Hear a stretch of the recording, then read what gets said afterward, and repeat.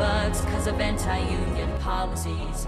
Don't eat McDonald's cause they give free food to the IDF. Don't buy SodaStream cause they maintain occupation. But most of all, don't buy Sabra hummus cause it tastes like fucking shit.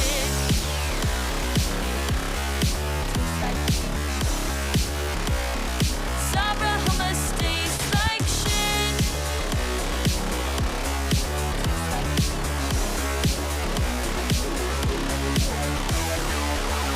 Boycott HP, their printers are shitty.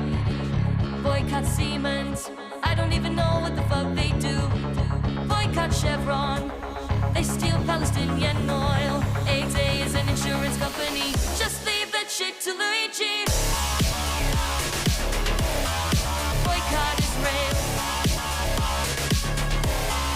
Boycott Israel. Boycott Israel. Boycott Israel. What's going on, everybody? I hope everyone's having a fantastic evening, afternoon, pre-noon, no matter where you are in the world. I'm Hasan, Piker, and this is the House. I have a broadcast coming to you live from sunny California, Los Angeles, folks. We're live and I hope all the boys, girls, and enemies are having a fantastic one because today's a beautiful day. Today's a wonderful day. Today is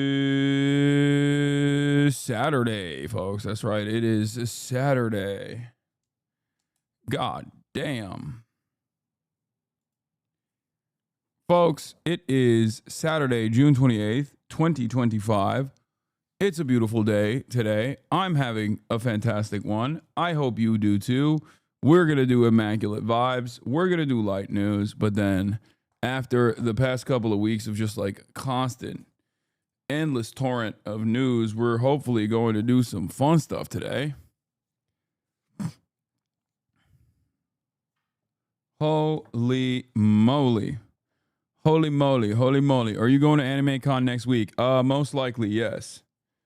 I'm going to go to Anime Expo next week. I'm planning on doing some more fun stuff this week in general. Or not this week, but I mean like next weekend. I didn't have anything like lined up for this weekend, but like this is for me. Listen, usually at the tail end of a wall-to-wall media frenzy, which is right now, these past couple of weeks, from the ICE raids to the ICE out of LA protests to the Israel-Iran fiasco, the back and forth. When that kind of stuff happens, like I'm obviously in my freaking prime where I'm locked and loaded, ready to go, ready to rip it. Right? This is what I do. This is my job. This is what I'm the best at. But I also like doing fun stuff. And when that news cycle dies down a little bit, as it's like slated to begin now, I have to figure out how to like move on to more outreach related things, fun shit, hang out, collabs, not immediately political stuff, right? And for me, this tumultuous period in between Full Tilt Media going crazy back down to like fun shit on the side, that's the hardest transition period.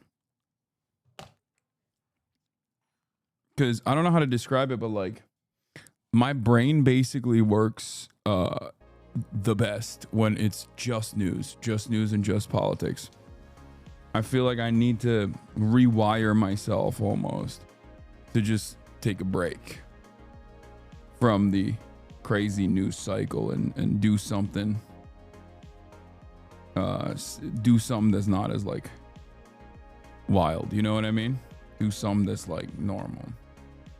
Are you invited to the Phase 4th of July party? I have not been invited to the Phase 4th of July party. I suspect that it's probably an open invitation, but I have not personally received an invitation yet. But I assume that I didn't really assume that I wasn't invited. It's one of those things where it's like, it's a given, Jason invited you? He hasn't yet to invite me. Let's be real. He has yet to invite me. All right. So doesn't matter. If you invited, assume not invited. What do you mean? I'm only staring at the chest right now. Oh yeah. But if we're being real though, like I'm already phased. You know what I mean? Like, it's like, does Jason have to invite Lacey? No, right? Because he like lives there, and that's kind of how it is with me too. Like I basically live there. Like I'm not living there, but it's like, do you need to invite FaZe Banks to the FaZe 4th of July party? No, because he is FaZe, and I'm just as FaZe as he is. So that's basically, it's kind of like that. You know what I mean? Like it's just whatever. It's fine.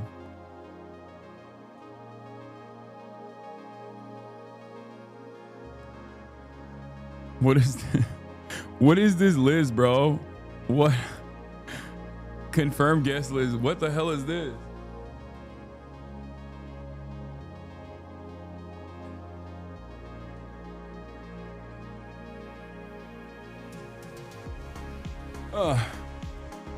What is this list?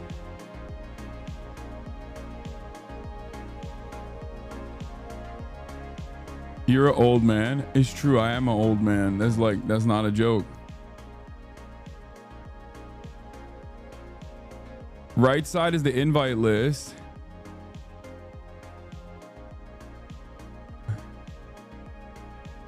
Hasan, Jason, Jesser, Lacey, Par and Friends, XQC. You converted a Vanilla Mace fan to the Fear podcast. It is so funny. Hell yeah. Bro, what is this? Bro, Allah is coming. Look at the third column. Yeah, I don't think that's, I think that's Alan Chatter. Turn you into a flex. Now I'm about to make them tuck their whole summer in. New York City, listen to me. If you are nearby a Hakeem Jeffries or Chuck Schumer district office, go inside and put your hand in a super PAC donation box for no reason. Their money is your money. That's so stupid.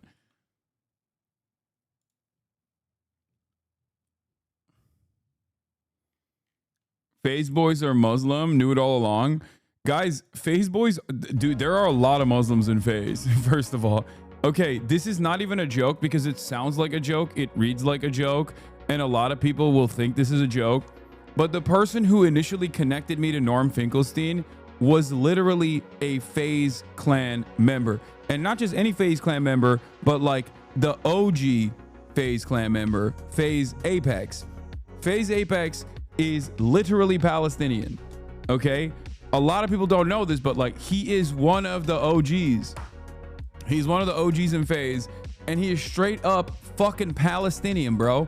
And he knows Norm Finkelstein. He was the one who connected me to Norm Finkelstein.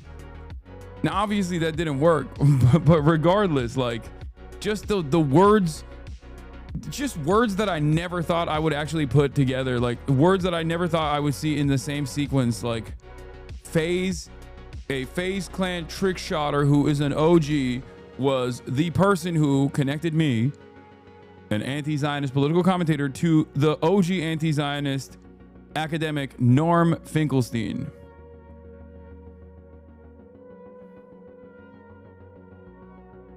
Okay. FaZe contains multitudes. One of the most diverse. I've always joked about this, like misogyny aside, which is, you know, not something to cast aside, but like FaZe has always been one of the most diverse gaming groups of all time. They've always been diverse. Did you see Republican Moms from Mamdani? I have not. Is this how Norm learned about gooning? I don't think FaZe Apex even knows about gooning. He's too busy doing trick shots. FaZe Lacey says the only reason why he supports Donald Trump is the money. Oh, God. Oh, hell no. Did you see Peaches planning to do a group cosplay of you and Ludwig for Anime Expo next week? Yeah, I'm down. I'm super down. I'm down to do it. That's why she hit me up, I think. Did you see the heartfelt moment on the This Squeak isn't a stream? bit or anything. I'm gonna turn off TTS for this. I don't A heartfelt moment on the Squeak stream? God, I love Squeaks. He's so fucking funny. Let's see what he had to say. Let's see what his ass had to say. know how to talk to you guys about this. I just want to say, recently on stream, people have been treating me pretty poorly, and I don't want to be your punching bag anymore, so I just want to let you know, like, a lot of people say I ask for it, and I seriously don't. Genuinely. It's, like, actually getting to the point where it's a little ridiculous. Wow, I didn't realize it was a real heartfelt moment. I thought he was gonna joke, because usually he just makes jokes, right?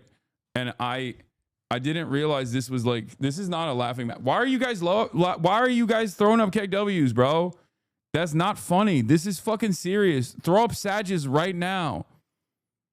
Throw Sages in the chat. Let me see some Sages. Why am I seeing KWs? He's being serious. Stop. Anyway. I'm currently being yelled.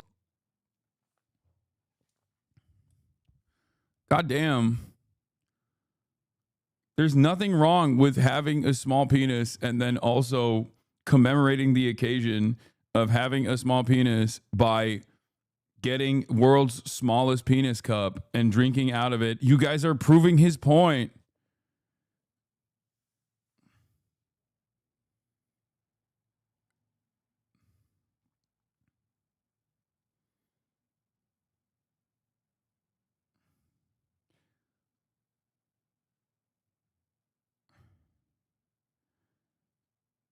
Hold on. Lolo is calling me over and over again because he's at Twinks v Dolls. Kaya activated her prey drive. That mouse can absolutely get out from. Oh. She figured it out. Okay, she will Kaya, tumble through. don't. Oh, she got the predator She's instinct. gonna knock down all of our cameras, Hasan. Yeah, I know. Kaya. Don't. Hasan, can you Don't. let the mouse out? Yeah. Okay. Kaya, sit. Good girl. Yeah, he's trying to get out to his family. Oh, yeah, he can't fit. He's Ew, too fat. that's gonna be an edit. What? I don't like when Hasan says things to Kaya and then they make. Just leave it edits out of open. He'll come back when he's ready. Come on, Mousy. Look at her. She's so locked in. She's so dialed in. It's crazy because, like, that's the same dog. Okay. That right there, that fucking little puddle behind me that you can barely see on the corner over there. That fucking puddle right here is the same goddamn dog. Hold on. A little bit. Hopefully this way you can kind of see it better. That puddle. Oh, she just woke up because she knows we're talking about her. Oh, personal news is what I do normally. This is part of the broadcast where I tell you about my personal news about what's going on in the world of Hasan, Hasanabi, Piker, in between the time period where I press the stop streaming button and press the stop streaming button. So help me God, that's what I'm going to do. But I didn't do that this time around, if you guys noticed. And basically, I watched with my mom. I watched Nosferatu finally, but we didn't finish it because it's so long. But there's still 50 minutes left. But we watched the first hour and 20 minutes, I guess, of Nosferatu. It was pretty good.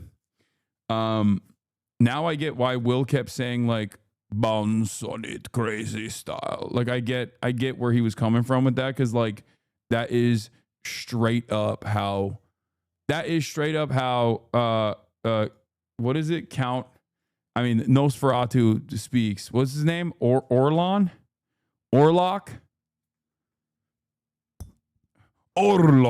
Count Orlok. Anyway, yeah, I get it. I don't understand why people want to fuck him though. That shit doesn't make any sense to me. That shit makes no dang sense.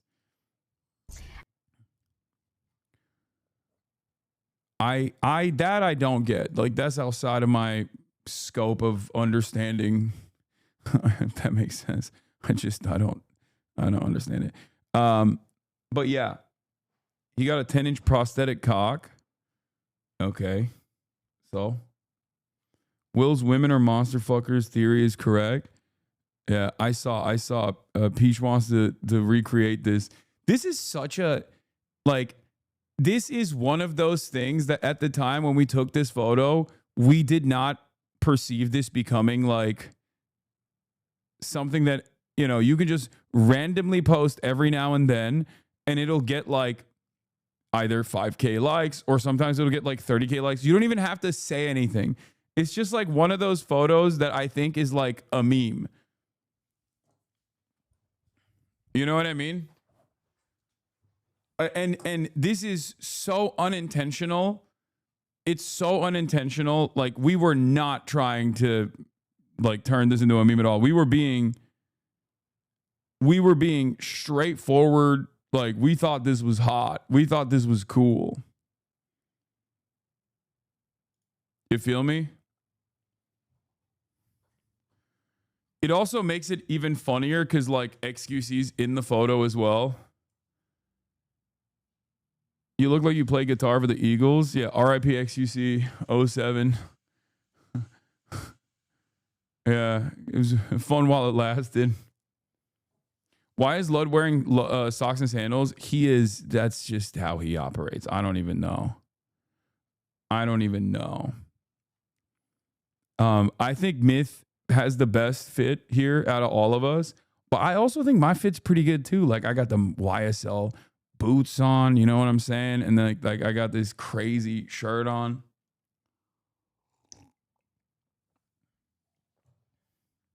No, y'all don't think that is a good look? I think that's a good look. Yeah, this night was crazy. We phased up. This is the night where I phased up so hard that me and Nick Merckx were like fucking downing. We were pounding fucking drinks, dude. Pounding drinks together. What a crazy night. Look at how things have changed, you know? That half tuck is criminal is real bad. Half tuck's not criminal. I spent months saying that hair was whack back then, and I feel incredibly vindicated ever since you cut it. Yeah, no, the hair wasn't good. Yeah, dude, look at us. Look at us, bro. Look at this photo. What a crazy photo this is. Like, think about how crazy this photo is. I got the man bun pulled back, tight as fuck, looped up in the back, okay? Pounding drinks, multiple shot glasses in one hand, multiple shot glasses holding up in one hand, and I'm pouring that shit in there. This is some real valuetainment ass bullshit right here. Nick Merckx in the cut, throwing doobies up, just fucking slamming, dude. Just pounding brews, pounding drinks like there's no tomorrow. None of these guys are going to have massively consequential fallouts with one another in broad daylight in public over ridiculous political opinions that they might maintain, right? Certainly. No shot. Ain't no way that happens. Not a care in the fucking world, okay? Locked in. Crypto bro ass photo. Yeah, I look like I sell cryptocurrency. I look like I am a cryptocurrency guy. I'm in Florida. This is the most Florida energy that you can have in one fucking photo.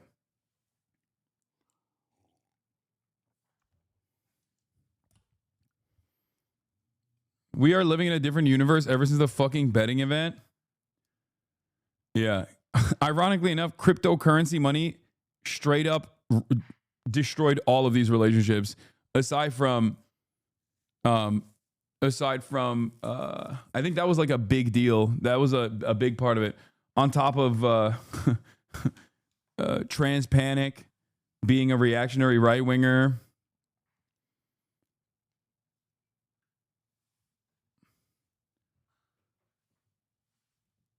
You know, come on, man. Early crypto had ideals. The only thing crypto is good for is funding groups that funding groups that the American government considers terrorist cells. Okay, and even then, you can't even do that with crypto anymore. Excuse says Orlock fingers here. What is this? Kareem Jawan, popular gamer and political streamer Asmongold on why Mamdani gets his vote. What the fuck? Asmongold endorsed Mamdani. Uh-oh.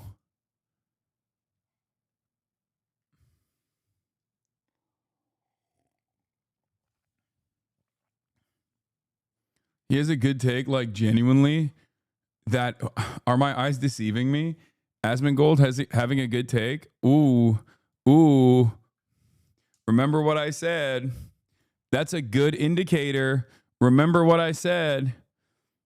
I mean, I'll listen to the take, but that's Mr. Goes by the wind, okay? That means tide shift incoming. Tide shift incoming. Fresh news. Representative Jerry Nadler endorses Zohran Mamdani for mayor. Hell yeah. That's 1 minute in. Y'all are fucking dialed in on this shit. Jesus Christ. Yeah, I'm going to talk about Bob. Is it Bob Violent? Is that what it is?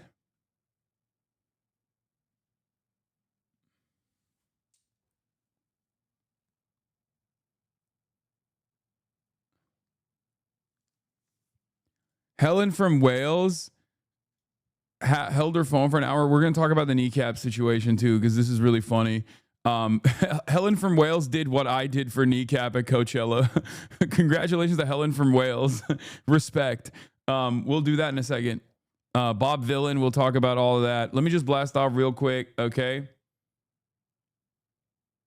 Okay, let me just do this. Saturday Funday, the Dersh comes out as pro pedo once again.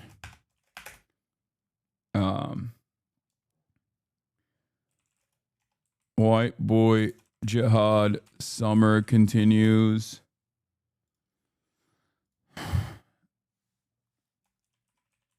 Kneecap gets censored by BBC, leading to hilarious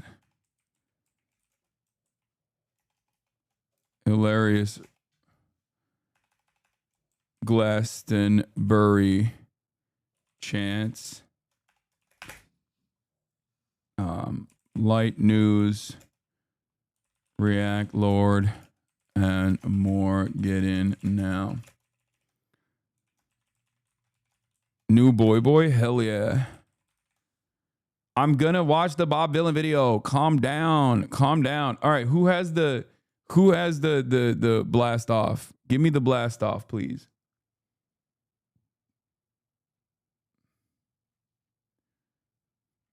Peter Thiel is the Antichrist is a good one too. I want to watch that too. Give me something good.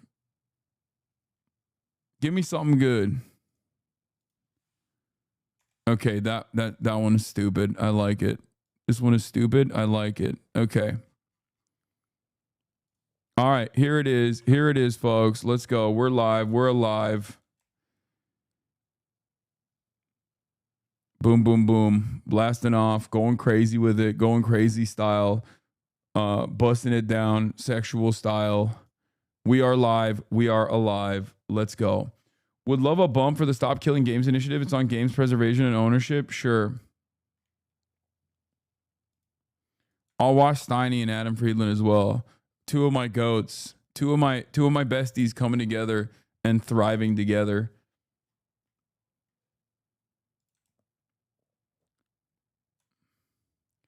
You guys look like boy band? You guys look like a boy band? I thought you said you guys look like boy in a band. This motherfucker debate lord is so hard he had to revert on stream. Wait, what? POV Islam oppresses women. The truth hit harder than he expected. Unexpected ending. Wait, what? If a woman does not cover her head, we should shave her hair. What do you think about that?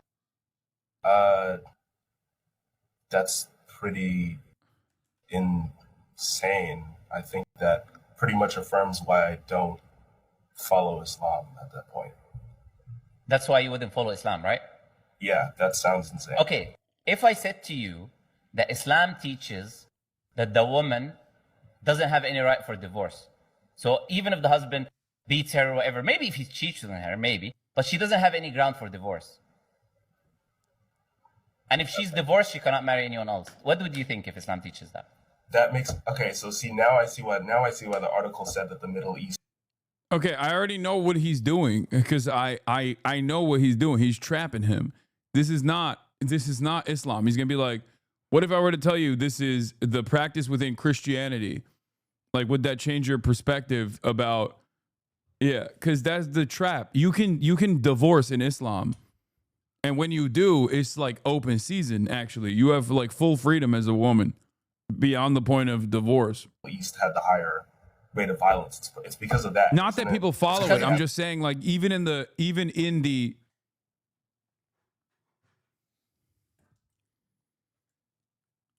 His teachings, right? What if I say to you the Quran? Wait, step by step. What if I tell you the Quran teaches that women should remain silent? They shouldn't teach a man because a man is their higher authority. They should remain quiet in places of worship. And because the man was formed first, he's greater than them. Okay? And they are lesser beings from that sense. He's the head of them. And they need to be quiet and not teach a man or assume authority over a man. What would you think about that as well? On top of what I said to you. I want your honest opinion. Unfiltered, honest opinion. Completely, I personally refute that, but I remember seeing something like that in the Bible specifically, and if they both say that, then I can't really refute that. Oh, no, but the other things as well you didn't like about the covering the head and all of these things. You said that's why you would not follow Islam, right? That explains why the Middle East has a higher rate of violence, like the study said. So I think that perfect. Yeah, Middle East has a higher rate of violence due to Islam, not due to direct violence in the form of boots on the ground, warfare, invasions, destabilizations, a steady sequence of war. That is the only thing people know in the region. That's not the reason for violence. It's actually the fucking religion that is the second most popular religion that's slated to overtake the number one most popular religion. Is just so odd because it doesn't happen anywhere else where there are a fuck ton of Muslims, just in the areas where America chooses to invade, areas in close proximity to Israel. Perfect. Do you know I was just quoting the Bible to you and the Quran doesn't say any of that? Is there anything else I can do for you? No, I guess that's it, kind of. Yeah, I told my friend that if you refuted all my questions that I would convert. So I guess now I have to do that. I didn't think you would actually do it. So what? But okay, خلاص, let's do it then, inshallah. You sure you're doing this? Yeah. I bought this today. I told him that if you were able to refute all my questions, that I would convert. But I didn't think you'd actually do it. So this is so fake, dude. Get out of here. Yeah, this isn't real. This kind of shit is so dumb. Okay, dude, that's fake as hell. By the way, my field correspondent, Alexander Lol Overruled, is actually at this moment calling me.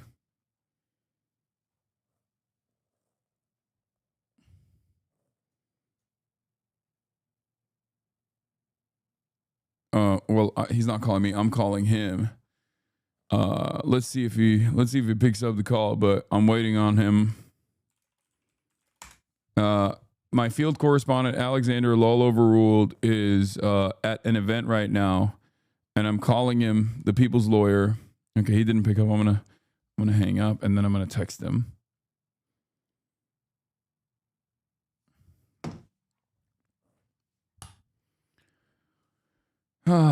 Yeah, if Middle East equals bad because of Islam, then Indonesia would be hell since itself is the most populated Muslim country. Yeah. Paris Fashion Week. Oh, speaking of Paris Fashion Week, I do have some. Shouts out to Prada, which is something I never thought I would say, but they sent me, and this is not a fucking ad, they sent me these shoes.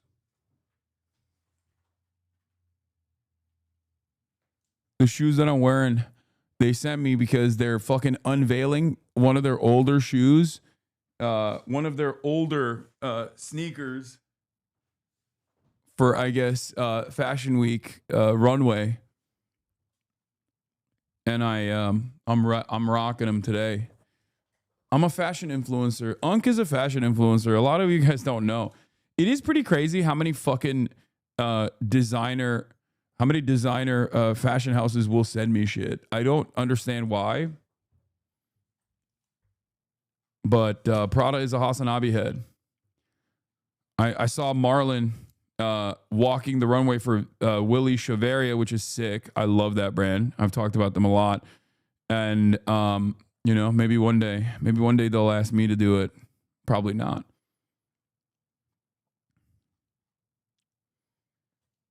Because you say it on stream for free. I know, but like the funniest part is people are always like, oh, but people are worried about your politics. It's like, no, these fucking major brands don't give a shit, seemingly. I mean, I've had other, I won't reveal which. I have said no to collaborations with some other big fashion houses in the past because I didn't think it was a good brand fit. But like I've been invited to do Fashion Week before, not like walk the runway or anything, but just like go and sit at Fashion Week.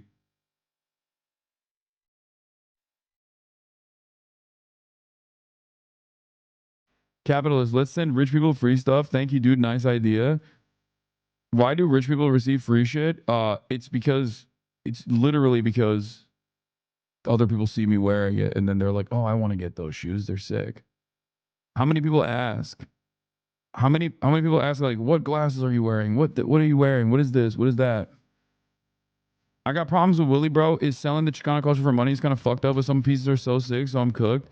Listen, I don't give a fuck, dude. That one Adidas like pullover that he has, the Adidas collab pullover that he has, the Willie with the Mexican flag is so sick. I want that shit so bad.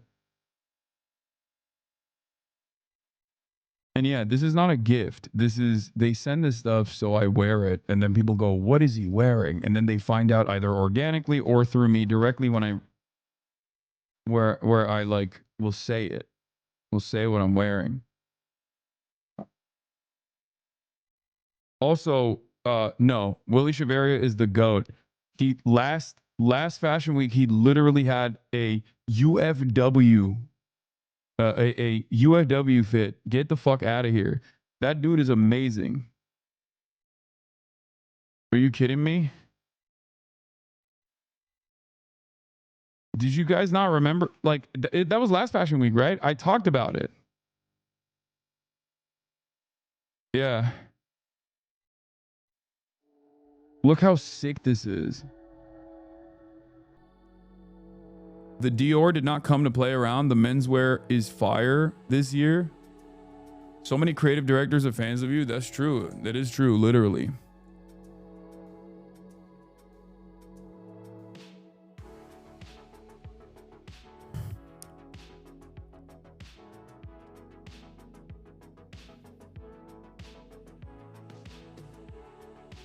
This chatter needs Hasanabi's glasses.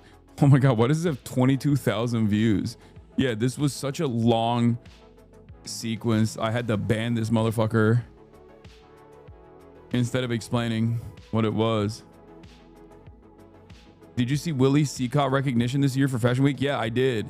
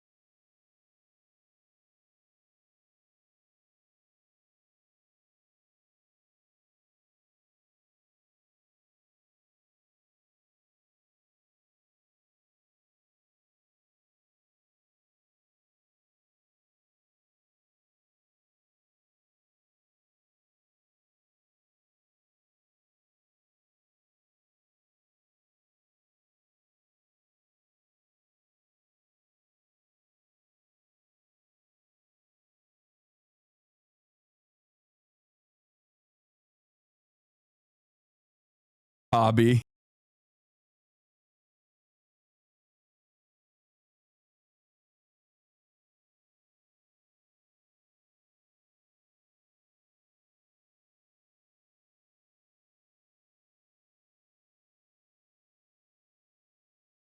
Talking about this fucking god damn, that shit is so sick. I need this. This is the one I need. There's another one with like the Mexican flag colors as well. That's even.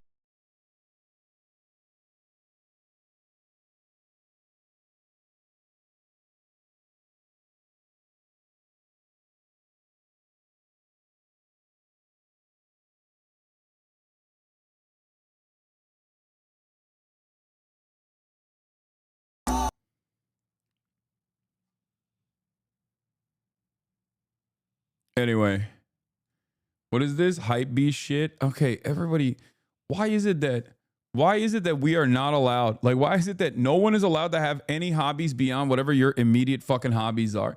Imagine, yeah, that was Marlon. Imagine if I was like, you come in here and you're like, oh, look at this Warhammer 40K figurine that I painted. And I'm like, fuck you, nerd. Fucking, you suck. I bet you smell bad. You know, every time you have like a little thing that you enjoy. Okay. And I was just like, fucking burn it with fire. Like, calm down, man. And then every time we talk about anything that's not like immediately political, even though this one has a political slant associated with it as well, people will just like find a way to instantly write essays about how fashion is actually disgusting. It's exploitative. It ruins the planet. It's just like the worst possible thing. It's expensive. It's garbage. It's like, I know, man. I know all of it. I don't give a shit. Okay.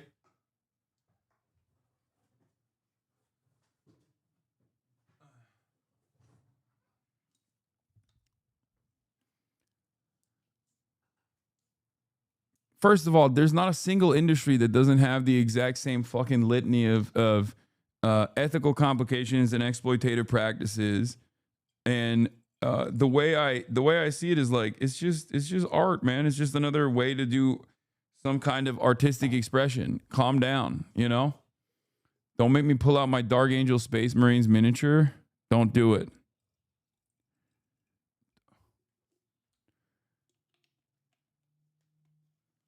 Speaking of gaming, a lot of good games on Steam summer sale. Yeah. Can't wait to convert all of those can't wait to convert all those $5 games to 0 hours play.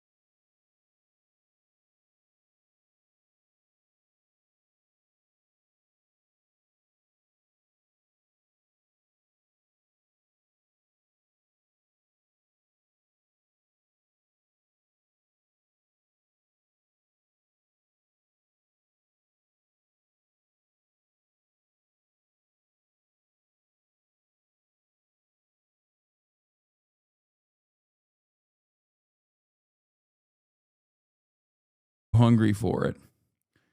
And then I failed. But it's all good. We'll get back to it. For a lot of people, the lockout is the hardest part of the conventional. Never ego lift. I mean, I'm safe. Like, I play it safe. I have knee straps. Okay. I have the knee pads on. I have wraps on my I have wraps on my hands for additional pull. I have the belt on.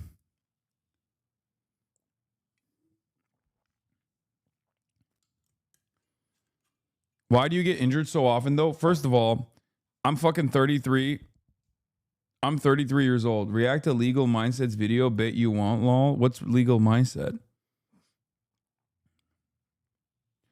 In this house, we only watch the Legal Eagle team. Did you cover Liver King getting arrested? I did.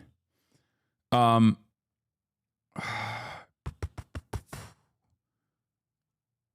be more comfortable pulling sumo based on the proportions. I feel like sumo Here's is what like I do think is happening. sumo is eh. How long you been training? For a long time. Brother, why do you act like 3372? First of all, I'm double jointed, okay? Which means my joints are stretchy, okay? Which means that they're weaker, and when I'm putting a lot of weight, I end up sometimes hurting myself, which is why I have to do a lot of additional lifts to make sure that I am not injuring myself. Okay?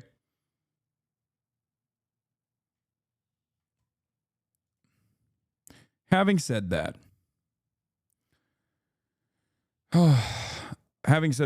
I will say I think I do pretty well, all things considered, even with all of those complications.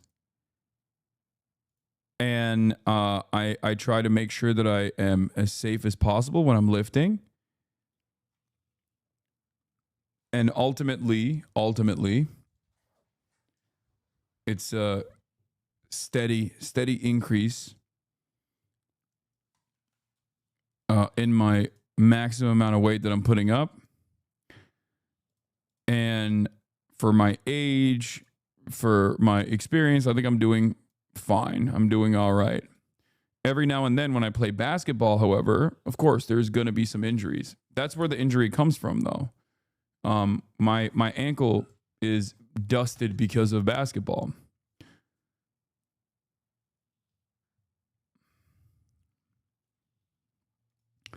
But I don't let that kind of stuff get me down. You know? I don't let that kind of stuff get in the way. I still continue moving. And that's what I've been doing these past 2 weeks. And my ankle is slowly but surely and steadily getting better. I think you're carrying too much bulk for basketball. Yeah. Check Nandre. I know the world's on fire, but when is Haas Gaming Night Rain with us and Will happening? The people yearn. I'm down. Maybe later. Most injuries happen in dynamic environments. Lifting has one of the lowest injury rates. Yeah. Can you explain the jersey arc? I want to wear more color. All right. What is this? FaZe Lacey says the only reason he supports Donald Trump is for the money, which is... This is what you supported. You said you wanted Trump. Listen, bro. I thought he didn't vote. I thought he didn't even actually end up voting. The reason I wanted Trump was because I wanted to make more money. All right, that's why. I'm gonna say it. At least I'm honest. I don't give a fuck. At least I'm not sitting here lying. I don't give a fuck who's the president. I want to make more money. I'm a greedy bitch. Okay? At least I'm saying it. I've been saying it from day one. Now tell me why I ordered an $8,000 exhaust. And then a week after I order it, I get a call. You got to pay a 57% tariff on it. What? I gotta pay an extra over $3,000 when I already paid $8,000 on a fucking tariff. I don't even know what a fucking tariff is. Classic Trump supporter mindset. This is all too common. I heard his takes about how the ICE stuff is like unacceptable, really fucked up, and that he was saying that he didn't actually vote for Trump. That he supported Trump, but he didn't actually vote for Trump. Some shit like that. I don't know. I mean, listen, whatever peels people away from that kind of mindset, I'm happy to take. He should report that company. They should not be passing those costs off to consumers. That's crazy. Good luck. Isn't this the guy Bradley Martin slapped? No, that's Stable Ronaldo.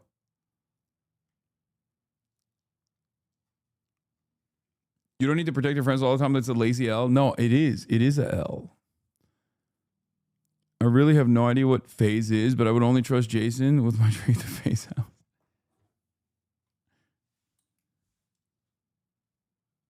Would you ever do an IRL stream with the girly pops going to a Pilates class? It's always fun content seeing weightlifting guys trying Pilates. Ooh, yeah, I could do that.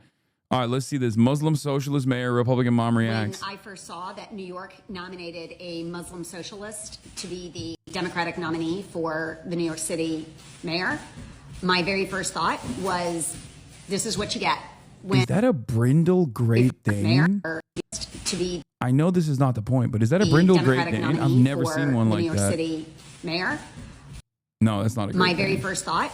Never mind. What kind of dog is that? Very first thought was the New York City mayor. My very first thought. Bro, lock in. No, it's like a greyhound, but it's brindle.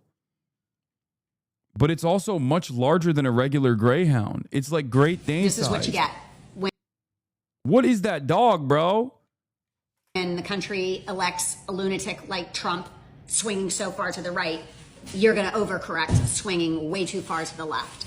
But when I started actually listening to him, he's making a lot of sense. And I don't think he's socialist when we think, oh, paranoia, communism. It's not that at all. He's looking at actual issues that are facing New York City, which is the most unaffordable city in America to live in. Like, rather than give $60 million to the big grocery store chains, there's a lot of empty space in New York. So he's going to spend half as much, but give that money to local grocers where they won't have to pay rent, they won't have to pay taxes, and they can actually provide lower cost groceries to the local community. And buses, free. Well, most buses are ridden by working people that have lower income. So I don't believe this woman is a Republican. Sorry. I don't believe it. And the reason why I don't believe it is because she's demonstrating empathy. And Republicans are entirely incapable of demonstrating empathy. So there is 0% chance that this person is still currently a Republican. It's a big part of being a Republican. A big part of the Republican mindset is an overall refusal to demonstrate empathy unless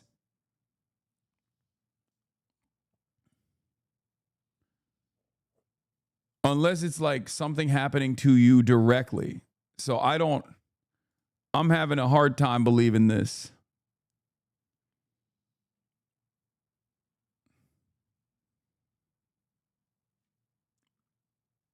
She's way too articulate. No, there are wine moms that look exactly like this, that sound exactly like this, that live in houses that look exactly like this, that can speak clearly on their POV. Okay.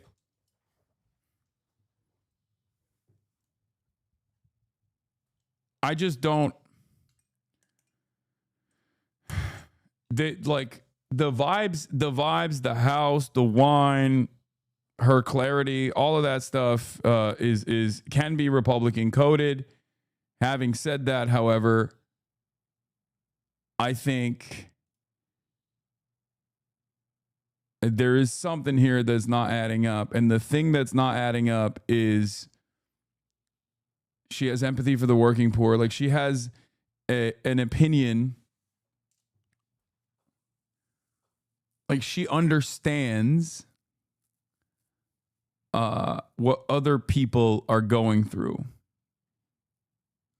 Oh, like, nobody rides the bus because they want to. That's not a luxury. He wants to freeze spiraling rent costs. He wants to take over properties that are not being... She's also far too knowledgeable. Far too knowledgeable on the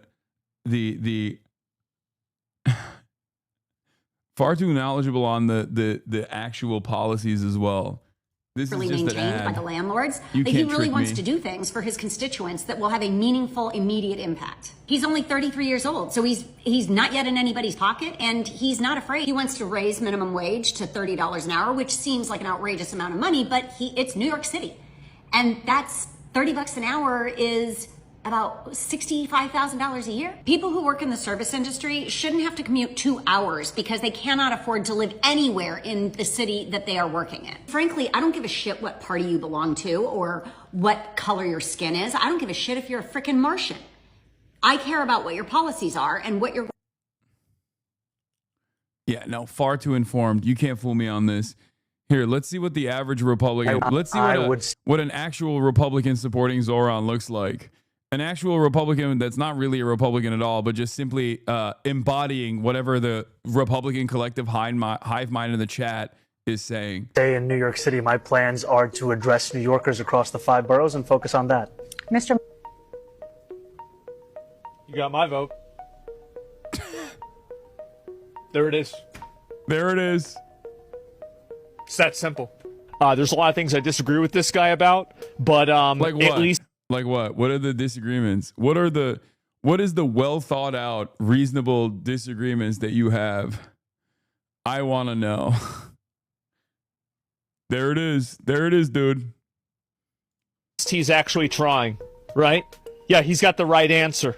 They're openly saying, yes, we're going to go over to Israel. You think this guy's so horrible? Then stop putting up people that put Israel ahead of the United States. As a show of force and as a show of protest. It's a show of defiance. It is a show of defiance. It is a protest vote. It is a few. It is a no, I'm not going to sit inside. Tide's shifting, boys. Tide is shifting. Remember, Zoran and I are in agreement on virtually everything. And Asmongold has spent the last year talking about how I should be deported, I should be arrested, I should go to jail permanently, I shouldn't be able to say the things that I'm saying, all this stuff. And now he's like, yep, there it is. I wonder what changed. Perhaps the tides are shifting and someone is recognizing that because they have one ear to the ground always. Of this little box that you put me in, I'm gonna go off the rails, and unless you want to follow me, you're gonna lose. Stop giving us candidates that prioritize Israel over New York City. New York City's a PvP server. There's crazy people everywhere in New York City. What the fuck? What is... Okay, cool. I'm telling you, dude. Yeah, someone that disagrees with you on like 99% of shit, even on Gaza, can agree on Zoran. Interesting. No, there is definitely a growing resentment towards Democrats in particular, but just like all politicians and their unlimited loyalty and support to Israel that is very frustrating to Americans, especially Americans that are experiencing all of this instability, right?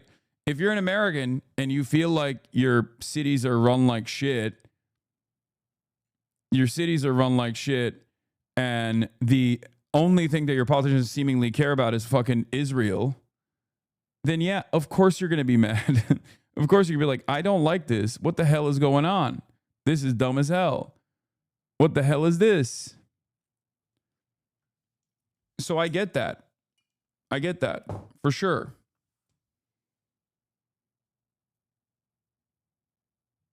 There is definitely a common Mamdani to Trump voter right here. This is it. Look at this. Working class Hispanic neighborhoods where Zohran Mamdani performed well in the 2025 Democratic primary, they shifted significantly to the right in the 2024 general election. Zohran Mamdani also outperformed Andrew Cuomo in a lot of black neighborhoods as well, like overwhelmingly black neighborhoods, like significantly higher percentage of black people in some neighborhoods in New York than the rest of the country. We're talking like 40%, 40% black neighborhoods. 45% black neighborhoods, and Zohran Mamdani won those districts. He won those neighborhoods. So the idea that oh, black people aren't fucking with him, blah blah blah, all this shit is stupid. It's fake. It's nonsensical. It's bullshit. Having said that, there is still definitely a reliable older boomer voting bloc, especially in places like New York, that is overwhelmingly going to go for the establishment pick, whatever the establishment pick is, whatever the television is saying is like the good choice here. And they definitely went for Cuomo, but it wasn't enough to carry him across the finish line. And Zohran was able to basically pick enough voters from that constituency. But having said that, I think those guys will go for the Democrat. They're straight ticket Democrat voters, reliable Democrat voters, and I highly doubt Andrew Cuomo and all of the media initiatives that might back Andrew Cuomo, all the moneyed interests that might back Andrew Cuomo are going to be able to turn around and get those voters to vote for an independent line when they have been straight ticket, straight line Democrat voters. Remember, these guys are Democrat machine turnout voters, okay? Very, very difficult to take them off the pro-Democrat ticket. This was something that I always talked about. If Bernie was to ever be able to make it out the primary, where the Democrat machine turnout will work against him, all of those votes that are reliable blue votes would always vote for him anyway. Those are the people who vote for Kamala Harris, or those are the people who vote for Joe Biden because they're told to vote for Joe Biden. Those are the real vote blue no matter who people. And the real vote blue no matter who people are not going to stray away. They're not going to get off the Democrat ticket. Which is like the argument I always made is this. There is a likelihood that someone who voted for Bernie Sanders might not vote for Joe Biden. Okay. That's not a given, but there is no likelihood. There is no likelihood whatsoever that someone who voted for Joe Biden in the primaries is not going to vote for Bernie Sanders in the general. None. The notion that people are going to say, nah, this guy's too progressive for me, can't do it, that does not exist in the establishment Democrat turnout machine. Wouldn't be so sure in municipal politics where another Dem is running. Remember India Walton? No, that's different. You're talking about an incumbent mayor in Buffalo. Okay? You're talking about an incumbent mayor in Buffalo. That's very different. It's a much easier one to tackle. Zohran has national prominence at this point, and New York is like 70-30 Democrat. New York City specifically is 70-30 Democrat. All of the establishment Democrats that might go to Andrew Cuomo won't go to Andrew Cuomo if he's not on the Democrat ticket. There will be some, but I don't think it'll be enough to move the needle. That's my point.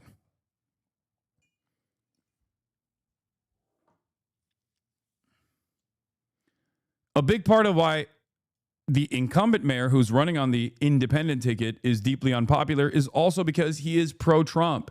He is now basically working at the behest of Trump because he is compromised. Ironically enough, Andrew Cuomo is also just as compromised as Eric Adams is.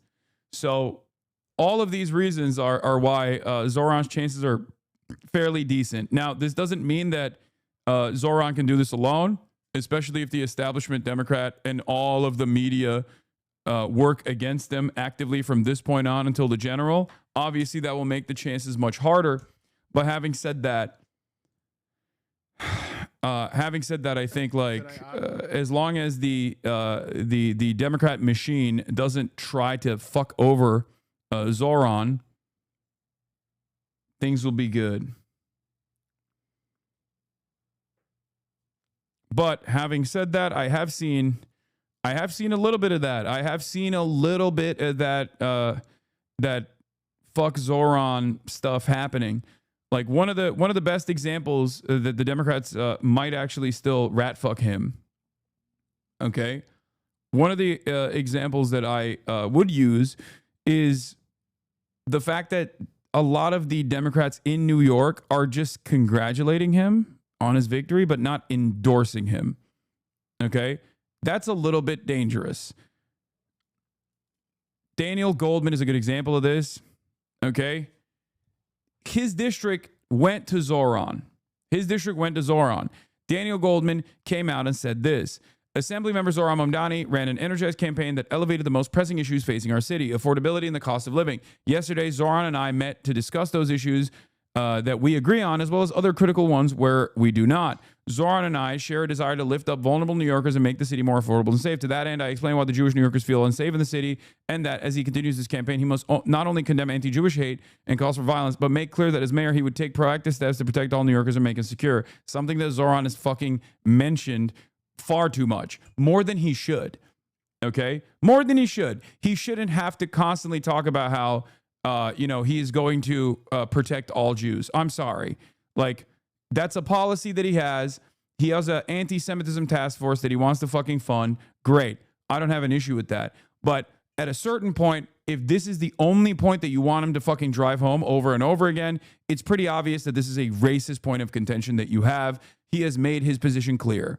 Okay? Not only has he made his position clear, but fucking Daniel Goldman's constituents have heard his position and have obviously responded positively to it.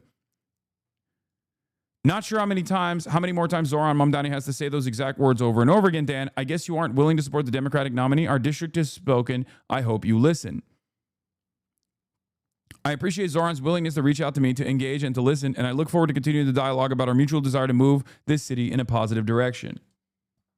Yeah, he wants to do 800% increase in hate crime prevention funding. It's not just about anti-Semitism. It's about across the board everything. Okay? The problem is a lot of the pro-Israel crowd understands that when you say you want to do 800% increase in hate crime prevention, that doesn't mean the type of quote-unquote hate crime prevention you want to do, which is the ADL-style hate crime prevention, which is not even a real hate crime prevention initiative at all. It's just simply finding people that say, even jokingly, oh, it's white boy Sharia summer, or New York City is going to be implementing Sharia law, and then going, you have to go to jail. That's a hate crime. Why? Because it made me fearful. Because I'm fucking racist and Islamophobic.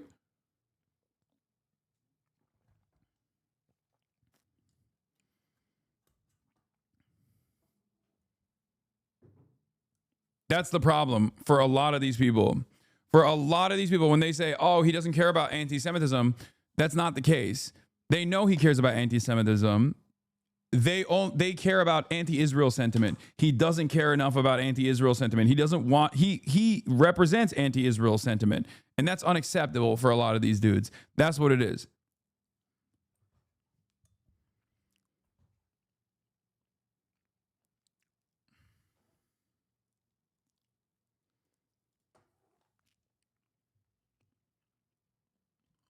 Dan Goldman is paid to help manufacture an anti-Semitism crisis in America. Primary Dan Goldman. Yeah, look at this. From 2023 to 2024, okay, the anti-Israel and anti-Zionist sentiment were added on in 2023 after October 7. Okay, the ADL's anti-Semitism report data is out there. You can literally find this on your own.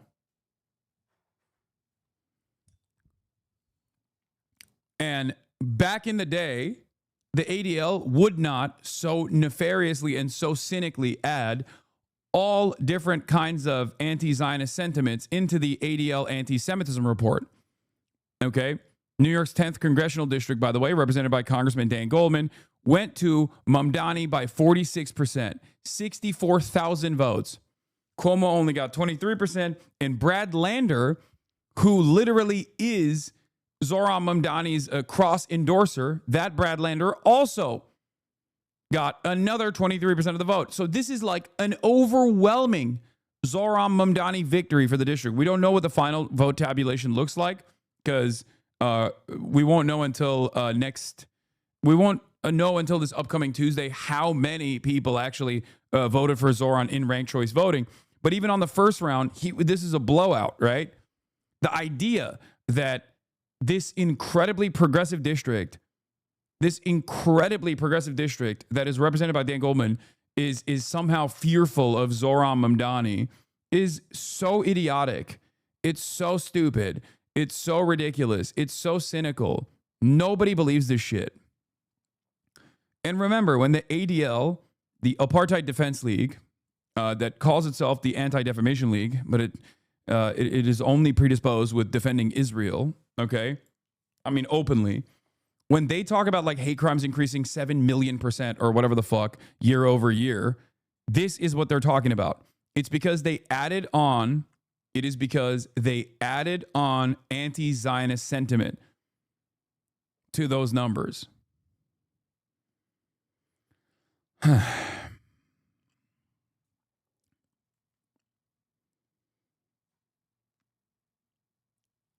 Just remember that.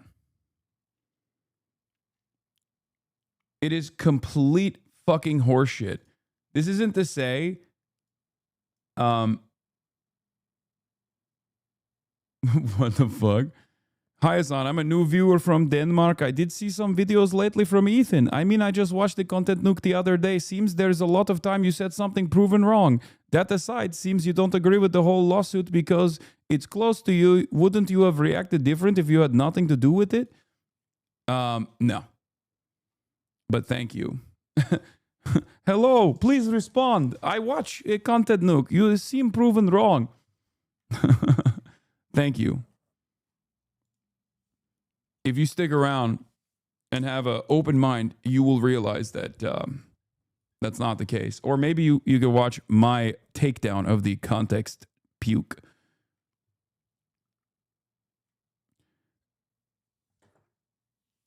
But as I was saying,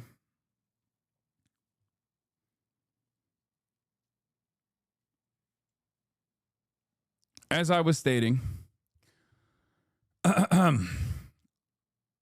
these numbers are base boosted specifically to create additional fear, additional media cycles around like anti-Semitism exploding in the country, which is interesting because anti-Semitism has increased in this country. Anti-Semitism always increases around the time when Israel is engaging in some violent actions against the Palestinians and simultaneously talking about how they're doing this for Jewish people, at the behest of Jewish people. Okay? There is no reason to add this additional silliness. The other image in that tweet. What? ADL's anti-Semitism report data, bomb threat, unverifiable, white supremacists, anti-Israel, anti-Zionism in total. What? Click the left arrow. Oh yeah, Dan Goldman, of course, $366,724 in independent expenditures and campaign donations received from the pro-Israel lobby. Yeah, of course. But basically, one of the things that took place is they used to always, they've been tracking anti-Zionism as anti-Semitism, as you can see. Okay. They've been tracking it since the IHRA adoption in 2016.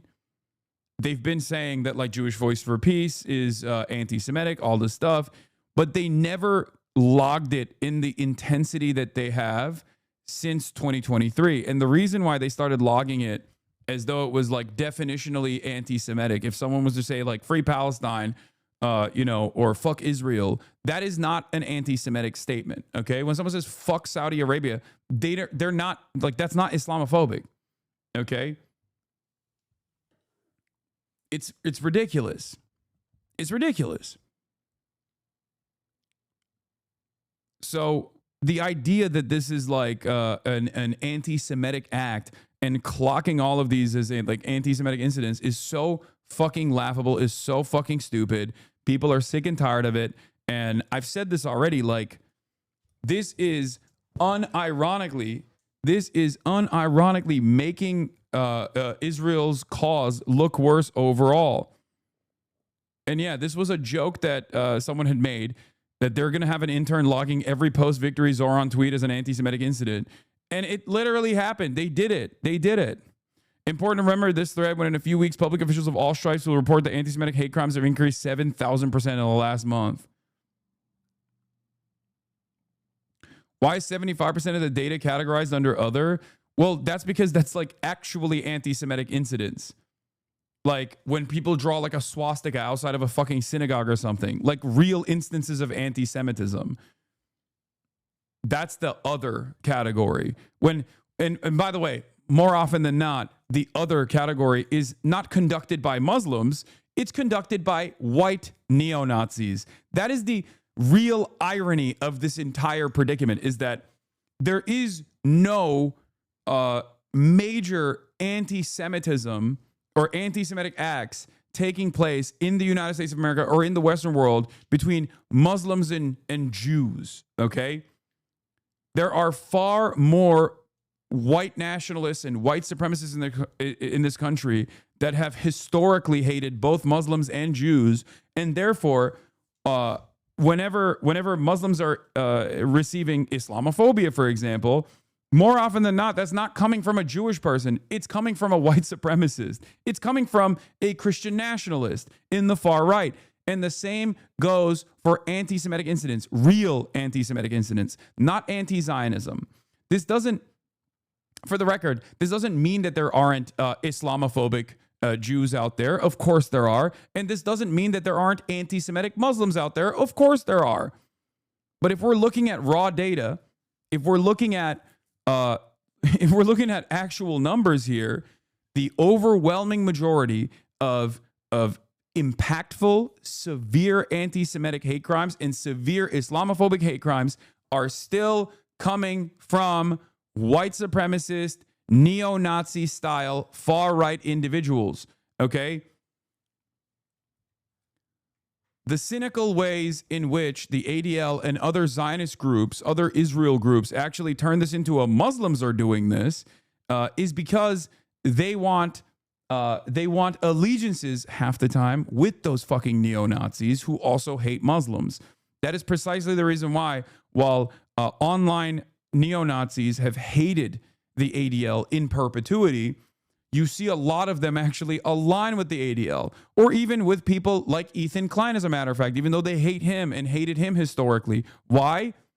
Because now Ethan Klein and the ADL and many of these other Zionist groups that in the past were dedicated to tracking neo-Nazi sentiment have shifted their priorities over to Muslims, Islamic-style extremism. This is the reason why you see some neo-Nazis take the opposite route and continue being anti-Semitic, but many other online far-right individuals and far-right neo-Nazis unironically lean in the direction of the ADL.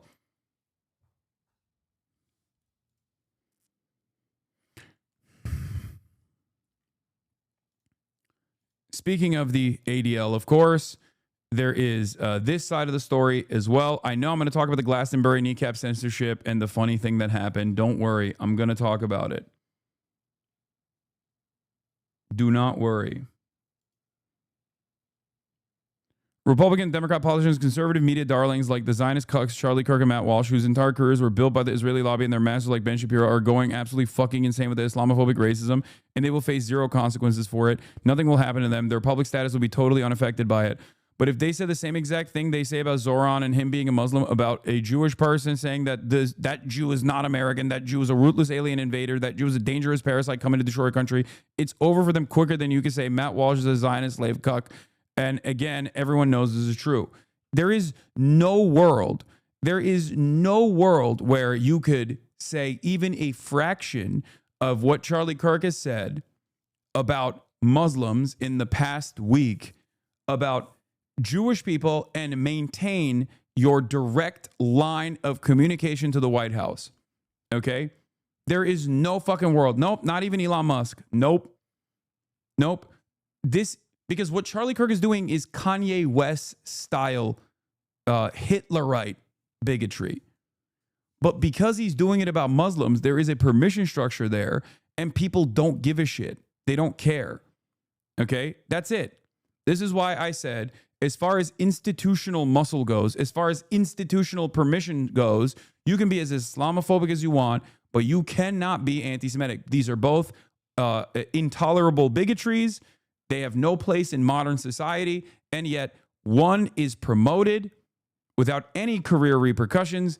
The other is obviously a career death sentence, at least for the time being, which I think, like, if things go the way they have, especially because of the way that a lot of Americans are perceiving Israel as like the Jewish state due to the dangerous conflation made by Zionist groups, eventually that permission structure will also fall apart.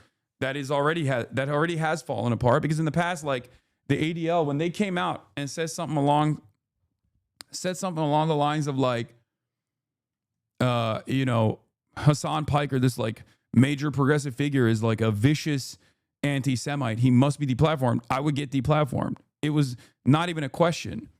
There would be no world where like the New York Times would be writing a fucking puff piece about me after something like that. Do you see what I'm saying?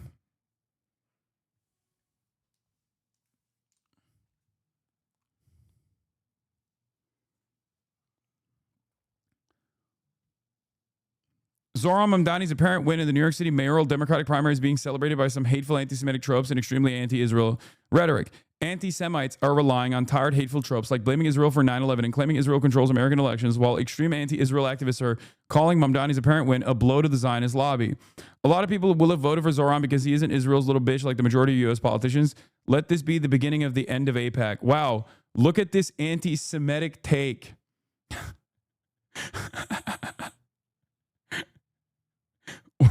Wow, I cannot believe this unimaginable anti-Semitism. Like, you can't post this, dude. You can't post this and be like, see? You see? I mean, this guy says some fucking heinous shit from time to time, so I suspect that this might be anti-Semitic. He says, America now know who really did 9/11. That's why Zohran Mamdani is now the mayor of New York. And coincidentally enough, the ones behind it aren't the ones crying the loudest right now. Their fear op is dying. Mohammed El-Kurd, consider the Intifada globalized. Again, fucking not even remotely anti-Semitic. Suleiman Ahmed, again, another one that is another one that does lean into tropes and anti-Semitism. Israel did 9/11. American is waking up. That's why Zohran Mamdani won. Like, I like that they pepper in stuff. You know what I mean? They either pepper in jokes or pepper in takes that are not fucking anti-Semitic at all, with some that are, in that direction. Okay? Nihad Awad, undoubtedly this is a victory. I don't know who this person is. This is a victory for Palestine. It reflects the toxicity of Americans from Zionist propaganda, corrupt Democratic Party leaders. His candidacy has motivated American Muslims, increased their civic engagement and pride in various communities. His influence went beyond the New York City borders and garnered widespread resonance across the country. Wait, what is... Oh, Nihad Awad is the executive director of CARE. Wait, what? How is this? You can't unironically post this, man. This is just pure racism on your part. This is the ADL, which is supposed to be a civil rights group, okay? Straight up being like this other civil rights group, and their executive director is being hateful. Why? Because he's Muslim and he's saying the truth. This is a psychotic thing, dude. Oh my God. Always Defamation League. Advanced Defamation League. This is insane. His influence went beyond New York City borders and garnered widespread resonance across the country. Despite threats, ridicule, and blatant Islamophobic attacks from his opponents and some extremists, he and the community endured with all his might. We pray for the tightening security measures to ensure his safety and his family. Conspiratorial anti-Zionist influencer account Gen X Girl echoed classic anti-Semitic tropes about alleged Jewish power. Zohran Mamdani's up by 9% in the first round of the New York City mayoral race. If Zohran wins the first round, I don't know who this person is. It's a wrap because none of the polls show him beating the sexual predator Andrew Cuomo. Andrew Cuomo is funded by every Zionist billionaire that targeted and attacked. Wait, what? That's true. I don't know who this person is, but this is 100% correct. What? It's not even just like a Zionist billionaire that was defending Andrew Cuomo. It was Zionist billionaires. Some of them were literally sex predators, and every single one of them has defended Donald Trump as well. Saying this is not fucking anti-Semitic. What the fuck are you talking about? That is just the truth.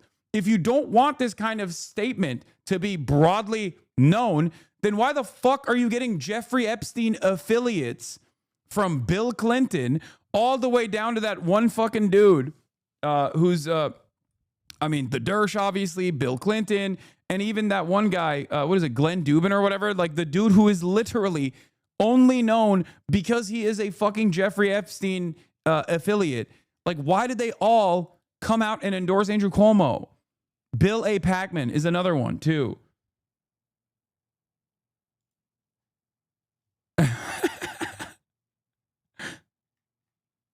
Like, if you don't want this to be the meta, then don't do it. The conspiratorial anti-Zionist Quds News Network, co-founded by the New York City-based political organizer and anti-Israel activist Raja Abdul Haq, claimed the Jews were behind the opposition to Mamdani. Zohran Mamdani, a progressive Democrat and the first Muslim to run for New York City as mayor, has won the race. Despite a well-funded Zionist campaign against him and the presence of nearly 1 million Jewish residents across the 5 boroughs, efforts to unseat him failed. Yeah, okay, that one is like this is a little weird. What do you mean? The presence of nearly 1 million Jewish residents across the boroughs, like that doesn't, this is like marginal shit and it's ultimately inconsequential, but like, it's like, yeah, millions of Jews live in New York and they fucking voted for Zohran Mamdani. Like, we should cast aside this notion that Jews are only operating with this singular mindset. A attitude that Jews are a monolithic force that singularly care about Israel is literally demonstrated by liberal outlets all the fucking time, and also obviously conservative outlets and neo-Nazis alike. I don't like this. I hate it. I think it's fucking stupid. Okay? It is no different than when someone like it's no different than when someone says, "Oh, well, 52% of American Jews say they have some positive sentiment towards Israel. So when you say Zionist, you mean all Jews. You want to kill all Jews. Blah, blah, blah, blah, blah." It's like, no, that's not the case. Okay, shut the fuck up. Shut the fuck up. People's positions can change. And many young Jews' position on Israel has dramatically shifted over the course of the past year and a half. Okay? I don't fuck with any of that. The last 24 hours will be an inflection point in the history of Zionism and the entity. Mark Bar America, who has the handle that translates as Death to America, has 83,000 followers, called the election an inflection point for Zionism and the entity. We said we would call this out and expect candidates to do it as well. Yeah. Why won't Zohran call out random people posting on Twitter is hilarious.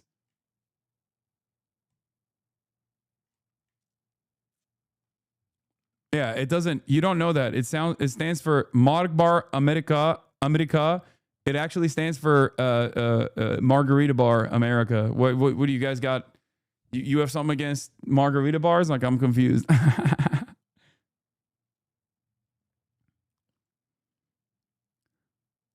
But even the maximalist, like, anti-Semitic shit that they're posting is like, obviously,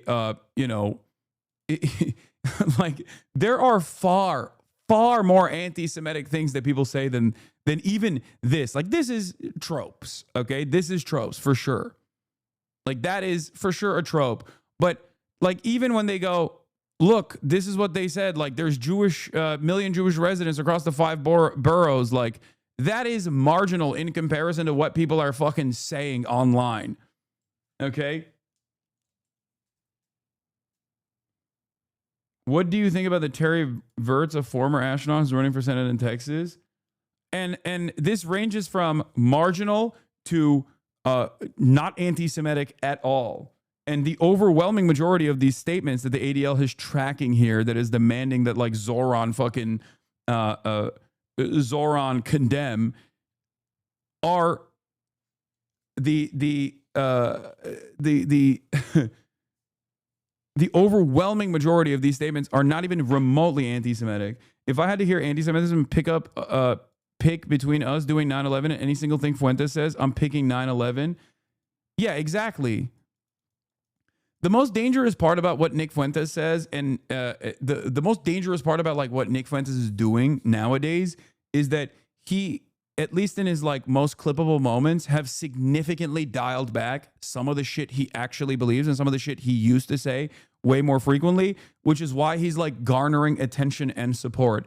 That is what's fucking terrifying about this process. And the ADL is so invested in trying to bully progressive figures who are anti-Zionist that they do not even give a fuck. And I'm sure he still says all the other shit as well. It just doesn't make it to the fucking main stage. It doesn't make it to the most like viral clippable moments. When you hear Marjorie Taylor Greene, or when you hear fucking Tucker Carlson talking about things that I have said, right?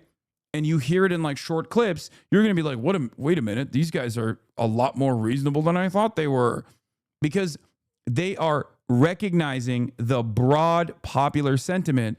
And if the Democrats don't recognize this and allow, oh, this is funny, exactly. If the Democrats don't recognize this and allow the discourse to be dominated by right-wing figures who at different points have said actually anti-Semitic shit themselves, like Marjorie Taylor Greene famously said Jews have a space laser that did the fucking wildfires in California. Like, she's a fucking freak.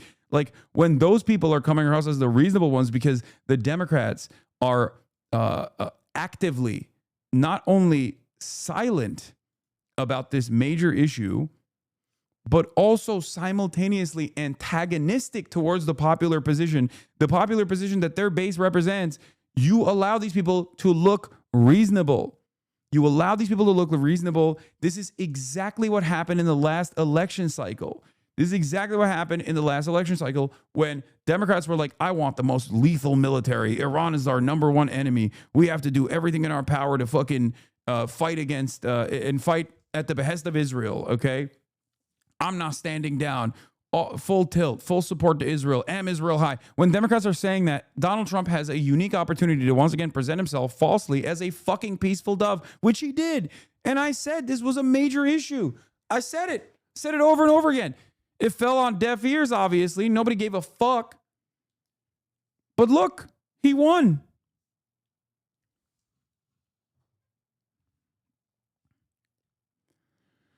The Mamdani Trump voter, working class Asian and Hispanic neighborhoods where Zohran Mamdani performed well in the 2025 Democratic primary that shifted significantly to the right in the 2024 general election.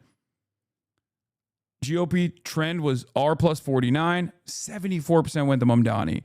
R plus 49 GOP trend, 62% went to Mamdani. Brighton Beach, R plus 26, 52% went to Mamdani. Look at all these fucking districts, man. Districts that swung wildly in the direction of Trump went back and voted for Mamdani. There's got to be something there. And if people don't want to investigate this, if people refuse to fucking investigate this, okay, then they're destined to fucking lose. And I think people are deliberately refusing to investigate this because they are terrified that they have to make changes. Okay? Like, a lot of people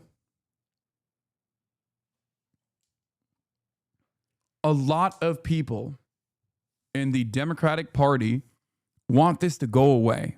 Okay? They want to keep pushing the pro-Israel line. That's what they want to do. They would rather have everybody shut the fuck up and they collect their checks and they continue American militarism in the region. Okay? It's so stupid. They want to continue being establishment Democrats and win comfortably. Well, not win comfortably, but win marginally because of Trump's ineptitude.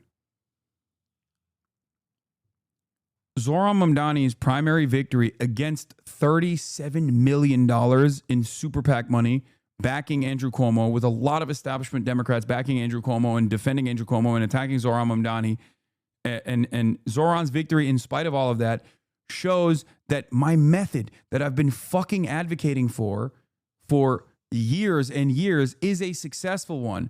And this is a unique opportunity here, because now we will see if once you make it out the cut, once you make it out the Democratic primary, a closed primary, right? What it would look like if the Democrat instruments, the Democrat turnout machine, worked in favor of this progressive candidate, if we go in that direction. Okay. My latest in The Guardian, where I argue that Zohran Mamdani's position on Palestine was not a liability, but the Palestine movement and its organizers are why he won. I don't know the exact degree of Mamdani's campaign soaked up New York City Gaza activism, but this piece confirms it was non-trivial and a major source of energy behind his core of support. Further proof Dems can't duplicate Mamdani's success by simply swapping in another Buttigieg clone. That's exactly the point. People still believe their own lies. It is obvious to me that a lot of establishment Democrats believe their own lies. Because if they didn't believe their own lies, they wouldn't have fucking talked about Israel at all. They would have said, like, Zohran is gay, he's woke, he wants to defund the police, he wants to make sure that, like, a homeless person lives in your house or something. Like, they would have said those things that probably would have been a little bit more, that probably would have had voters believe them a little bit more. But because the Israel shit is so fucking unpopular, it is a third rail in the opposite direction. Back in the day, people used to say Israel is the third rail of politics. You're not supposed to touch that at all as a Democrat. When you fucking, I saw Ryan Grimm post this. Jessica Ramos in 2014. If you want to understand how much discourse has shifted on this issue, let me show you this. Okay. Jessica Ramos in 2014 literally posted a Facebook post saying, like, Palestine, heart. That was considered an unacceptable thing to do. Okay, here, look at how much things have shifted. Let me see if I can find it. Oh, here it is. This was the discourse. This was the New York City discourse politics around Gaza in 2014. This was a scandal.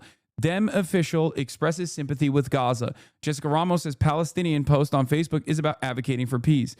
She posted Palestine heart, 18 likes, 31 comments on a Wednesday at 9:57 p.m.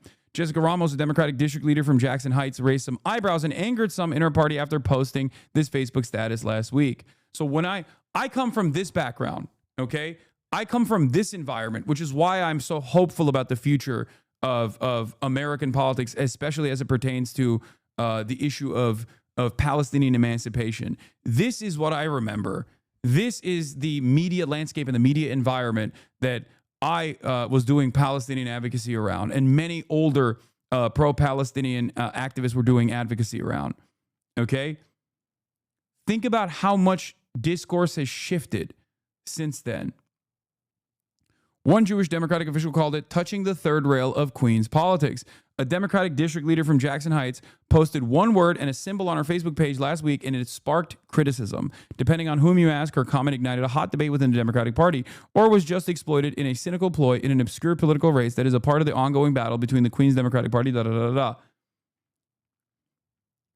This was the discourse in New York City politics around Gaza in 2014. You say Palestine heart, they try to fucking clamp on you. A lot of Democrats still think this is the case. Do you understand? A lot of Democrats, a lot of establishment Democrats still think this is the environment. They still think this is the media environment. They still think this is the attitude that this is the broader public sentiment, that you can punish people for being anti-Zionist openly. You cannot. If anything, it takes away from other criticisms that might be more prescient, other criticisms that might be more successful, And it unironically galvanizes, it negatively polarizes people against whatever your candidate is and in the direction of people like Zoran. It actually gives him credibility as an anti-establishment pick at a time when people are desperately looking for someone to shake things up. And I do think that they are too stupid to recognize this, because if they were smarter, they would drop the Israel stuff instantly. They would never try to talk about it at all. They would go after other shit. Okay? Now, when you actually say someone is,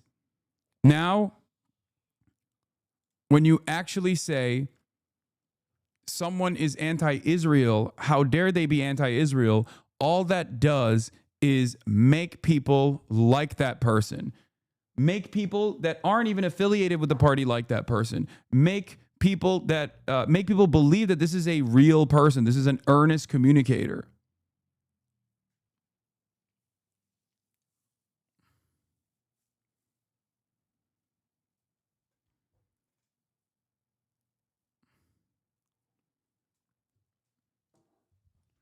Do you think this is why Bernie doesn't call what's going on in Palestine a genocide? No, Bernie doesn't call what's going on in Palestine a genocide because he is an old liberal Zionist. That is just the case. He is unmovable from that position. That is the real reason. He is earnestly, because Bernie's a stubborn guy, dude. What do you mean? He has taken unpopular positions in an uncompromising way, no matter what people say. It's just not his position, and he will not be shaken from this position. Like, he is so firmly invested, so firmly committed to an Israel that never existed and an Israel that will never exist. This like peaceful Israel that's not real. It doesn't work. Okay?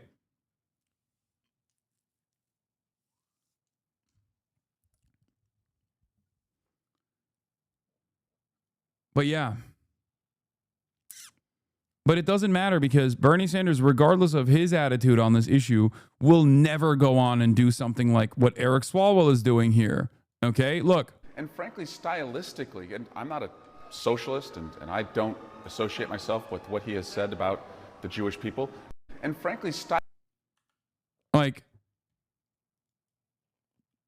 can you imagine Bernie ever being like, Bernie saying anything but like incredibly positive things about Zoran? No, you can't. Same with Brad Lander.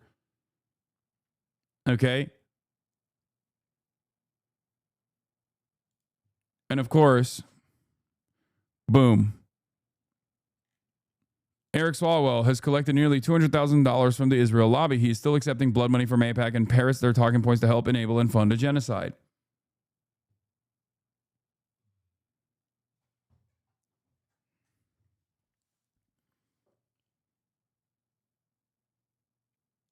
Yeah, this is what Bernie is saying. Democrat Party leaders, you have talked for 6 months about the need to create a political excitement to get working class and young people involved in the political process. That's exactly what Zoran did. Get behind him.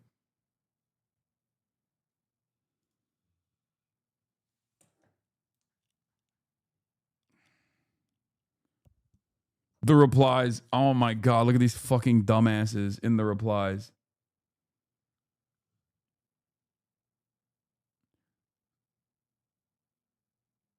Remember that. Understand that.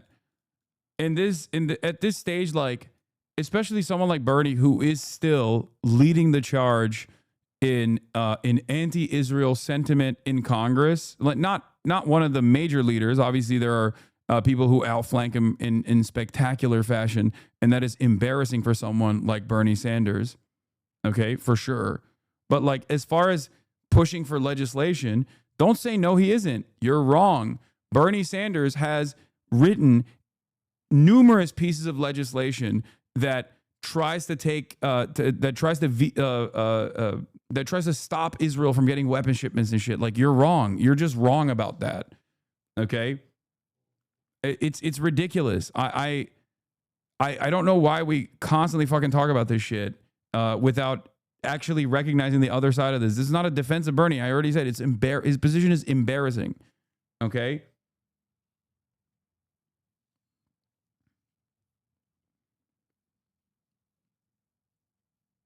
reporting from the Middle East for years. Do you have a sense of how that region now views the United States?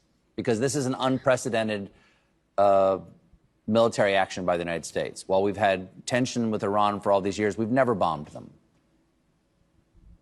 Right. I think there was a moment, when Prime Minister Netanyahu and President Trump were kind of dangling this idea of regime change. That is anathema to people in this region. They remember the invasion of Iraq. They remember the hundreds of thousands of people and the wave of terror and sectarianism and chaos that was unleashed as a result of that. So absolutely, that's abhorrent for people to hear in this region. But honestly, Iran is not the big issue right now in this region with America. Gaza is what is tearing people apart. I mean, she's right. She's right. This is like a refreshing change of pace. Why do they call her the actress on Twitter? It's because she's done some really fucking lame things. She is a major careerist. She's a major careerist, and because of that, she will sometimes do things that are so ridiculous. But once again, I call balls and strikes. And while on the one hand, she like did that thing in Syria where she went to the prison and was like, oh, this person has been released from prison. Like this person is finally seeing the light for the first time after years and years. And it turned out he was like a fucking literal Assad torturer that was hiding in the prison cell. Okay. And that is so unacceptable overall to do as like a person who clearly wants to win a Pulitzer Prize. It just shows me that she is so ambitious that she's willing to entertain things that in other circumstances would ruin the career prospects of any journalist, right? She's an opportunist clout goblin, but also, on the other hand, because she is a fucking major careerist, there are instances where she does spectacular things, like when she snuck into Gaza. Clarissa Ward is literally one of the only Western journalists post-October 7 who was able to sneak into Gaza with a medical mission and actually directly interview Palestinian children inside of a fucking field hospital. Okay? So on the other hand, she does that. But it's not because she is, truly invested in this ideologically. It's because she is a very ambitious reporter.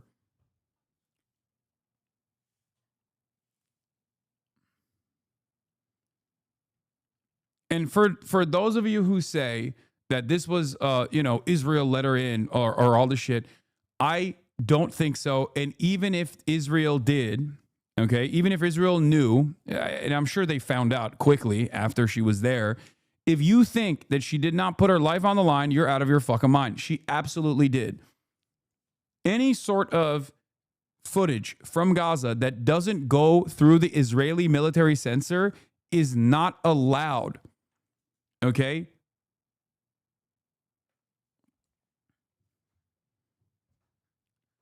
So that's why I say I call balls and strikes. Anyway, let's continue. Is what is fueling hatred. I cannot even tell you. Every day people come up to me, Stephen, and they say, are they not seeing what we're seeing? Are they not seeing this moonscape? Are they not seeing tens of thousands killed, children starved, the largest cohort of child amputees in the history of modern warfare? Are they not seeing this? And it has eroded their faith in international institutions, in international humanitarian law, and in any notion that the U.S. is some kind of a guiding light or a beacon of human rights. And that really is a far more... No, this has got to be Westerners that are saying that, because no fucking Arab, no Muslim, no Christian, literally no one in that region would ever go, oh my God, I used to trust the international, the international rule-based order, but now I don't know. I'm not so sure. Yeah.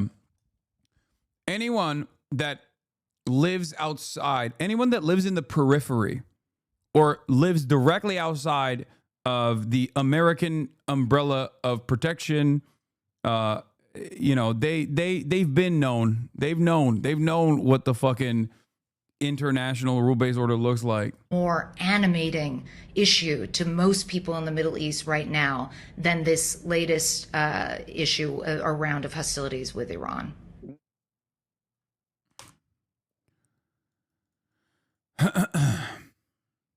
Also, she said Gaza is she said the catastrophe in Gaza is a real issue. Yeah, it's not the catastrophe in Gaza. That's a part of it. But it's actually Israel. Okay? Everyone in this region understands that Israel is the attack dog, the incredibly violent attack dog of the United States of America. It is not, these people are not dying to earthquakes. They're not dying to natural disasters. They are dying with American munitions that Israeli airplanes are dropping on top of the Palestinian children. Care to comment on this? Asked Hasan if he wanted me to call in from Twinks v Dolls, and he just said a bunch of slurs. True. That's what happened.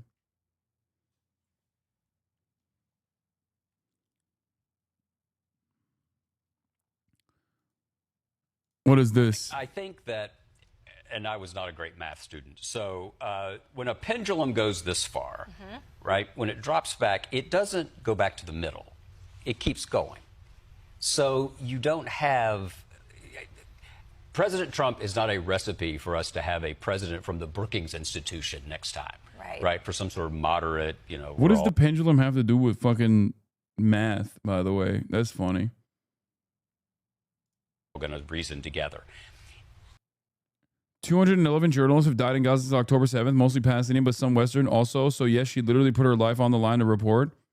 Yeah, I'm not discounting that at all. That was my point. You're literally reiterating the point that I was making about like why Clarissa Ward on the one hand is like ambitious, careerist, does like things that normally would get her fired, but also on the other hand, her ambition does lead to some incredible reporting from time to time.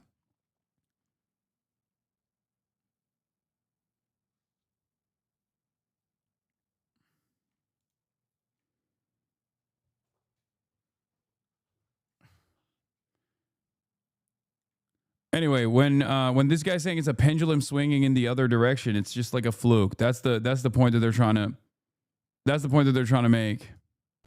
The pendulum will probably move pretty far that way. And I think, I never thought I would say this, but ironically enough, Trump would have never even been a pendulum swinging in the rightward direction if Bernie Sanders had made it out the fucking primary in 2016. That is the reality.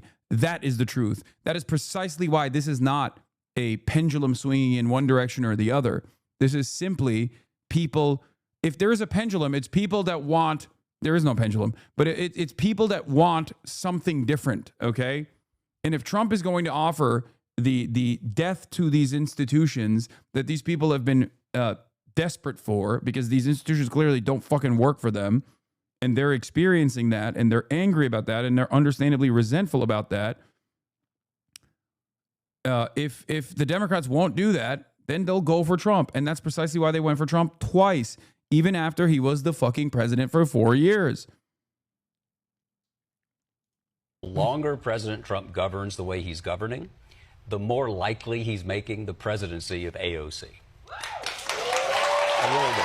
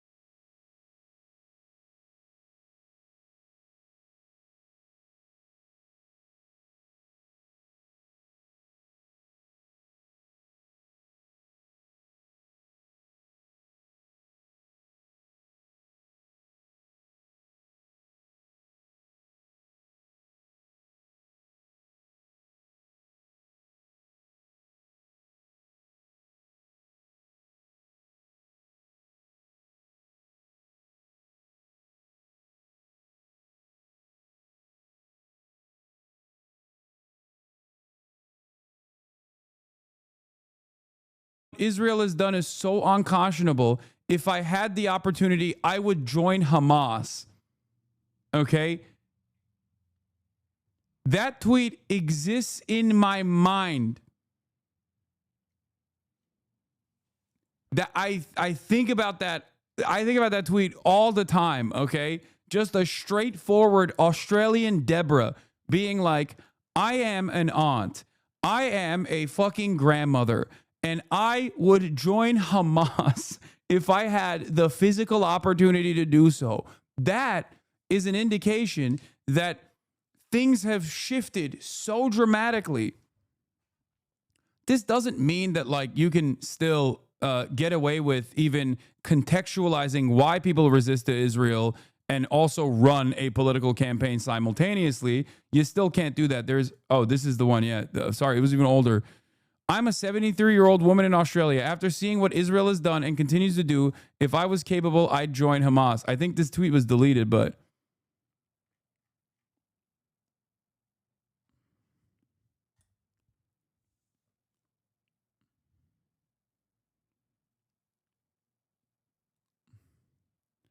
Israeli defense officials estimate that Hamas has filled its military ranks and now has 40,000 combatants.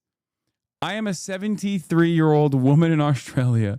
After seeing what Israel has done and continues to do, if I was capable, I'd join Hamas. I'm a 71-year-old woman in the U.S. I took down my first reply to your post because apparently here in the U.S., a non-citizen can be detained, possibly disappear for having a thought like that. Maybe next week or maybe tomorrow, that danger will include citizens too. Free Palestine. I wondered if I should take it down after I saw it was getting a lot of likes. Hamas is a designated terror org here. The Z lobby is powerful and taking journalists to court. I'm a children's writer. Partner suggested I leave it up. Vive the resistance.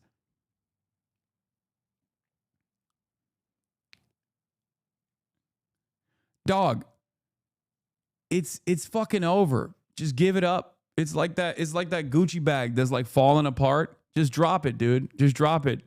We'll act like you were never there, okay?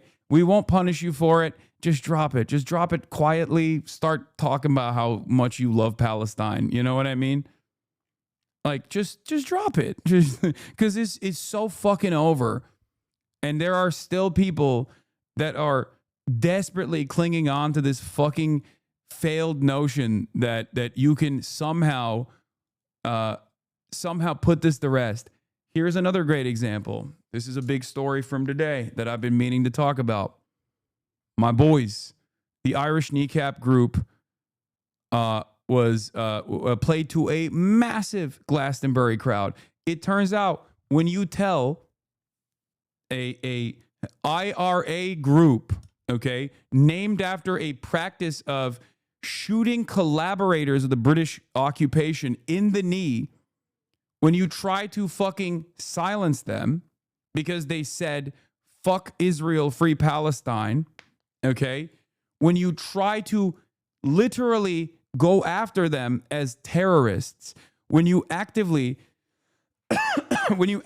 go after all of their sold out concerts in their European tour and try to shut those fucking concerts down, it turns out that only creates more support for them. Okay? Wow, who would have fucking thought? Especially because their position is literally the overwhelmingly popular position. Now, the BBC weirdly pulled away from the Kneecap live stream, as Coachella had done as well. Okay? Remember, Kneecap did their first week at Coachella, and they were live streamed. That performance was live streamed. Kneecap's tent was changed during the second week, and they didn't live stream it. That's why I went to Coachella and I live streamed their performance, if you recall. Okay? And basically, what ended up happening was the BBC thought best to not show the fucking the fucking Kneecap concert. So they instead showed Bob Vylan's concert that was playing at the same time. Well, it turns out there wasn't really a better concert to pull to if you wanted to, if you wanted to show how little support the Free Palestine movement was getting at Glastonbury. This is what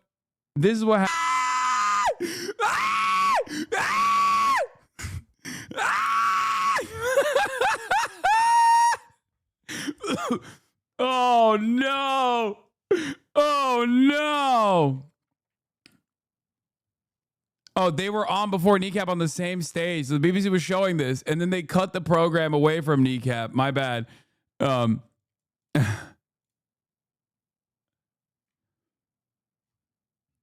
Brother, it's fucking over. It's got the BBC logo. You got a fucking artist going, have you heard this one? Like, he just goes, yeah, Free Palestine, but have you heard this? I gotta run it back. It's got the BBC logo in the corner. BBC logo in the corner. Cinema. Kino. Okay? Fucking hell. Death to the IDF! Death to the IDF! I am so disappointed. I'm shaking my head viciously. For those of you at home that are simply listening and not paying close attention, I want to tell you what I'm doing physically right now. I'm going, not good. I'm finger wagging and my head is shaking. I'm going, no. And of course, predictably, Avon and Somerset police were aware of the comments made by the acts on the West Hall stage at Glastonbury Festival this afternoon. Video evidence will be assessed by officers to determine whether any offences may have been committed that would require a criminal investigation. That's right. Fucking hell. Fucking hell. Do you got a license for that? Do you got a license to say death to the IDF, sir? Fucking hell. Disavow. Not allowed. Calling the Met on Bob Villain from an Iggy Pop gig. Incredible scenes. My sister had the misfortune of seeing him as a support act for Iggy Pop a month ago. He was absolutely vile. She's put a complaint into the Met Police about him, but nothing as of yet. Hysterical. Yeah. But have you heard this one, though? Is so nutty. Is so fucking nutty. Okay?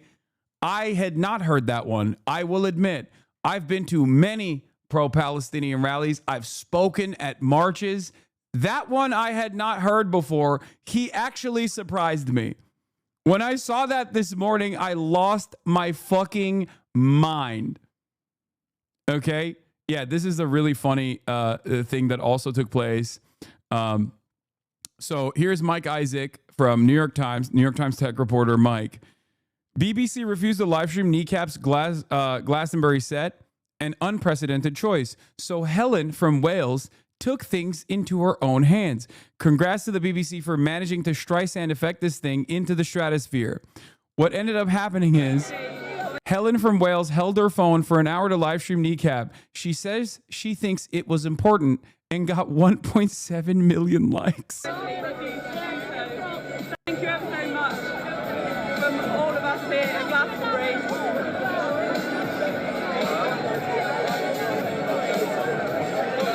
The funny thing is, I'll just stand here a minute. I think I've got a burn on my finger from holding my phone, which overheated. I got my battery pack here. That sort of saves the day. If you enjoyed the video and you were grateful, please just give me a follow. I got lots of important things to say. I really, really appreciate it. And I hope you've appreciated. Kneecap commented on our TikTok vid. This is piracy. You shouldn't condone it. I mean, technically, I did the same thing, no? Bob Villain at the concert also said this. Dude, what? What is happening? What is happening in England? What the fuck is this? Bro, You got white ladies going, heard you want your country back. Shut the fuck up. What is going on, brother? Oh my Lord. The sun came out and things go mad over there. Yeah, British people see the sun one time and they're talking about global jihad.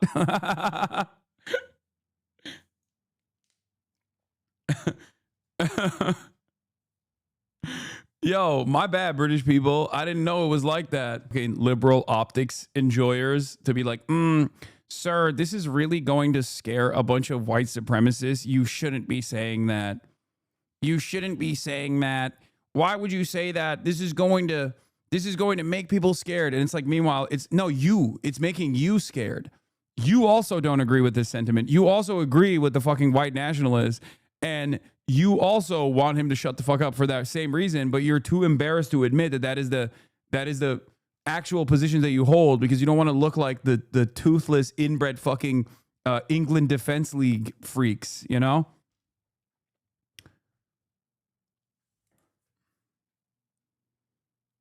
Dude, this demographic is something that I have not ever seen in my life. I didn't know Glastonbury was like that. But this is all like if I saw this crowd, I would be a little bit afraid. You know what I mean? Like this crowd invites, like if I saw this crowd, I would assume falsely that this is like a bunch of gammons, you know? I'm wrong. I'm willing to admit that I'm wrong. Like this is a U2 crowd. You know what I mean? There's like too many fucking gray hair people in there. It turns out these guys are all crazy.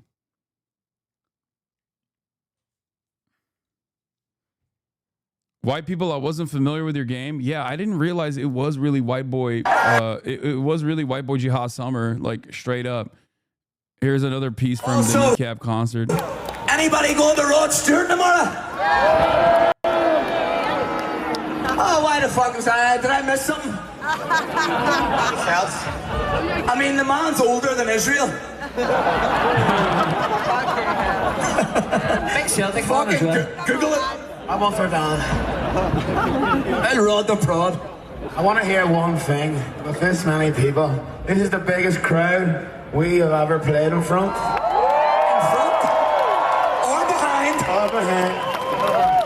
So one time, let me hear everybody. How the fuck did everybody do it? How the fuck everybody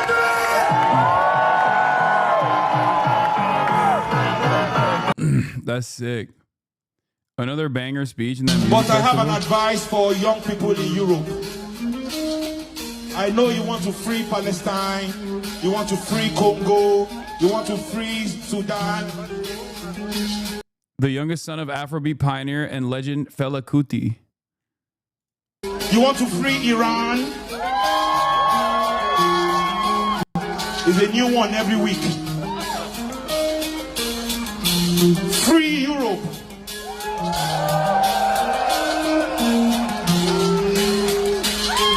Free Europe from right-wing extremism.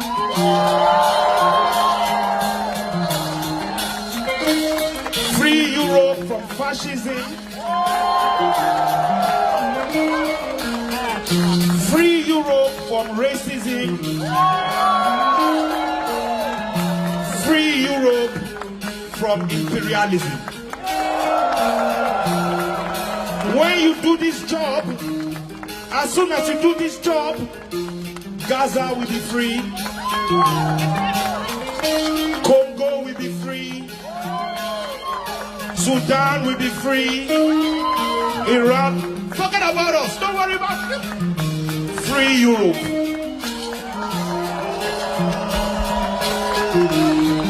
Dude, I do think that this level of unprecedented, open, overt anti-militarism, anti-imperialism, anti-Zionist sentiment would not happen if people weren't so fucking pissed off and frustrated with their own country's governments and their lack of interest in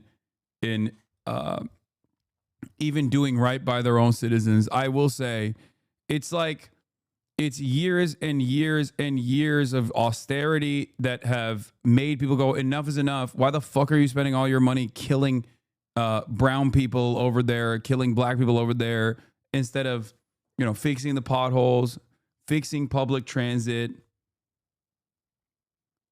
Kuti is not new to this. Look up his father, please. No, I know. Dude, listen, just because I don't listen to music doesn't mean that I don't know about Afrobeat, okay? Chill. Calm down. I'm a cultured individual.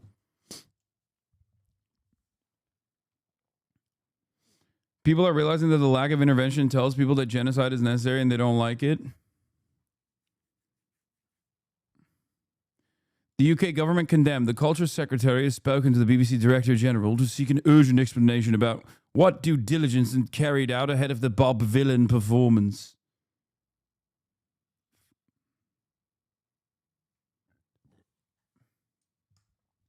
Oh no, what the fuck? Fat Low Glastonbury has become a festival of hate today and descended into barbaric chants against Israel and the Jewish people. Glastonbury is a festival I once called home. A dozen or so times I attended. I made magazines on site. I led a team of scores of talented writers and photographers with the NME. I went as part of a team, BBC, as part of Billboard, and as part of Q, as part of Vulture. I grew up there. I am not just heartbroken. I am dismayed. I am disgusted. Emily Avis, you should go to Re'im and see what happened at a music festival in southern Israel on the 7th of October 2023. What happened to you, a Jew X?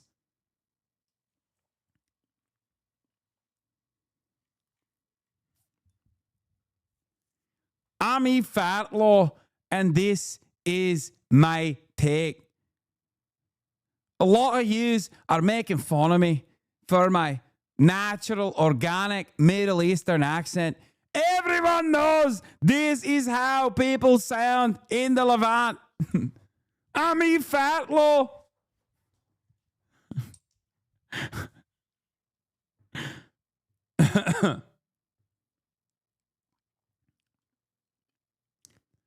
The music festival thing that they did to Kneecap was also so funny because it's like, oh, dude, what the fuck? It's especially messed up that this music festival would say Free Palestine after what happened at Nova Music Festival. It's like, okay, well, it was like slammed in the ass cheeks of a fucking concentration camp. You're not wrong. There were harrowing sights that came out of the Nova Music Festival, but like, Palestinians are being ethnically cleansed in broad daylight. You know what I mean? People are going to fucking eventually say, hey, this is really fucked up.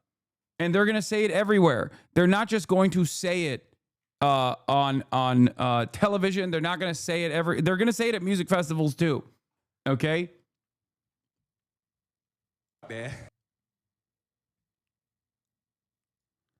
Visegrad. Apart from chanting death to the IDF in front of 200,000 people at Glastonbury Festival, Bob Villain also complained about having been forced to work for fucking Zionists at a record label early on in his career. The entire thing was broadcasted live by the BBC to millions of people. It's amazing. One of the jobs that it's really funny. You know what it's like to be like, oh, you can't criticize Israel. October 7 happened. Is literally like saying you can't say America has no right to go to war and invade Iraq because 9/11 happened. Okay? It's fucking ridiculous. It's so ridiculous. Like, the tragedy of 9/11 pales in comparison to the metric ton of violence that we brought about this region unjustifiably. Okay? It is nothing in comparison to what America did in Afghanistan. It is nothing in comparison to what America did in Iraq. Suck my fucking dick. Okay? Except Americans do believe that? No, they don't. No, the average American doesn't fucking believe that. You're wrong.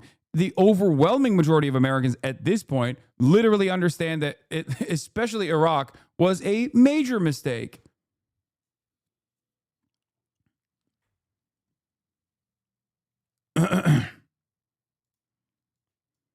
So no, I don't think that that's even the case. It took 20 years, and many Americans arrived at that position selfishly. Okay.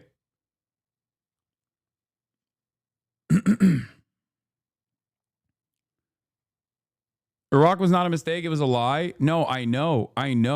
It was death and destruction that was completely unacceptable, both on the virtues of death and destruction in general, but also it was built around a lie. It was deliberate. It was a deliberate attempt.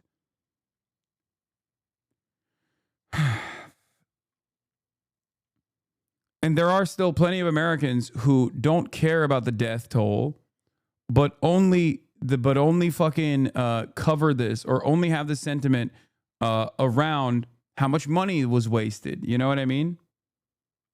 But the notion that people are pro-Iraq war is wrong. Donald Trump won against the Iraq war and won against Hillary Clinton. He literally used Hillary Clinton's support for the Iraq war as a major blunder. Trump, that helped Trump win. What the fuck is, I don't want to watch this.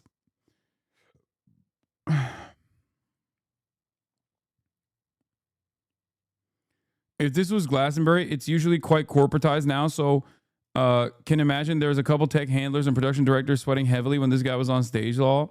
Yeah. So they're chanting death to the IDF.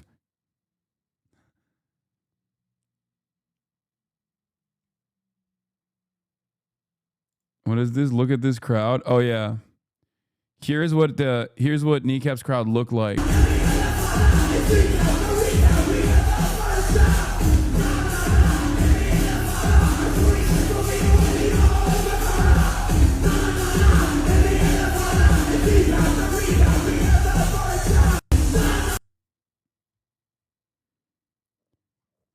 The founder of Glastonbury, Michael Eavis, said, "People that don't agree with the politics of the event can go somewhere else." He added, "People that agree with the politics of the event can pay me 400 quid to get in." I think this is a joke.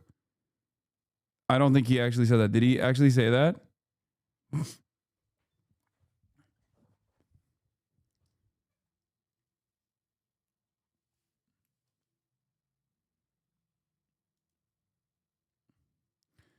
Irish rapper Mo Farah, an alleged Hezbollah supporter, may soon headline sold-out U.S. tour. Yep.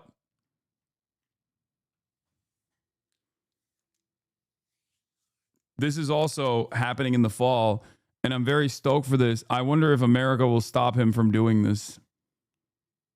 I'm actually worried that Kneecap's sold-out fall tour is... they're going to potentially fucking try to stop it.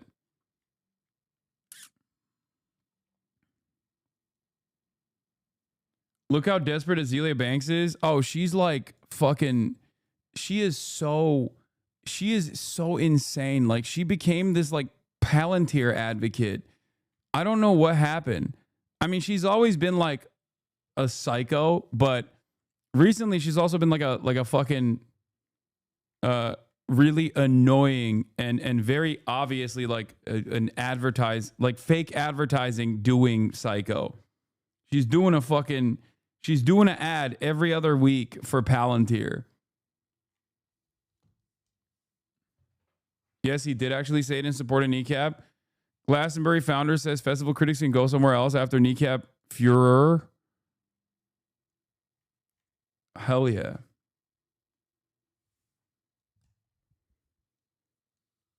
To your point, look how many Americans believe the lies in 2002 compared to now.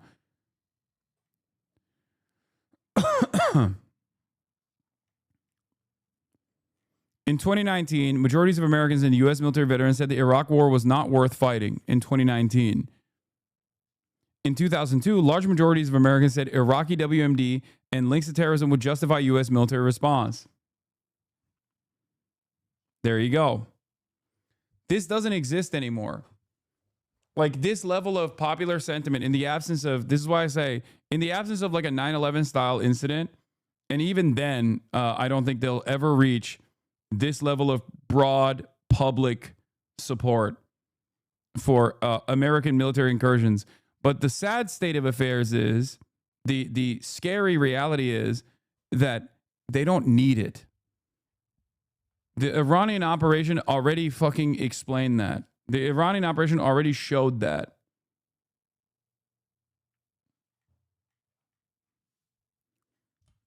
Okay?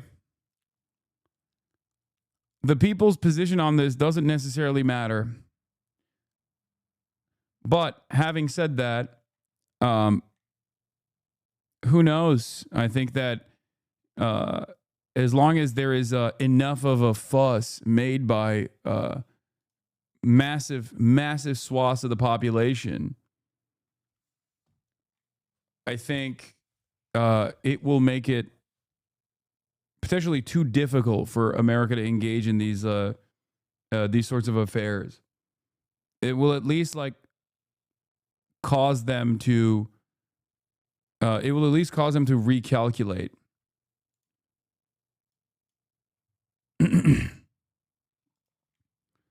Anyway. Well, I hope Bob Villain is happy. He's not big, he's not clever, and this afternoon his mean words about the IDF have made David Lammy cry.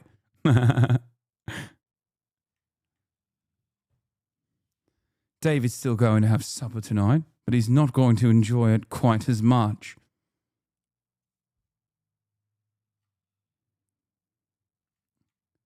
How dare you, sir? You've made David Lammy quite unhappy.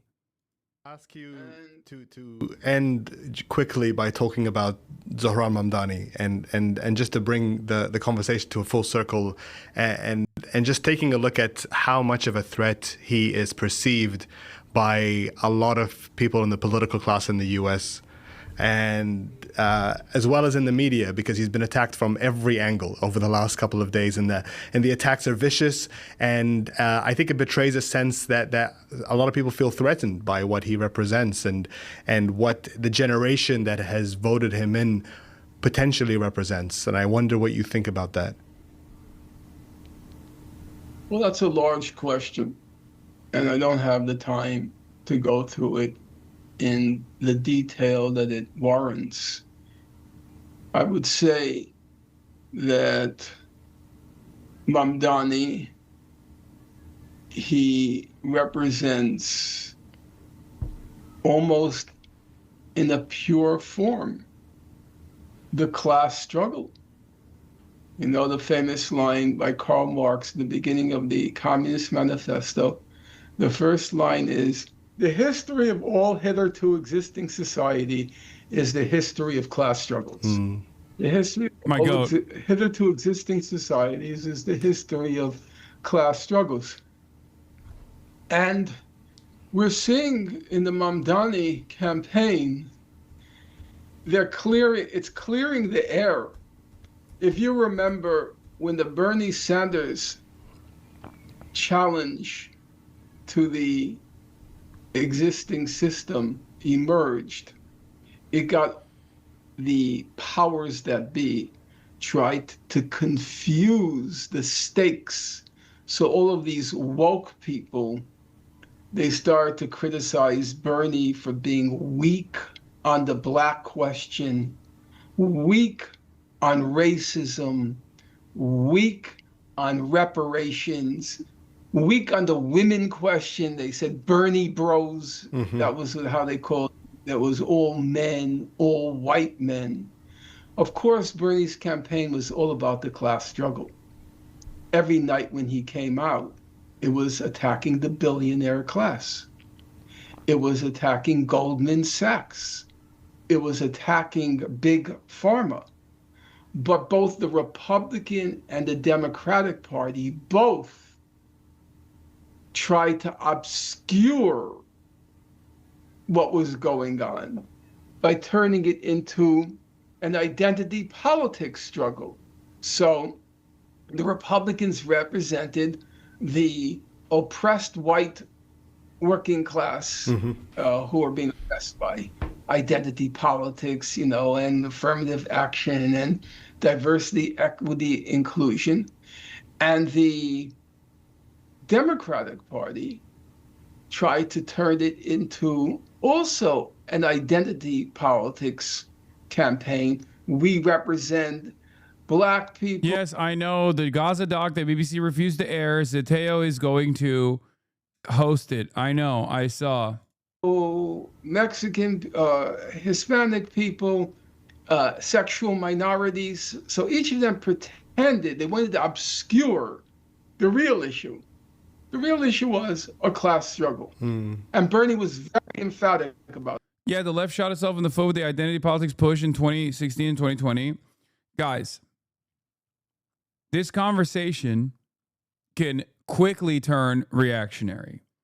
The problem with the Democratic Party is not that they care about gay people, trans people, black people, whatever. The problem with the Democratic Party is that they don't care about these groups, and they simply use these groups cynically as a defense mechanism to attack both the Republican Party, which also doesn't care about these groups and actively will campaign on not caring about these groups, but more importantly, against their left flank. Okay? This kind of cynical weaponization of identity politics is gross, and people recognize it as fake and phony.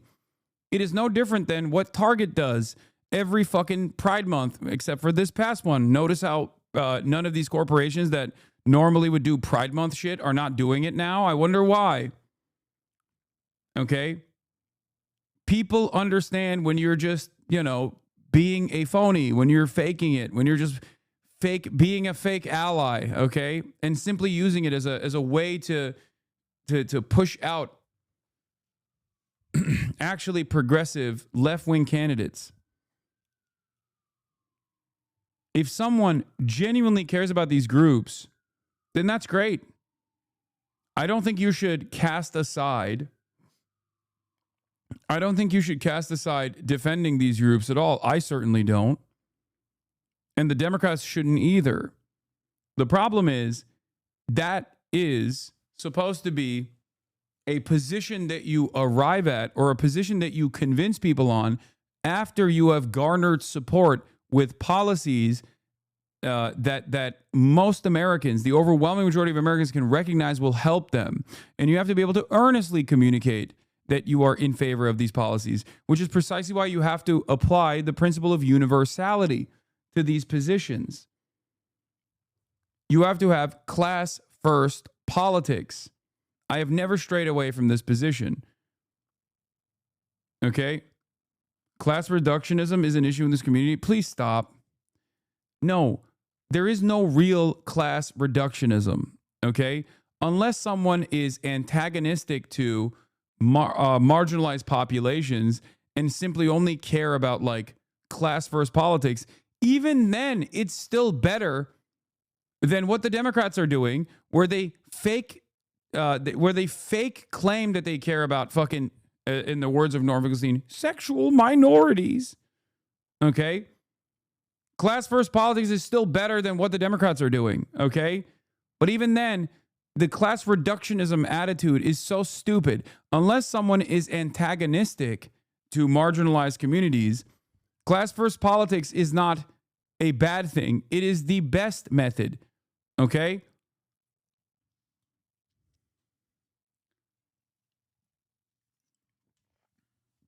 I noticed after the FD signifier election analysis video was dropped, I don't even know if FD signifier would agree with a lot of his assessments from that video that came immediately after the election.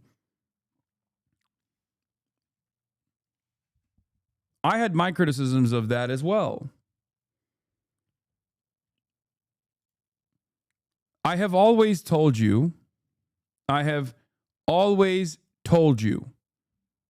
that the best possible way to go about this is what Zoran did and what I try to do as well, which is to make an argument make an argument that you want Medicare for all, healthcare for every single person, unconditionally, right?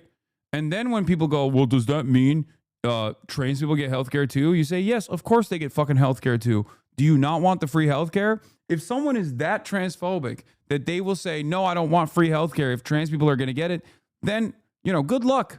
That person is probably not convincible. But you can convince a lot of people that are in the margins that don't necessarily care about trans people all that much, but certainly care about their own personal living conditions, their own standards improving. That is how you're supposed to do it.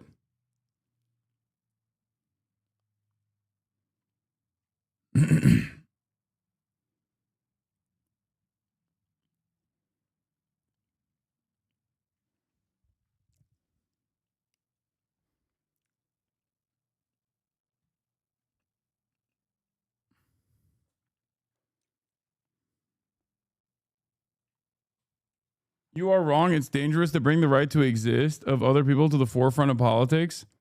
What?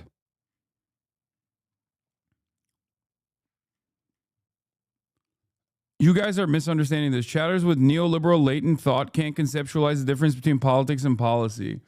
Yes.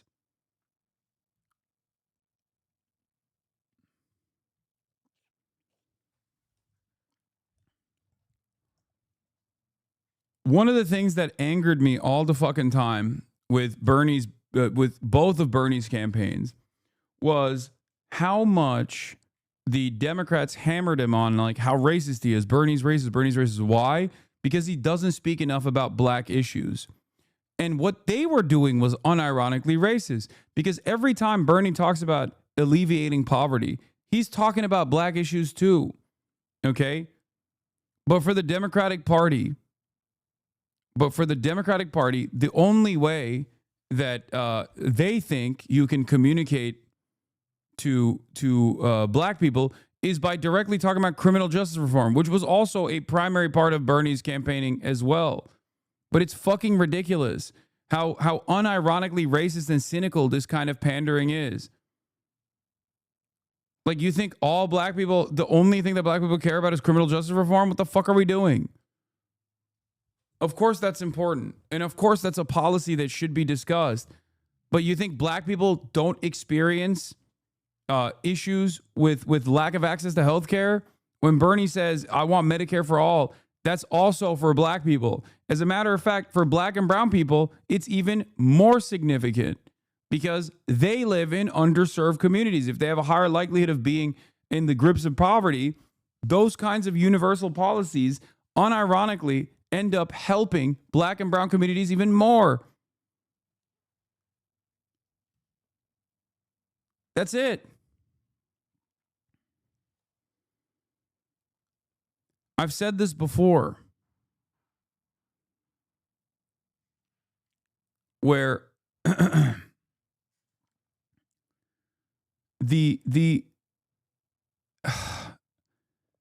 if you don't first make an argument that is broad, if you don't first come up with policies that are class-based, you are going to keep losing. Because even violence at the systematic level, like the structural violence that people experience, like poverty, the systematic violence that people experience, they experience on the class level. This is precisely the reason why in the United States of America, while a black person, no matter how wealthy they are, can experience racism, obviously the condition of a black woman like Oprah is far better than a white homeless person. That's class. Okay? That's class. And there was a point in time in American history where a white homeless person would not trade places with the wealthiest black person, for sure. But that's not the case any longer. This doesn't mean that black people, or this doesn't mean that like racism doesn't exist anymore. Systemic racism is still very much a major part of how people experience how people experience it in their day-to-day, okay, in their normal existence. Okay?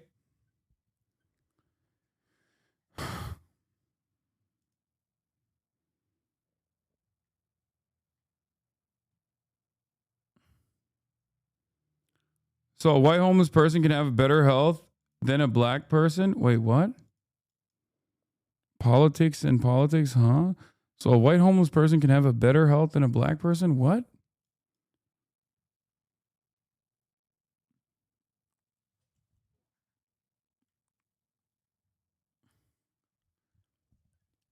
Black people in this day and age that experience systematic racism, okay, are still experiencing it from the perspective of class violence. Aside from the stigmas that still exist, aside from stereotypes and stigma and all this other, all of these other like systematic forms of oppression that lead to a distorted outcome for black people in like the criminal justice system, for example. Black people and white people consume drugs at the same rate. Black people go to prison. Black people have a higher likelihood of going to prison or being stopped at a police stop and actually receiving longer penalties than white people do for the same exact crimes, okay? This kind of stuff is still also still a form of class violence, okay?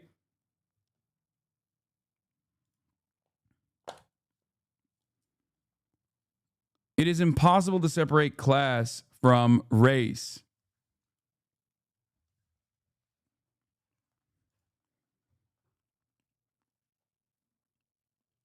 That's it. You always have to start off with a class first attitude. You always have to start off with a class first statement or with a class first position. Intersectionality starts with class. This doesn't mean that you turn a blind eye to systemic forms of discrimination. Of course not. But class is at the root of this.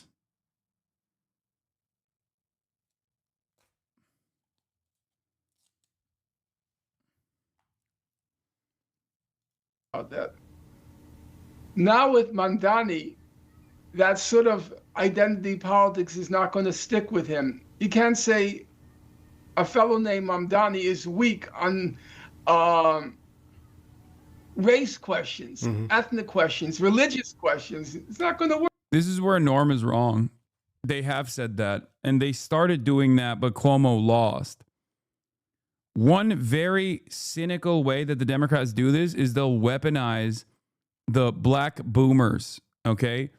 They will quite literally say, oh, well, black people are voting for this person. Black people want this person. So you must be racist if you don't. They literally did this with Joe Biden. If you remember, they did this with Joe Biden when people were like, hey, Joe Biden, you need to drop out. You're too old. The media was like, oh, y'all gonna learn today. Black people want Joe Biden. You must be racist for wanting someone else to be running for president as opposed to Joe Biden.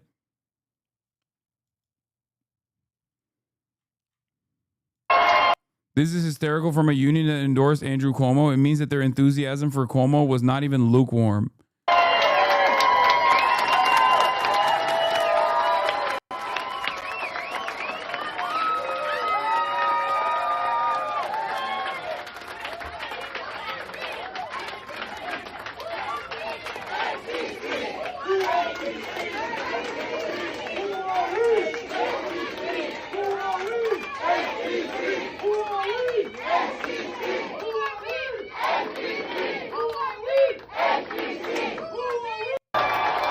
They said it was racist even when people were saying replace him with Kamala. Yeah. 100%. It's fucking insane, dude. That is like, that I think was the most transparent pandering and the most cynical attempts at identity politics that I had seen from the Democratic Party. But that is practically exactly how, that is its practical application. That is the only thing the Democrats care about. Okay? They have a fucking turnout machine and a very loyal base of support within especially older black populations, especially black women, and they will literally throw that in your fucking face, or they'll be like, excuse me, you must be exhibiting misogynoir. That is a byproduct. Isn't this guy Hindu phobic? That's amazing. Why? Because he said what he said about Modi in Gujarat. Is that what you think? That was one of the funniest things I heard too. People were like, I can't believe he said that about Modi. Motherfucker, wasn't Modi not allowed in the United States of America for an extended period of time until recently? Why was that the case?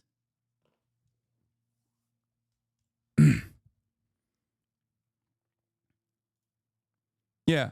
Modi was banned from the U.S. for a decade by the U.S. government for the same reason Zoran doesn't like him. But if Zoran says he won't meet with him, it can only be due to a blood feud. That's proof of his foreign ethnic attachments. This fucking dipshit Roman helmet guy says, I don't understand. Why doesn't New Yorker have a blood feud against Modi? Zohran Mamdani, the first potential South Asian mayor of New York, called India Prime Minister Modi as a butcher of Gujarat. When asked if he would meet with Modi if Modi's in New York, Zohran said he would never meet Modi.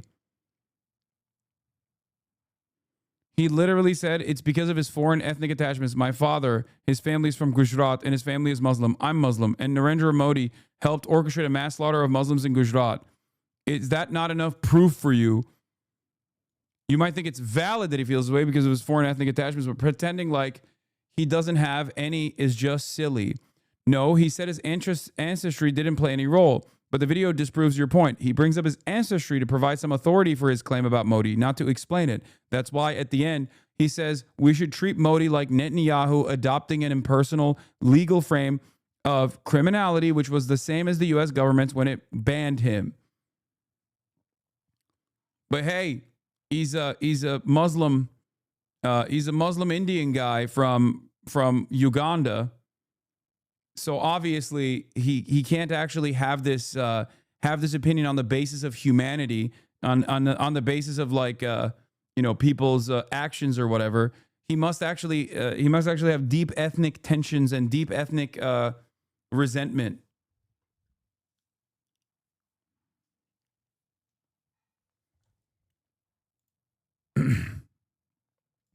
President Narendra Modi, and this will go to you first. Come on, Lander of India. I remember this. It was funny. I was supposed to get Netanyahu, and he was supposed to get Modi. Didn't you even get the memo? You all get all of them. So Modi is holding a rally in Madison Square Garden.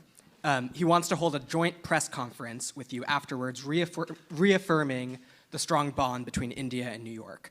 Do you agree to the event? No. All right, Mr. Stringer. No.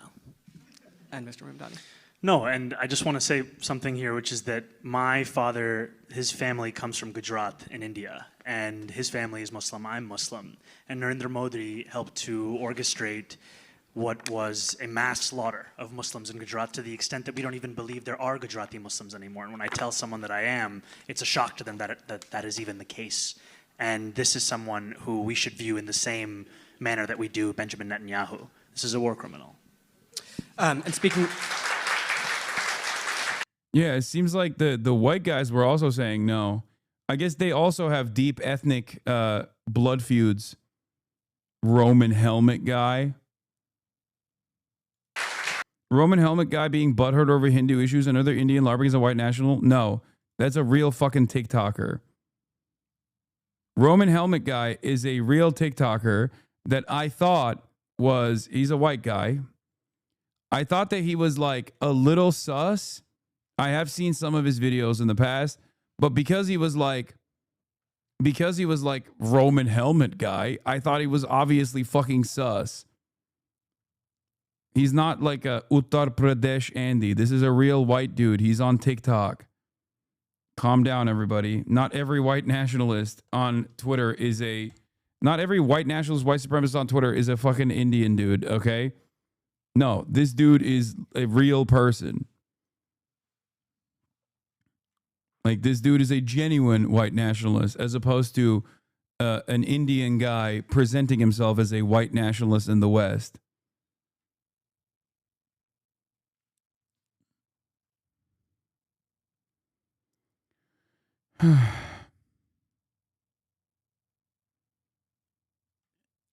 Anyway, is obsession with Rome a definitive sign of white nationalism? Not always, but in his case, it proved to be true.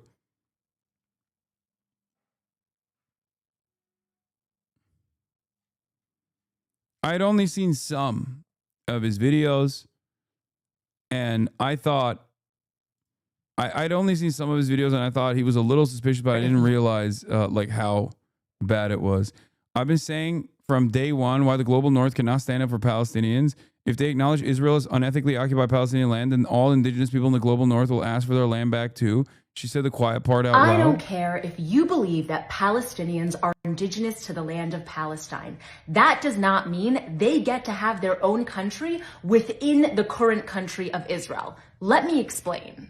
Almost every single country in the world. Wait, this is really funny because everyone is like talking about, everyone's talking currently about Mahmoud Mamdani's correct take that all countries are genocide. Like nation states are a genocidal concept, which is literally true. He's an academic. Zohran Mamdani's father, Mahmoud Mamdani, is a Muslim academic.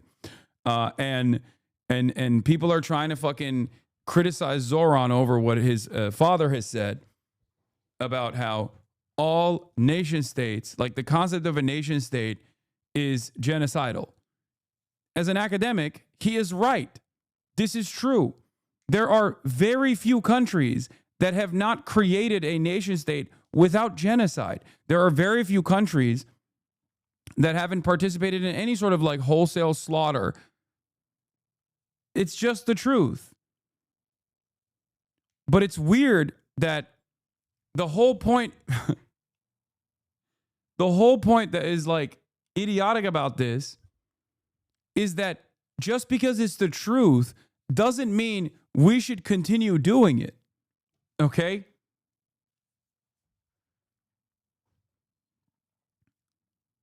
Like that's that's it. The whole point is you read it in the history books and you go, wow, that's really fucked up. We shouldn't do that again. And while it's literally happening again, people are like, I don't care. No, you don't understand. Like, it's not, it's actually good. Let Israel have one, please. Was conquered. Canada was colonized by the French and British. The land was taken from the native Inuits and Métis. In no way, shape, or form are the Inuits allowed to create their own country within Canada because they were indigenous. Australia was colonized by... This is just might is right, dude. I wouldn't be talking this big of a game if the entire might is right politics revolves around unconditional and unlimited support from the West, lady. I mean, she probably is in Canada. That's why she's talking about Canadian First Nations people. But, you know, if you're doing this at the behest of Israel, this is not a very good argument. Might is right only goes as far as you're mighty, okay? One day you might not be so mighty. I mean, think about it this way. A country that has been gutted by sanctions was able to strike a blow to the impunity of Israel, okay? And that is with Western support. Now imagine if Western support diminished a little bit.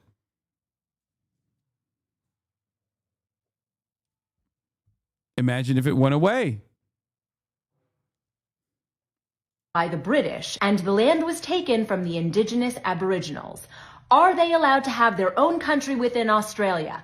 Southern Australia is now going to be a new country because they were indigenous. No, that is not the way the world works. I think that, like, obviously the moral thing is the exact opposite of what she's saying, but the practical application of this is equal rights, restitution, and reparations. And I feel like no matter, like, I don't think any liberal would disagree with that, right? Like, the morally correct position is that you're wrong and they should, okay? But at least, like, the practical position that most liberals would be on board with is a recognition of the atrocities and restitution and reparations that come after.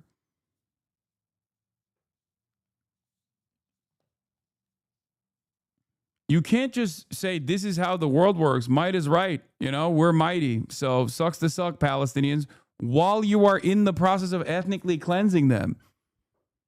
Like, this didn't happen 100, 200, 300 years in the past, and you're just like talking about it. You're talking about it as it's ongoing to people that are saying, don't do this. This is unacceptably violent. And it's ironic because I am of the mindset of the practical application, which is not the displacement of all of the latecomers, okay? All of the aliyahs that have taken place, all of the Jews that are now living in Israel proper or illegally occupying Palestinian territory against international rules and laws. I'm of the mindset of immediate restitution, a cessation of hostilities, and an immediate restitution and reparations to the Palestinians with a right to return. She's literally doing the case as to why Israel doesn't make sense. A historic concept of indigeneity doesn't justify the creation of a modern apartheid state today. I don't think she realizes she's correct, just in the opposite direction. Yeah, also, that is ironically what is the made-up mythology surrounding Israel, which is this was our land 3,000 years ago. It belongs to us, which is why we have to ethnically cleanse the people that remained, which happen to have closer association with our historic forefathers than even we do. Not that it fucking matters, because you can't make the argument. The irony is that if like land back, when people talk about land back in this cynical fashion, they don't mean that like the indigenous tribes need to do 9/11 every day to New York, okay? That's just the fantasies of like edgy Sakai readers, okay? Like that's the edgy settlers readers that fucking fantasize about a future that is never going to happen, okay? It's ridiculous.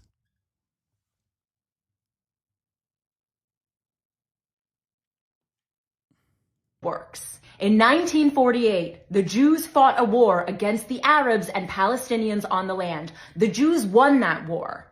I don't care that we were indigenous. I don't care that Palestinians were indigenous.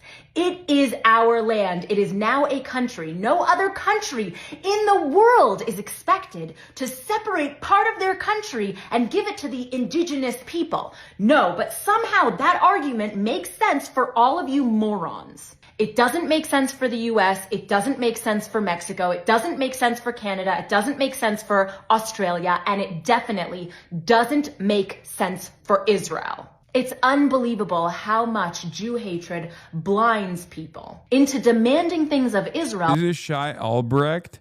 Her husband is Eli Albrecht, and he was convicted of a hate crime when him and some others brutally assaulted a black man. They both act like he changed his last name to her last name because feminism. But it's because he's a racist idiot and didn't want the smoke. Wait, what? That they would never demand of another country. It's so fucking crazy, man. It's crazy that like she's just saying straightforward Nazi shit. It's just, you know, there's a role reversal here, and not even a role reversal directly, but like she's just Jewish and a Nazi. She is a Nazi that happens to be Jewish.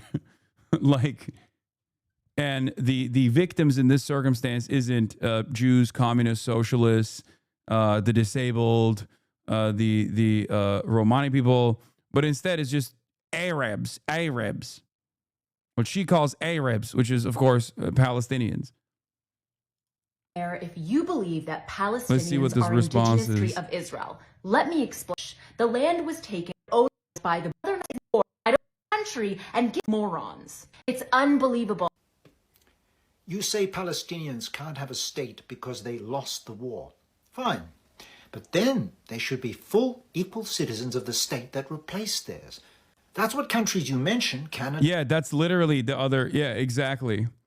And even though this is imperfect and there are plenty of problems that persist, like the problem with Israel is they don't want to give Palestinian citizenship.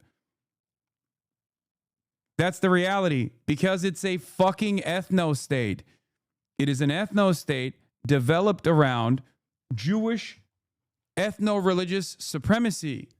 And when you are an ethno-state that believes and maintains Jewish ethno-religious supremacist ideals, you have to exterminate the non-Jewish outgroup.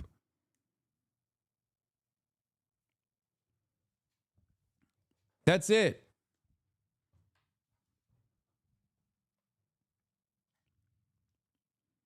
This is precisely why it pisses people off when Zohran Mamdani reverses the script and says, I want a state that is democratic with equal rights and representation for all.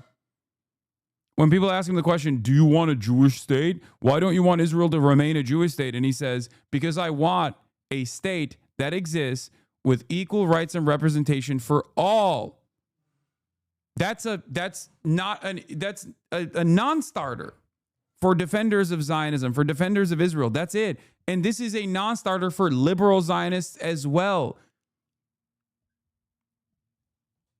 This is a non-starter for liberal Zionists as well. Muslims mad, quiet. What?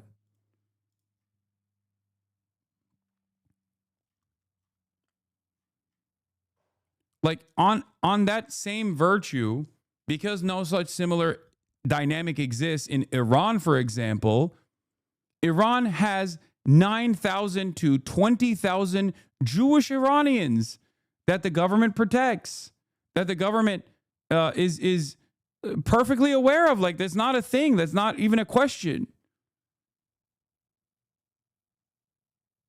Iran doesn't go, we have to ethnically cleanse all the Jews. We're fighting with Israel, after all. We have to literally cleanse all the Jews. And I saw some fucking misreporting. Some cynical fucking misreporting. That is so fucking gross. Because they were saying, there was a claim that like Iran had jailed 700 Jews or something after the fucking Israeli bombing campaigns. That's not true. They did jail 700 people suspected of collaboration, and they do have a heavy hand when it comes to political repression. They have a heavy hand when it comes to identifying and addressing people who are potentially collaborating with Israel, but they weren't Jews, okay? The people that they arrested weren't fucking arrested on the basis of being Jewish. And I don't even think that there were, I don't think that even the majority of the people arrested were Jewish. I don't even know how many of the 700 people that were arrested were Jewish at all. They were not. The idea that the Iranian government arrested 700 Jews is fucking bullshit. It's a lie. They arrested 700 people who live in Iran. Iran has, by law, Jewish representation in the government in a country of 92 million. What other country offers representation to such a tiny minority by law?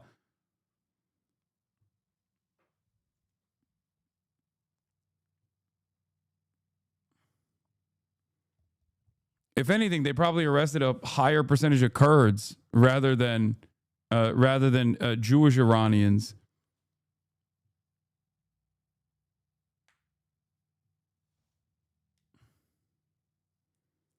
Jewish Iranians are a part of the Iranian population. Even the J-Post article corrected it. Iran arrests at least 700 nationals for alleged ties to Israel. 6 additional people have been executed on suspicion of collaborating with Mossad, Israel's public broadcaster Khan News reported. Now, that's really interesting because the people, where is it? The J-Post initial fucking headline for this article was Iran arrests 700 Jews. That's not the case. Editor's note, the headline of an earlier version of this report said that 700 Jews were arrested instead of 700 people. This mistake has since been corrected.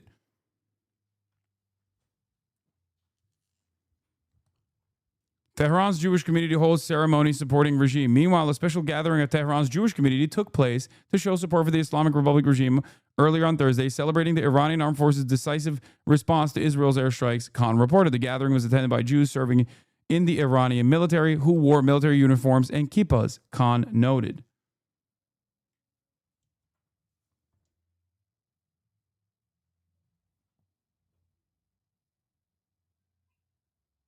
Doors open.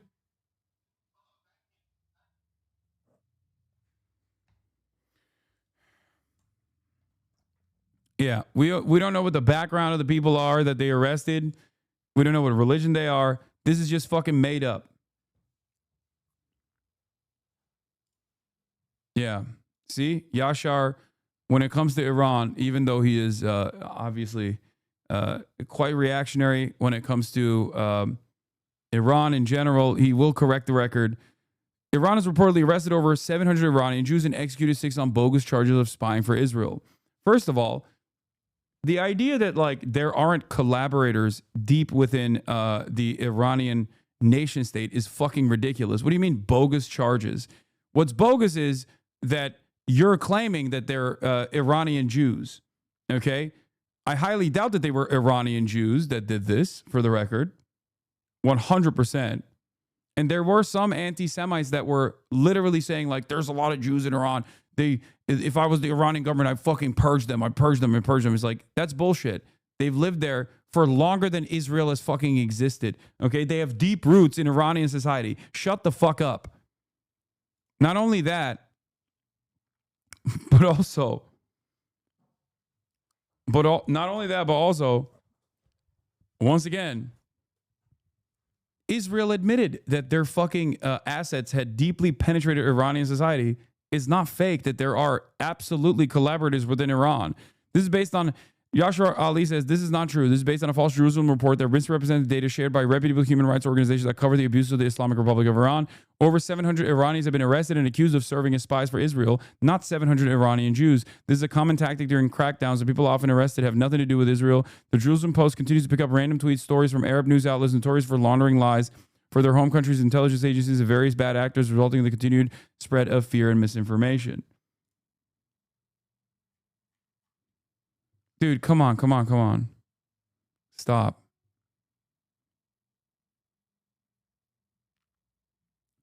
I'm pretty sure the ones that were executed were also executed after having already had a trial because they were arrested for spying before the Israeli attacks. Iranian Jewish community is the oldest Jewish community as they have been there since Cyrus the Great. Yeah. 100%. People don't fucking know that. Iran is also an incredibly diverse country. Okay? That's a all of this shit is like people trying to literally say, well, Iran does this too. No, Iran doesn't do this. Israel does. Canada, Australia, the US eventually did. Equal rights and voting for Indigenous people. The Inuit vote in Canada. Aboriginal Australians vote. Native Americans vote. They aren't locked behind walls, denied medicine, and bombed in refugee camps. Palestinians are.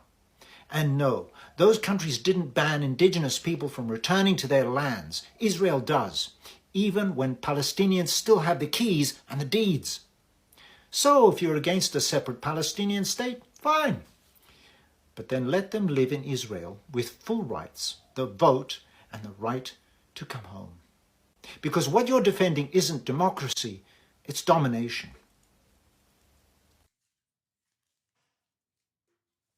It's fascism. It's ethnic cleansing. It's genocide. It's apartheid. And it is an ongoing atrocity.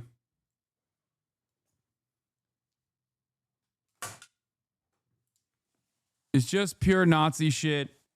Israel can't fucking cope with it. Israel can't contend with it because they rely on support from the West. And obviously, like, it is a great irony. It is not lost on me that a big part of the a big part of the reason why Americans hate this kind of stuff, aside from the fact that they fought the Nazis, is literally because of tremendous amounts of scholarly work on the Holocaust. And while for the longest time Israel used this kind of research and this kind of academic work to justify the existence of a Jewish state, people are now broadly recognizing that this is identical to what the Nazis did, and therefore have learned that this is wrong.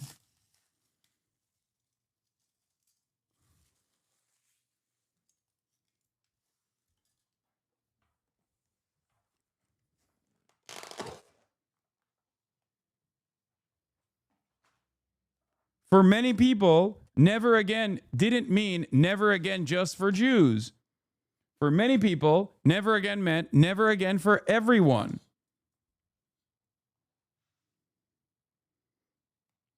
And if you also have this never again means never again for anyone attitude, which is the normal moral position to have, then of course you're going to be fucking upset with the actions of Israel. It's that simple. This is awesome. Survivor of Mao regime calls out Mamdani voters. They don't know history. Socialism and communism. New Hampshire congressional I love this candidate lady. Lily Tong Williams and Manhattan Institute fellow Daniel DiMartino. Great to see both of you.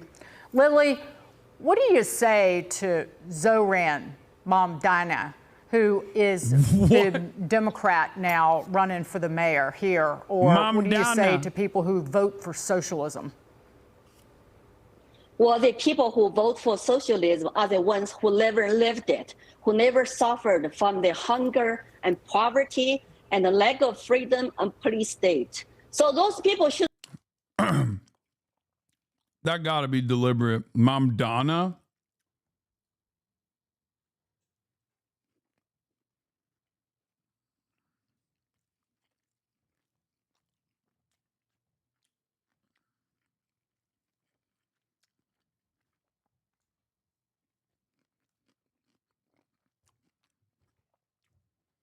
That's the craziest version I've heard thus far.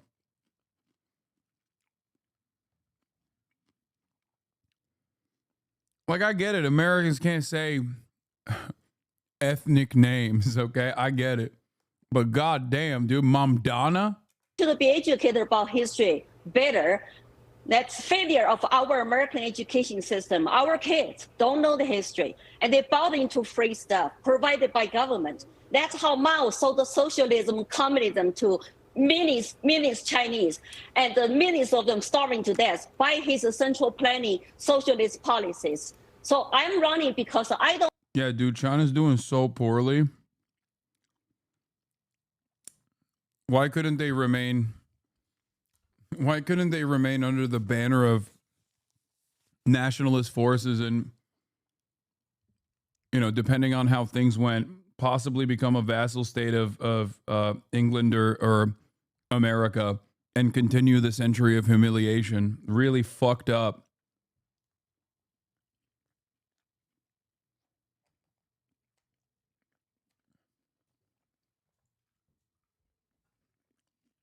Don't want this country become the country I left. And I don't want anybody to take away my gun rights. That's a God-given rights. I will never compromise. I love it. Well, Danielle, I want to ask you something that I'm really perplexed about, and it's not only young people that are gravitating towards the AOCs and the Mamdanis of the Democrat Party, but I'm rather perplexed and confused why white, I call them overly educated liberals, when you look at the breakdown of this Democrat mayor.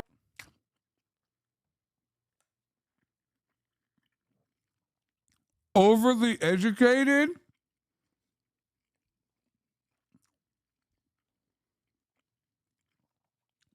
Overly educated.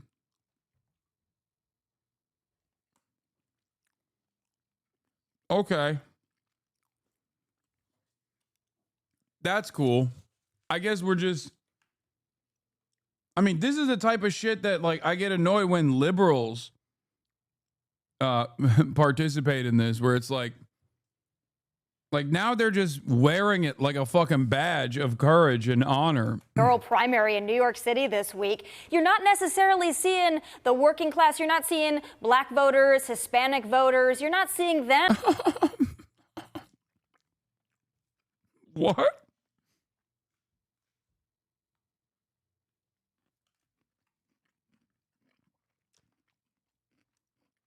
Fox News made fun of Joe Biden for a year.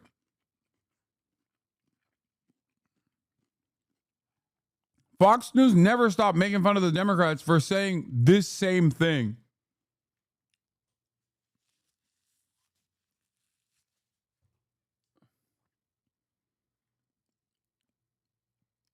She's like, a real working class movement has, you know, stupid people like black people and Hispanic people. Not the overly educated white liberals. You're a Republican. What are you saying right now? This is no different than Joe Biden being like, you know, if you don't vote for me, you're not black.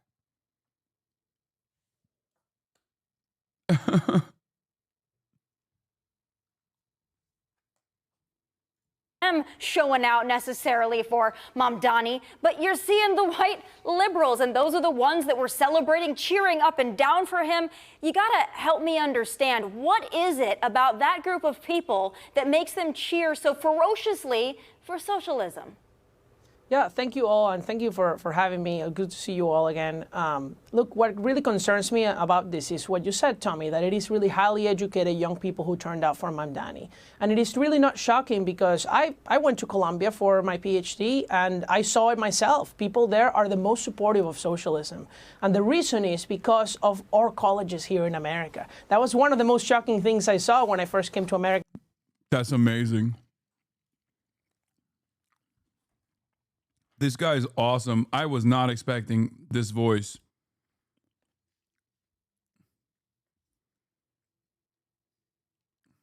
Is he Venezuelan?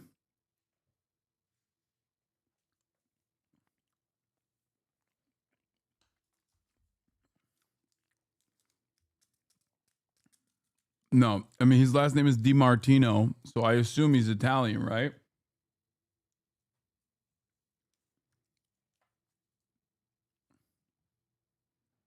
In 2016 was that it was higher education that was captured by Marxists. And so what happened in Venezuela, that people voted for a socialist regime, unlike in China or unlike in the Soviet Union, can clearly happen here too. And Mamdani might not be able to turn New York City into Caracas because he's mayor and not tyrant, but bro, they don't call me the fucking hog whisperer for no reason, bitch. Oh, what happened now? Chatters were like, you did not say he's Venezuelan. Yeah, bitch, I did. Okay.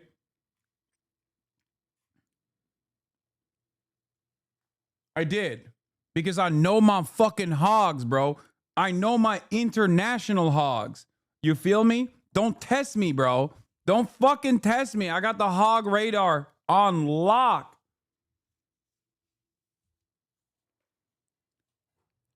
I know my international hogs.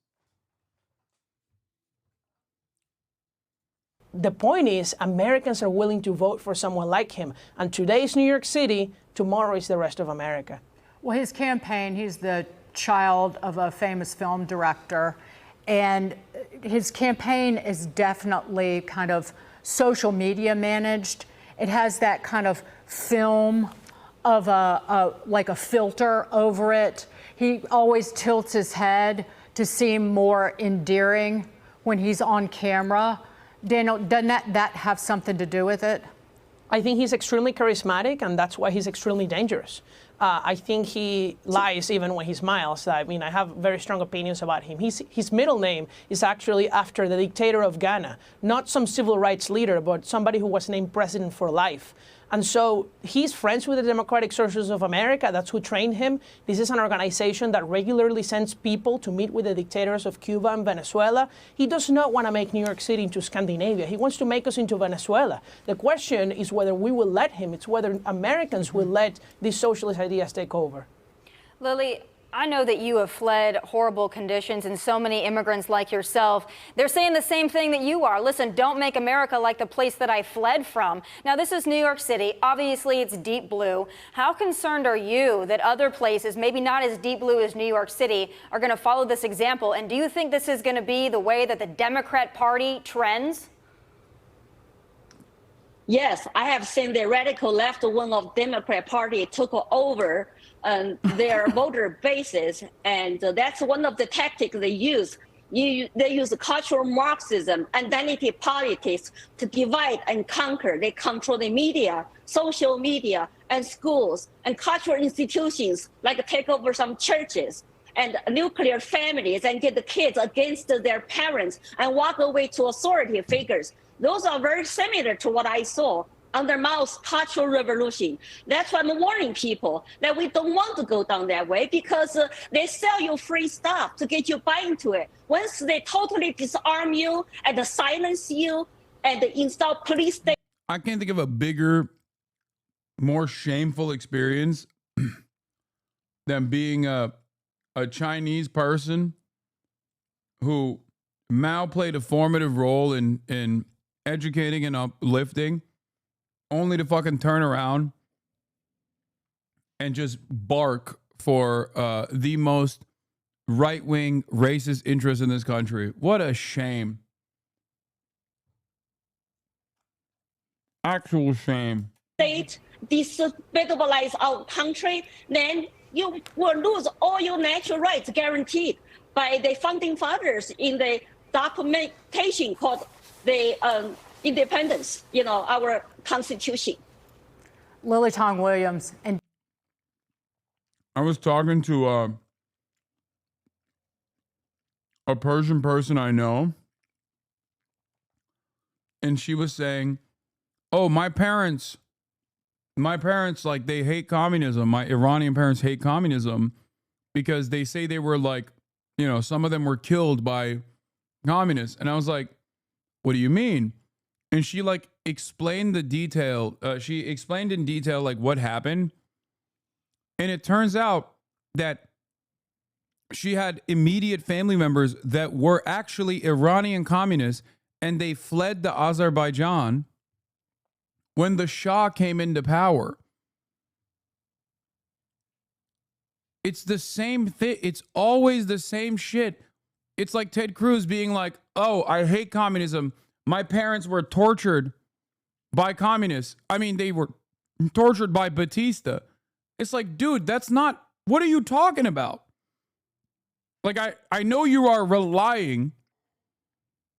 I know you're relying on the average American not to know, but like, you can't jot that as a fucking victim of communism if your parents ran away from the guy that the communists actually toppled. The American-backed dictator, Batista.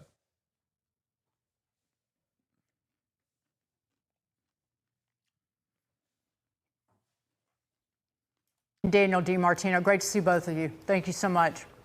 Thank you. Thank you for having us. While many on the left are rejoicing in Democrat socialist Zoran Mamdani's success in the New York City mayoral primary, some Democrats are speaking out against his proposals.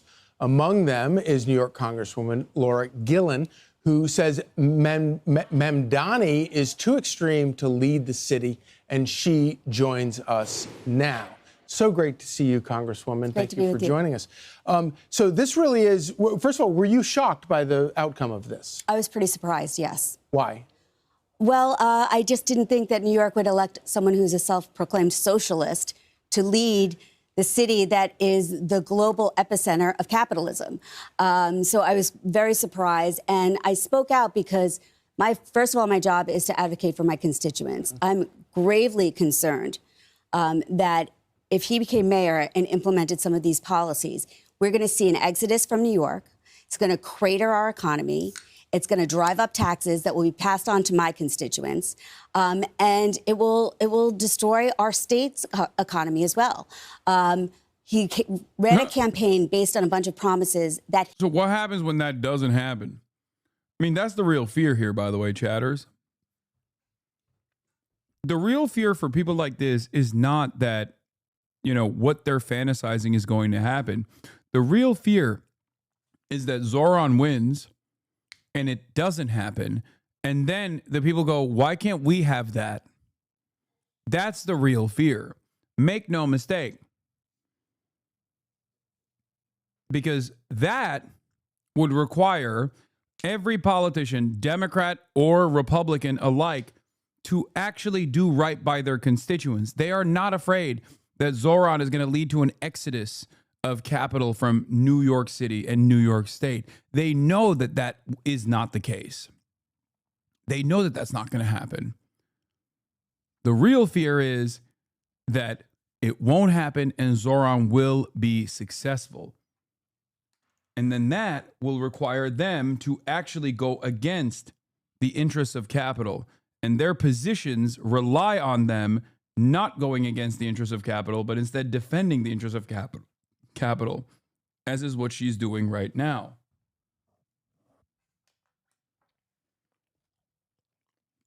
He cannot deliver on. Right. He doesn't have the legal authority to do half the things that he said he's going to do.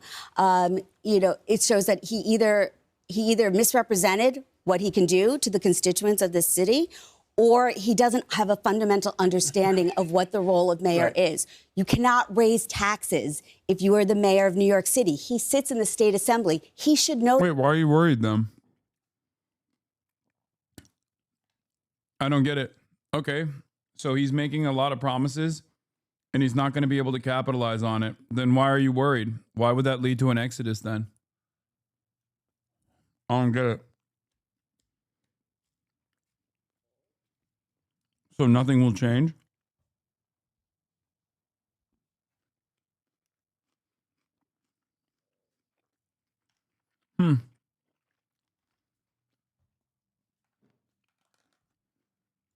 That. And the governor has already signaled that she is not going to approve this tax hike that he is proposing.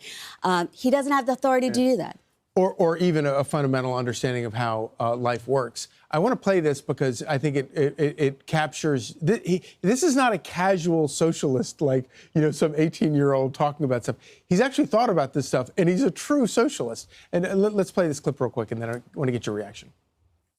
You're a proud democratic socialist. Do you think that is a platform that would work for other candidates running in other parts of the country? Absolutely. I think ultimately this is a campaign about inequality. And you don't have to live in the most expensive city in the country to have experienced that inequality because it's a national issue. And part of how we got to this point was through the endorsements of Congresswoman Alexandria Ocasio-Cortez and Senator Bernie Sanders, who've been leading this fight against oligarchy across the country. And you can hear him talking about wanting to rework the way distribution of wealth is done, as if that happens through the government and the government is going to create a grocery store. And if that's not how it's done, or if that can't happen, why are you worried? It's not up to the government to offer social safety nets. What are you, fucking stupid? What is this, communist vuvuzela? What are you, out of your freaking mind?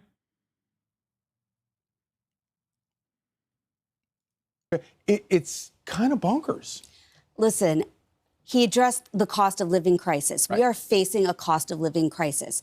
But the way forward for Americans and the way forward for my party is to find concrete solutions, to find ways to lower the cost of living for everyday Americans, and not promise to be Santa Claus and give everything for free when you can't.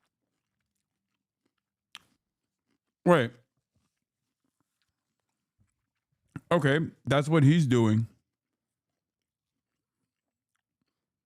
We need to find a way to cut the cost for everyday Americans. No, not like that. It seems like you want to actually cut the cost for everyday Americans, and I don't like that.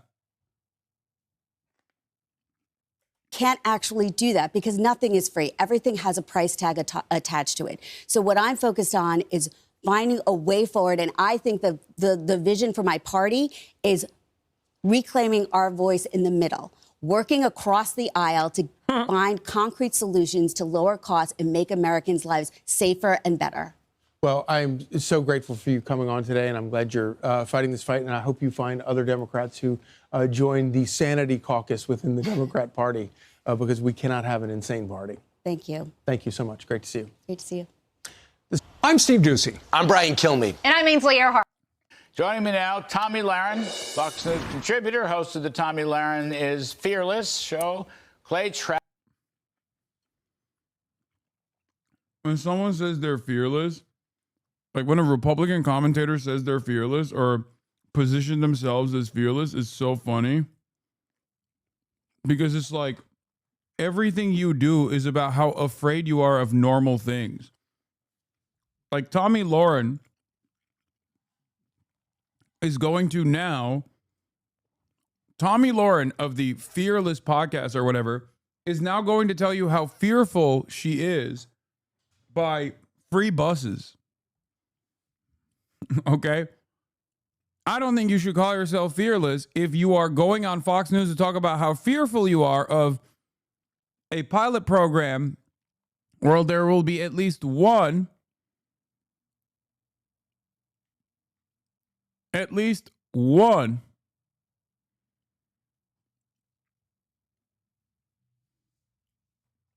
hold on. Sorry.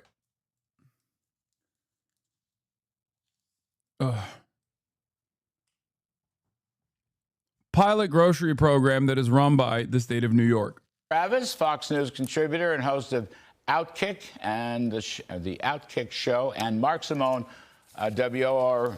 Dude, it's kind of crazy how fucking Tommy Lahren was on a goddamn rocket ship when I first encountered her racist ramblings. A lot of people don't know, but I made my name initially. Oh my God, what is this hair? What the fuck? I made a name for myself by like actively going after Tommy Lahren's videos and dissecting them piece by piece. That was when I first went viral in like 2016, 2017. That was my first career move. A lot of OG fans remember that probably and know me from that back in the Facebook days.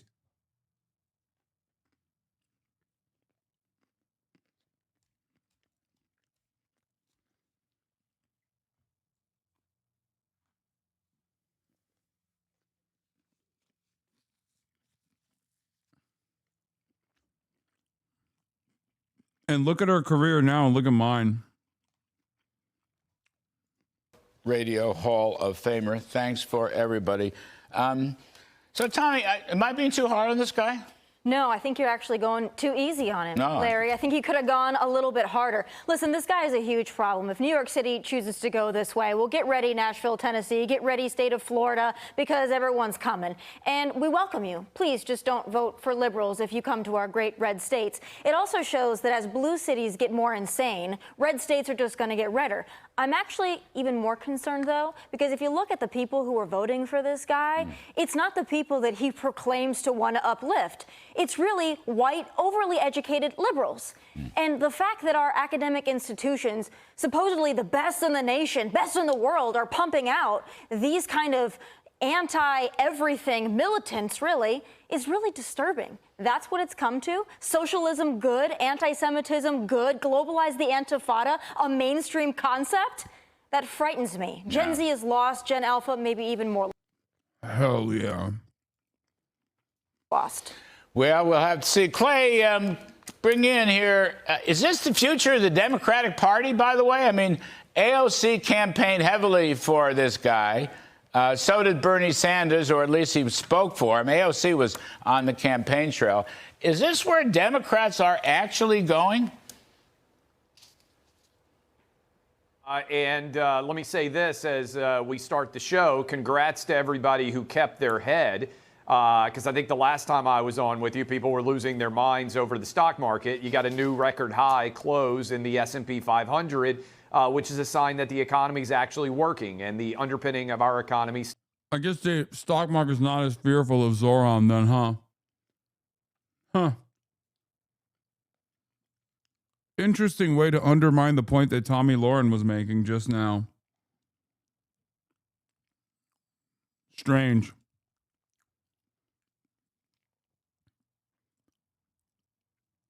It's just like, because if Zoran is this like radical revolutionary figure that's going to assassinate, decapitate Wall Street leadership, I suspect that the market would move in that direction, right? So what's up?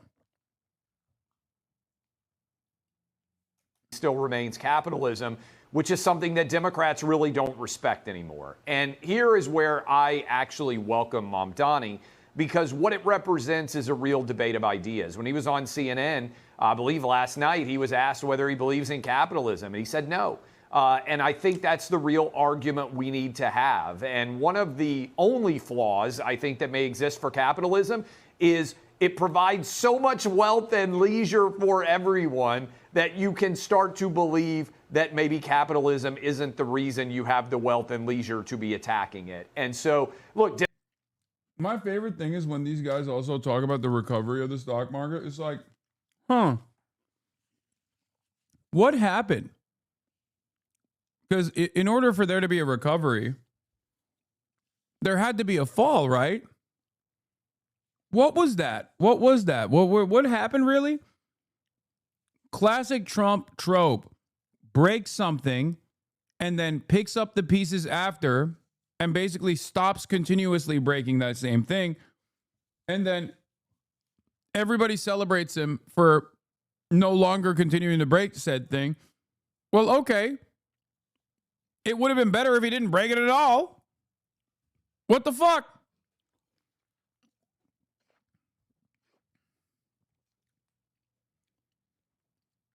It literally is the exact same thing that happened with Iran.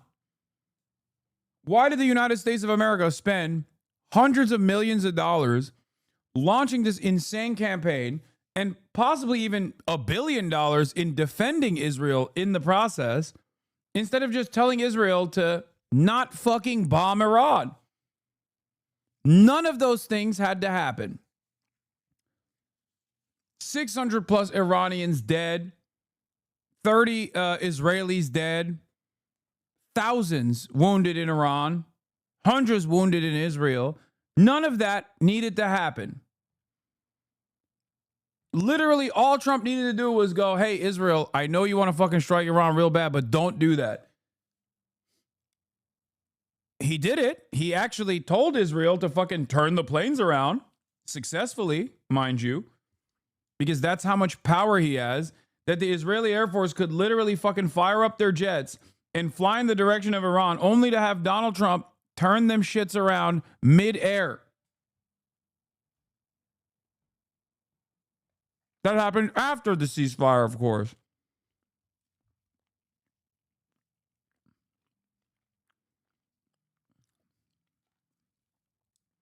My question is, why didn't that happen before the ceasefire? You know? Democrats recognize that Bernie Sanders might play well in Vermont. He might play well in New York City and LA and Chicago and all these big cities that have elected awful mayors. But it doesn't play very well in the rest of the country. And I think we need to get AOC on the ballot nationwide. I think we need to get, if Bernie Sanders wasn't 83, him on the ballot. And allow these rigorous debates to actually take place, because I think Americans understand capitalism is the answer, not the... These guys only say this shit because they know the Democrats will never allow it to happen.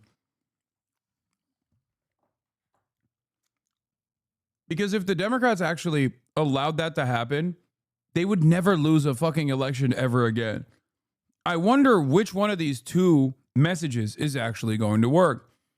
Fake, phony posturing towards social safety nets, or a guy who has dedicated his entire fucking 700-year political career to advancing Americans' material conditions and expanding the pre-existing social safety nets.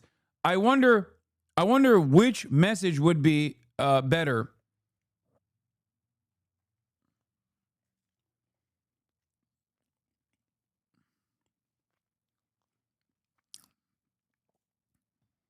Republicans can only say this kind of thing knowing full well that the Democrats will never allow it to happen. foe. But I think a lot of Democrats don't. And that is why they have this internal civil war in their party, which is represented by Cuomo against Mamdani. Mamdani won. I encourage him to represent more of the AOC view. Maybe AOC herself on the ballot in 2028. I'd like to see it. Yeah, well, I have made the same similarly cynical. Considering their reaction to Mamdani's Democratic victory, I don't think they want this. I'm getting a feeling that they don't actually want this, because if the Democratic wishes of the population meant more Zohran Mamdani's winning, I think they would probably kill themselves.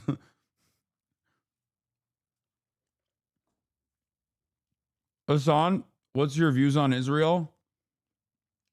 One of the worst countries on the planet. Shouldn't exist. Doesn't have a right to exist. Dismantle it and rebuild it for giving equal rights and equal representation to everyone living there, including the Palestinians that have been pushed away. A right to return.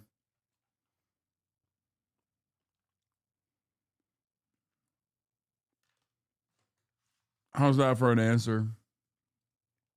You like that one? Yeah, is Israel more like isn't real?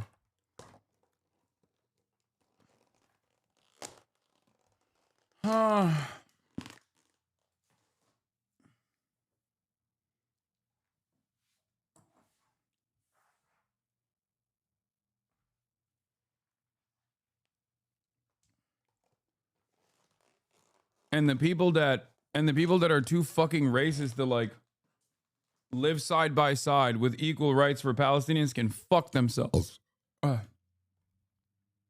Comments myself. But here in New York, Mark Simone, this is the largest Jewish population on the globe outside of Israel. They're going to vote for this guy, for this, I call him Zorro because I could never pronounce his name. They're going to really vote for him? Is this serious? Is he going to be mayor? See, they're not mad at Zohran. They're also mad at democracy.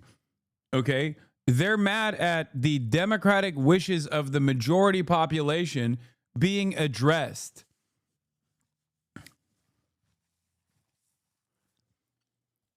Also, I get not being able to say Mamdani to a certain degree, but Zohran, come on, man, just say Zohran. Like, what? That's not that difficult to say. Him going, I don't know how to say that. I say Zorro. That is crazy. But once again, every single time they try to fucking hit Zohran, they end up making him look cooler. That's an even cooler nickname, dude. How is this possible?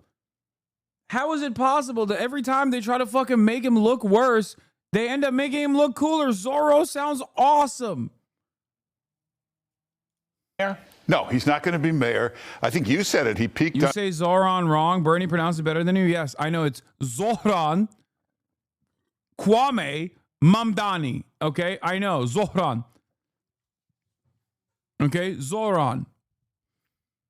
On Tuesday when he won the primary. That's still my view. Yeah, he's not going to go anyplace. Once you start taking a look at it, they've heard about this anti-Semitism. Once you see the tweets, once you see the old video, it's frightening. You know, also... Bro, what's frightening is what you thought you could pull off with this hairpiece. What's frightening is that there are probably 10,000 Americans that tune into your radio show, not realizing that the decision-making process that you have is so fucking busted that you put that hairpiece on thinking no one would notice. Okay? I'm sorry. That's ridiculous. So if you hate rich people, okay, but this is what we do in New York. It's a city of Wall Street, of hedge funds, big corporations. It's one of our main industries. It's like if you want to hate cars, great, but you can't be mayor of Detroit. If you hate big business, you can't be mayor of New York. He's got nowhere to go but downhill. You know, that's it. Just on that point. I'm going to come back to you, Tom, but hang on. Just on that point. I interviewed Eric Adams yesterday on the show, and he made some really important economic points. Now, I know his performance is a very mixed bag, although I think he's improving for time, but whatever. Yeah, he's improved. Since the Trump administration basically dangled his pre-existing Department of Justice prosecution over his head.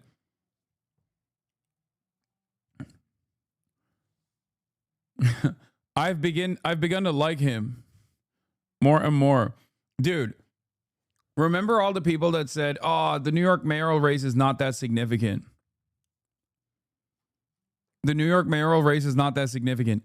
Look at how much one Democratic primary victory has whipped up panic.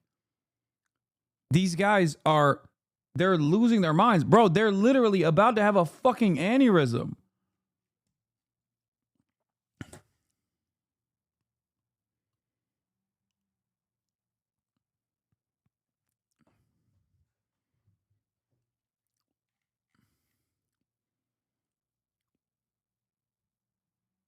Zorro, legitimately an old school boomer era hero. Small. Yeah, I mean, literally, Chuck Schumer almost died after congratulating Zoran. Chuck Schumer was hospitalized. That is not even a joke. That literally happened. Maybe the events were not related to one another, but in my headcanon, considering that there was no window of time between Chuck Schumer tweeting out a congratulatory tweet on Zoran and then him being hospitalized, I'm afraid I have to assume that those two events are absolutely related. He tried to kill him because of all the anti-Semitism. Yeah, that's what happened. Zoran is so anti-Semitic that his aura, his mere presence as this anti-Semite was enough for Chuck Schumer to almost die. Real estate, buildings that are rented out, okay, little brownstones and little homes, little small apartment buildings in, Brooklyn or the Bronx. Those people who are not rich, okay, I'm going to leave color out of it. I'm just going to say they're not rich, would get hammered by this guy's policies. In other words, he's no friend of the minorities. He's no friend of the poor or the low-income people. That's why I think he can't win. No, all these policies backfire. You should always remember that if you're a Democrat. They decided nobody has to pay the broker's fee if they rent an apartment. Landlord has to pay it. Mm-hmm. Instantly, the price of every apartment went up 15% to cover that. So it backfires on the people. It never works. So he wants to defund the police. Okay, let's just start. This is like a repeat of the Summer of Love, right? Fires burning up in Minneapolis, in Portland, in Seattle, and elsewhere. Here too, I do not understand how New Yorkers can vote for someone who wants to defund the police. I don't understand that.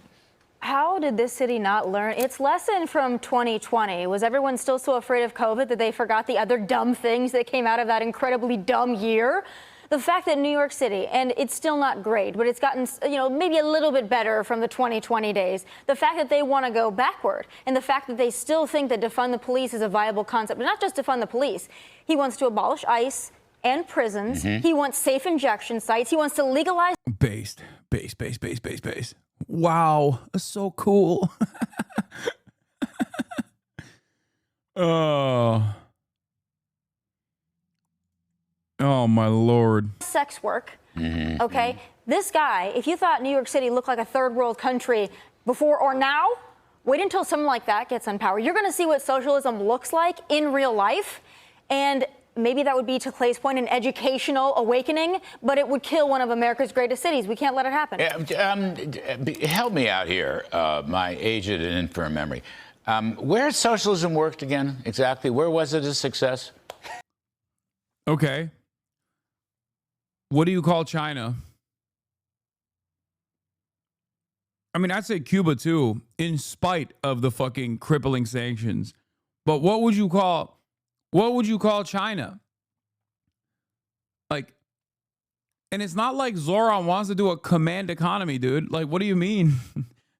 I wish he had that power. He doesn't. Okay. But what is really frustrating about this is, like, these guys point to countries that we have fucked up, countries that we have punished, countries that we've destroyed, to say socialism doesn't work. Okay?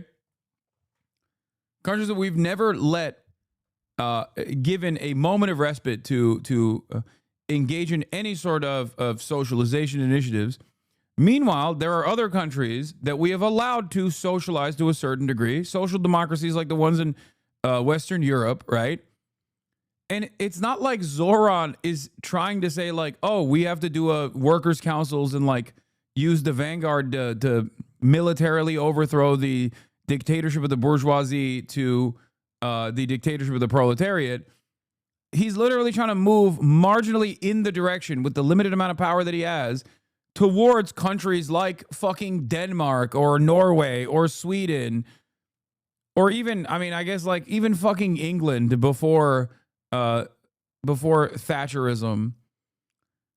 Like that's it. That's all this guy's trying to do. And these guys are like, well, yeah, I mean, well, think about what has happened to socialist countries. Look at Venezuela. It's like, what is that? Is that a threat? Are you going to do a coup in New York? Is that what you're saying? Are you going to strangle the New York economy with the hopes that this kind of fervor doesn't, this kind of successful socialization initiatives don't actually take root in the hearts and minds of Americans broadly?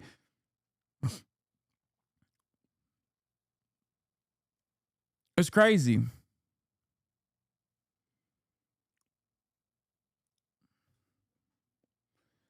Talking to a local farmer dude this morning about this, I brought up China as an example. He said China won't last. Your grandkids won't know the work China as a country. What? They're on their way out. The brain rot is rampant. Yeah, I mean, of course. Random dumbasses are gonna be like, yeah, China's any day now, it's gonna get destroyed. Oh, come on. Is it nowhere? Is that possible? And yet... Could you explain why you like China to someone uneducated? All I've heard is an authoritarian state and scary, you know. I am not well read on the topic. Ooh, my favorite. I wish there was like one video that we could point to. Okay, I'm just going to say this. Even development, rapid urbanization, high-speed rail. What else? Yeah, I show speed videos. Command economy, punishing billionaires when they fucking do fuck shit. Even punishing party leadership when they do fuck shit. Laboo-boos. Immense support for education initiatives. That's another good one. Almost universal home ownership. That's another good one. Everybody has a house. Think about that. Major steps in the direction of renewable energy.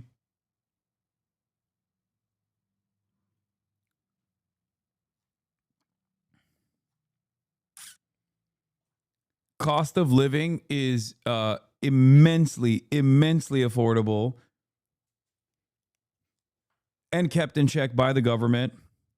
Very little interest in a military war style intervention all around the globe.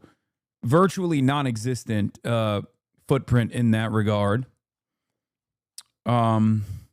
Technological superiority in numerous sectors over the last 15 years as a direct part of Xi Jinping's 15-year plan.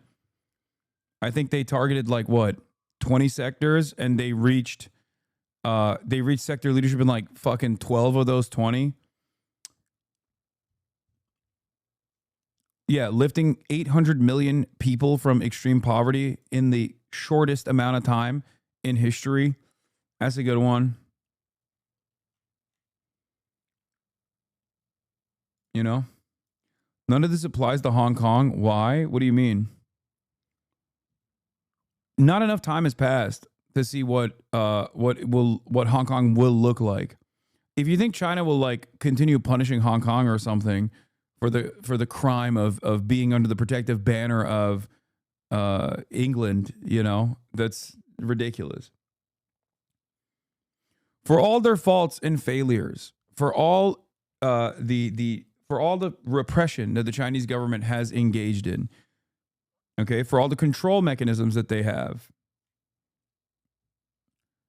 the one thing you can't say is that they don't work to make sure people's living standards are improved year over year to the best of their ability in a way where that, because they understand that this is the most effective way to stamp out dissent. And it has been an incredibly successful way to stamp out dissent. In Howard Beach today, I found the two Mamdani voters a couple. They both seem to imply that they thought he ran to Cuomo's right and he was an Italian American because he's from Astoria. That's a joke.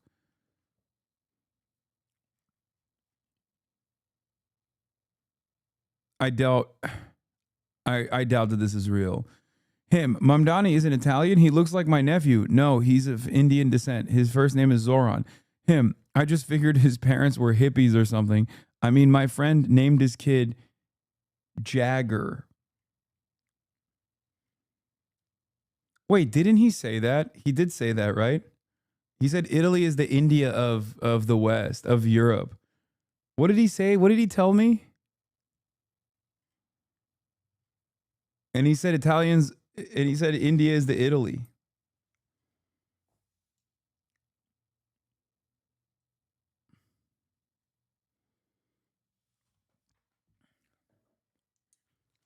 Oh my God, I just realized Mamdani does sound like it could be Italian, and he does look Italian as fuck. Oh my God. He said India is the Italy of Asia, and Italians are the Indians of the West. He said Indians are the Italians of Asia.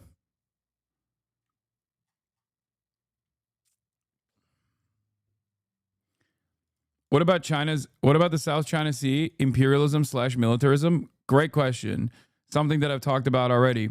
There is a joint security cooperation with every single country in the South China Sea with the exception of one. That country is the Philippines. Do you know why the Philippines do not want to cooperate with China in the joint security partnership in the South China Sea? I think you know why. I think we all know why. This is not colonialism or imperialism. You can say that as far as extraction of natural resources that are far too close to the coastline of other countries is certainly questionable for sure. But if America engaged in imperialism of this sort, I would have much more limited critiques of American empire.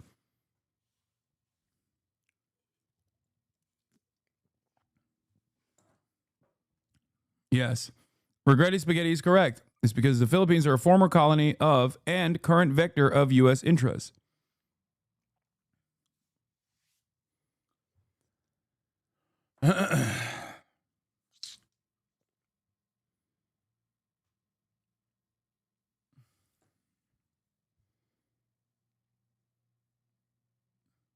China uses ballistic iron bars to attack free democracy ships of democracy trademarked in the South China Sea.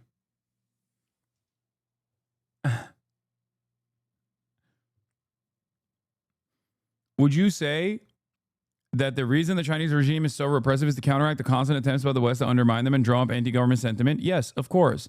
Do you think they would have more room for social progressivism if the West had friendly relations with them?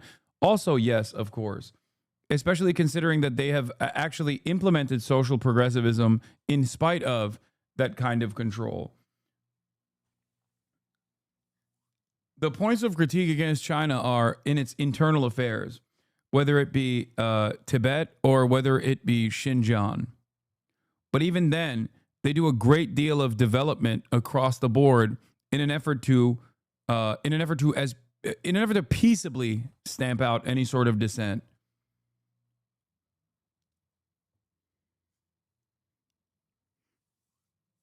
Yeah, the 9-dash line is not a demarcation for Chinese territorial water. The foreign minister clarified that in 2020, but no West media reported it. It doesn't even matter because the Chinese ambition in the South China Sea is not born out of the extraction of natural resources, even though there is some of that happening as well, as far as I understand.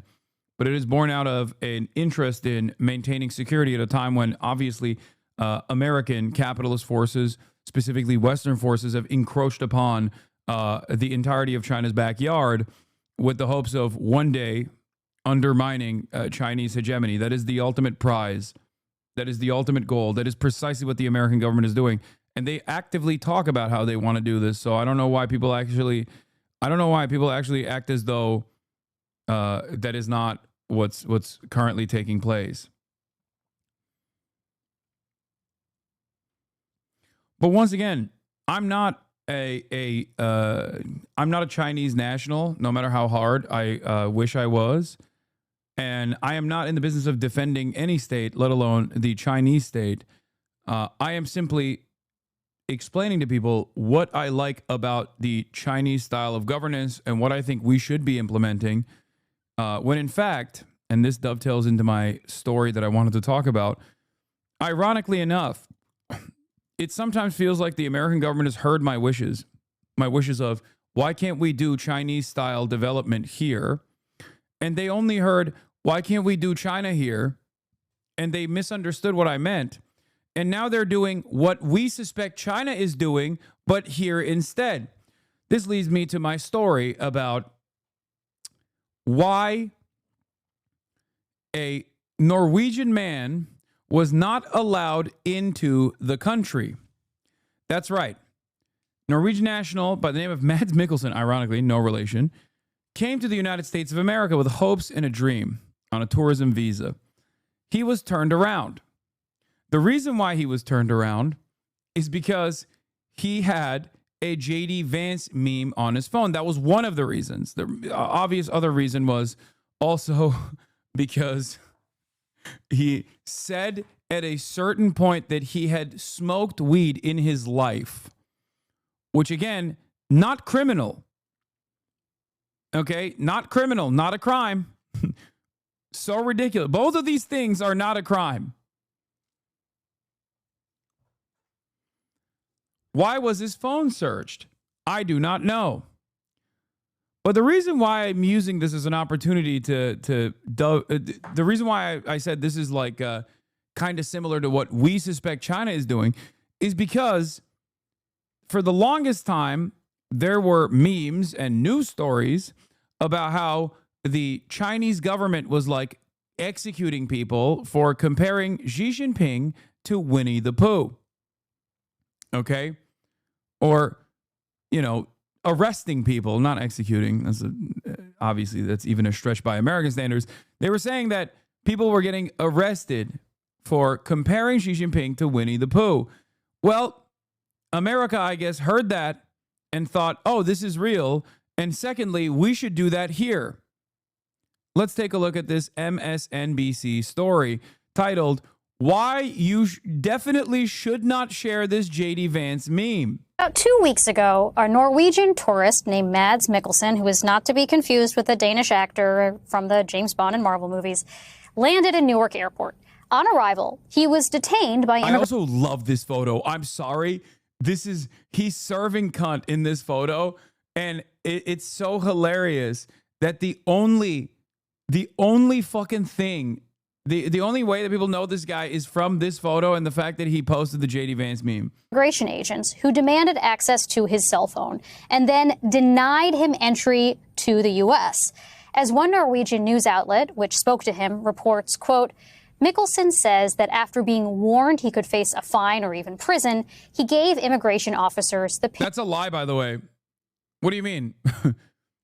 No, just turn me around. You can't just like keep me in permanent detention for refusing to give an ICE agent my phone. Like what? God, cops lie so much. It's so fucked up. It is so fucked up. They could technically detain him, but it would still be illegal, okay? PIN code to his phone. He was then confronted with its contents, pictures the officers found questionable. In particular, a meme of U.S. Vice President J.D. Vance portrayed as bald and a private photo of a pipe. Specifically, Mikkelsen says the immigration officials objected to this viral meme of the vice president depicting him as a bald baby. This and hundreds...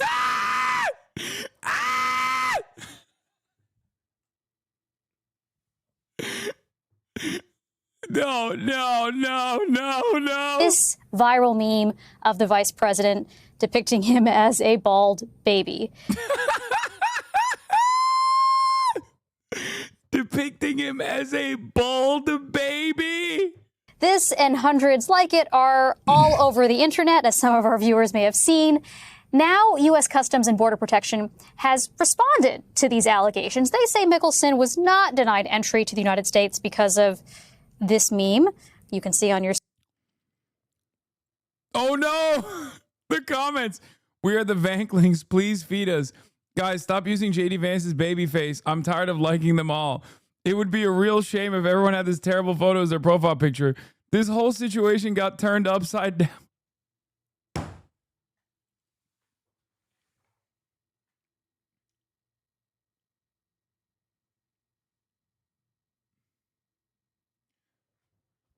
Oh my God. This is the most soy way of doing Adolf Hitler shit. Like, straight up. Screen. CBP says that it was over, quote, his admitted drug use. Mickelson says that he told the agents he smoked marijuana exactly twice in his life, once in Germany, once in New Mexico. But not everyone seems to believe that explanation. And if anything, suspected censorship of the Vance meme may have brought even more attention to it, which can happen in cases like this. Yesterday, Democratic Senator Ron Wyden of Oregon shared the viral meme of Vice President J.D. Vance on social media. And in fact, that meme, the one you're looking at right here, even made its way to the floor of Irish Parliament. We're watching a major incursion on freedom of expression, unthinkable in a Western democracy. This week, a young Norwegian tourist detained by ICE at Newark Airport and sent back to Oslo. Why? He had this meme on his phone, Minister, a meme depicting Vice President J.D. Vance as a baby. I mean, extraordinary, extraordinary. That a young person with this amusing meme on their phone depicting a public person, that this would be used as an excuse to detain him for 5 hours and then deport him back to Oslo. Again, DHS and CBP deny that's the reason. But, you know, just in case they are not telling us the full story here, please, dear viewers, I hope you take appropriate precautions. I strongly recommend that you do not try to cross the border with this meme on your phone, or this meme, or this meme, or this one. No, there is, dude. By the way, this is ours, right? Like, this is the mind lolly shit, right? Like, this is like, I feel like this is our impact. Or was that the OG? Like the, oh, I've dropped mine lollipoppin'.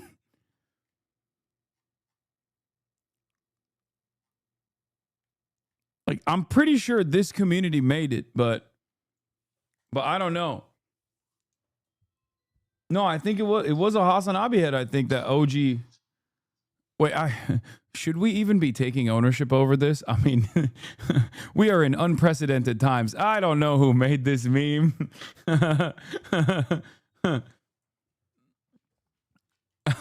Nah. We didn't do that. Come on. The creator feels like Oppenheimer. Oh yeah, this was the OG. For every 100 likes, I will turn JD Vance into a progressively apple-cheeked baby. I apologize to the Norwegian man detained by ICE.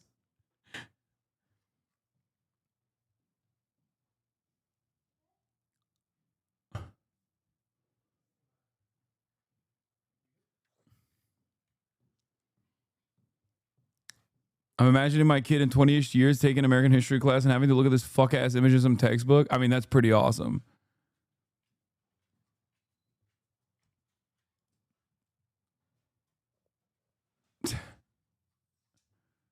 Amazing.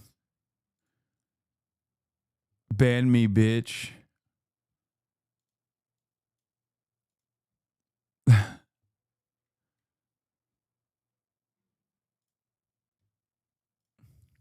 absolutely nothing funny about. I'm only taking ownership of the mind lollipoppin' one. I'm saying this community was the mind lollipoppin' one, not the other ones, obviously. And it came after, I think, the whole JD Vance looking like a baby. I think it was around this, or was this the original? It was around the same time as this meme for sure. but the mind lollipopping. About having any of these on your phone. We are just looking out for your own safety here.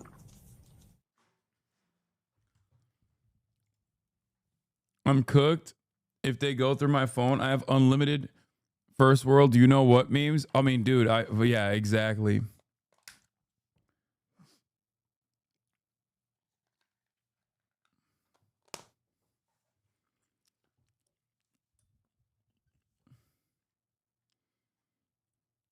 Does this mean I have to delete the JD meme? Me think me guan take my own life? No.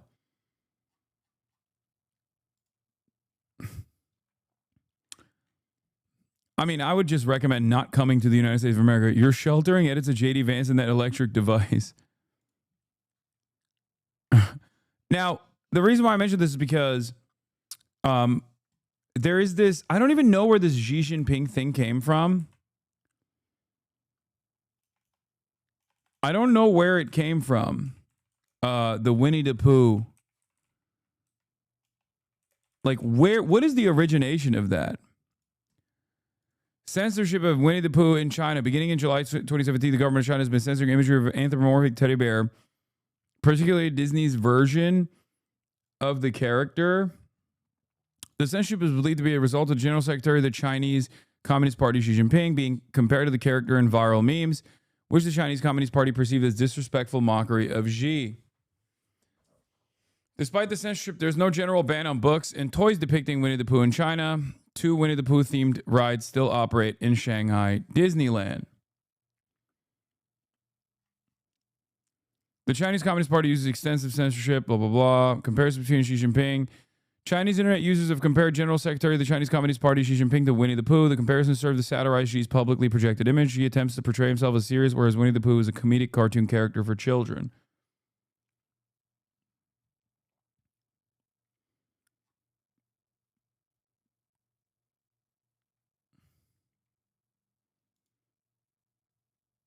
Always looks like a German boy whose lollipop fell on the ground and is covered by ants. Wait. I don't know.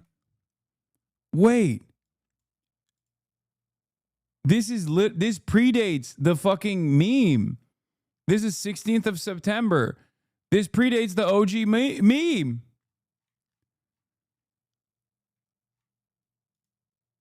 Oh my God.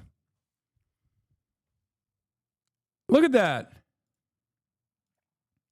Yeah, that wasn't me. I don't know. I would never take ownership of such a disrespectful thing. It was just,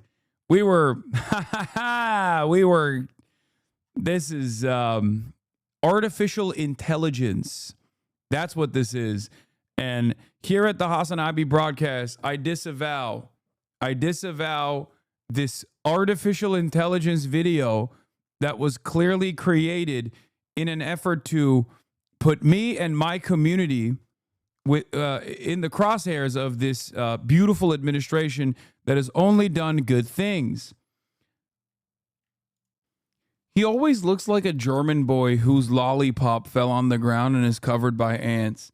I don't know how else to describe JD Vance. Like, he just has that like typical like 60s, 70s like German child look to him.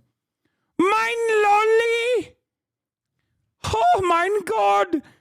Mein Lollipoppen! I love the Trump administration. I look at my hat. Look at my fucking hat. Clearly.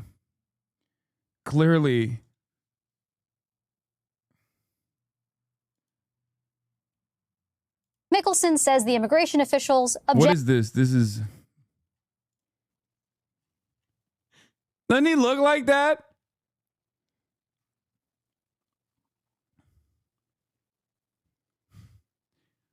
I'm Daddy's little boy.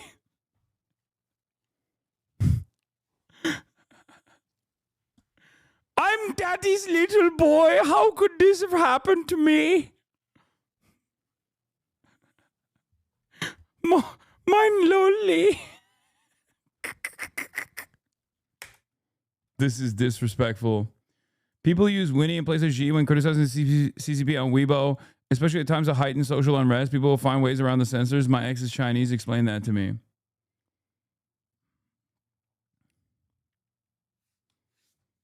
Now we know why I lost global entry. This is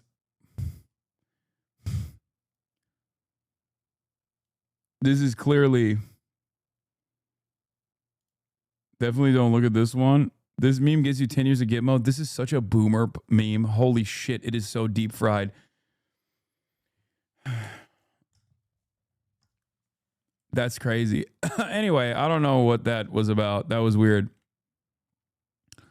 Comparison between the cartoon character and Xi Jinping date back to 2013 when the Chinese leader visited Barack Obama in the United States. An image of two leaders walking was immediately compared to that of the bear and his friend.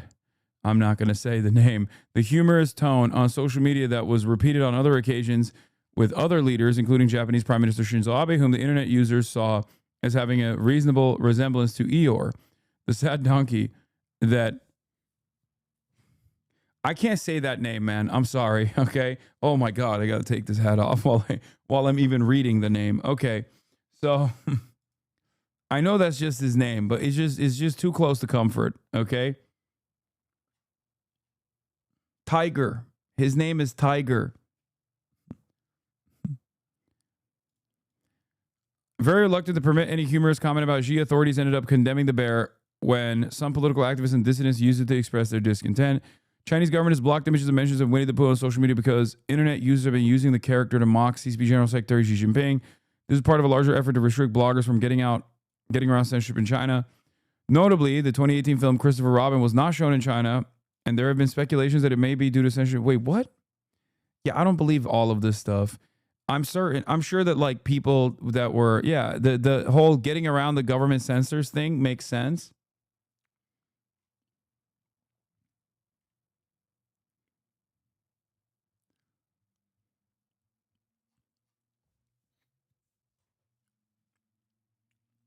But even then, it doesn't seem like they were, denying people entry into the country after checking their fucking phones to see if anyone had a Xi Jinping photo that looked like Winnie the fucking Pooh. So going back to that original, going back to the OG, America looked at what China is doing and decided none of the good shit, only the bad shit, only the shit that we think China is doing, we should do here. Fantastic. Not a single leg to stand on here, by the way. Okay? It's these allegedly smart people. I mean, this kid went to college. His father's a college professor, a very radical left-wing one. It didn't work anyplace, did it? Maybe that's the problem, though, is over-education. If you look at it, the people that voted for Kamala, the people who voted for this cat, overly educated, stupid people. Uh-oh. With no street smarts. They really are. Clay Travis, Tommy Lahren just brought in Kamala Harris. Now, there's an interesting segue. That goes back to my first point. Is this the new Democratic Party? By the way, a lot of Democrats around the country have embraced this guy, but none of them in New York State. Not Gillibrand and not Schumer, our two senators, rather indistinguished. Not Hochul, our indistinguished governor. They're staying away from this guy. But around the country, I'm seeing a lot of Democrats pipe up in his favor. So I'm going to give you one more shot at this, Clay Travis. I wasn't entirely happy with your first answer. Is this the face of the new Democratic Party?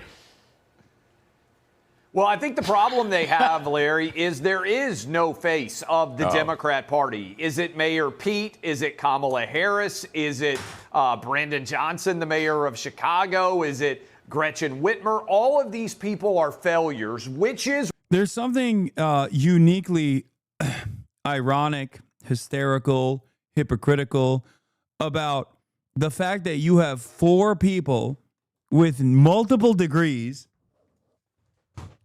that now have 6, sometimes 7-figure salaries, telling the average high school graduate that they shouldn't get educated. Okay? All of these guys went to libtard university.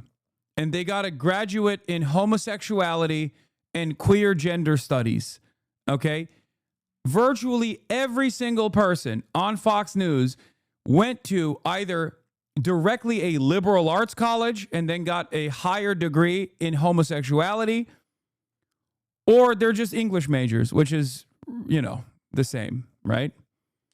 And now they just sit around and earn 6 figures, sometimes 7, to tell motherfuckers in the Midwest and in the South that they shouldn't go to college at all because they also, and their children should be going to college either, while also simultaneously complaining about how expensive college is anyway. Okay?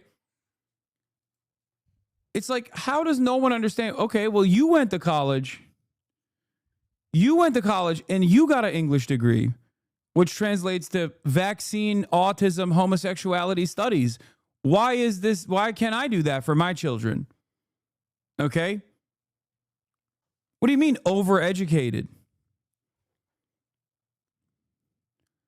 Doesn't that make anybody go, maybe they don't want me to get an education? It's weird. Just odd, you know? Just the odd thing. Is why I believe the Democrat Party representative Clay Travis, he graduated from George Washington University, Washington, D.C., followed by Vanderbilt University Law School in Nashville. in 2028 is going to come from outside the world of politics. I think everybody has such awful policies that they have endorsed, Larry, that they can't win in 2028. I think the grand poobahs of the party are aware of it. I think they're going to draft somebody who is not currently in office because all of the ones in office right now have the same toxic touch and taint of 2020 on them. Yeah, also there's this too. Great time for the American government to wage war on its universities. I swear if every top official in this administration, the congressional leadership were all paid agents of China, they wouldn't be doing anything differently than what we're doing now, including this war. 8 of the 10 research institutions in the world are now Chinese, according to the 2025 Nature Index, the authoritative ranking on this. In 2020, just 5 years ago, 8 of the top 10 were Western.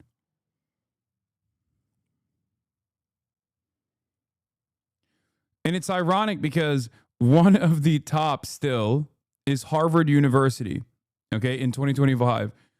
Trump is actively combating Harvard University. Like, the only one that cracks the top 10 that is number 2 on the list, and Trump has it in its fucking crosshairs. Fantastic. In what planet is Harvard a top research university? The fuck? Come on, dude. Come on. Stop. Like, that's ridiculous, dude. If there's one thing that America had going for it, it was the brain drain as a direct consequence of basically sucking up the wealthiest and the smartest fucking people that wanted to go to college. They would come here. That's the one good thing we had going for ourselves here in the United States of America. Like, America objectively has some of the most prestigious institutes of higher learning around the planet. Okay?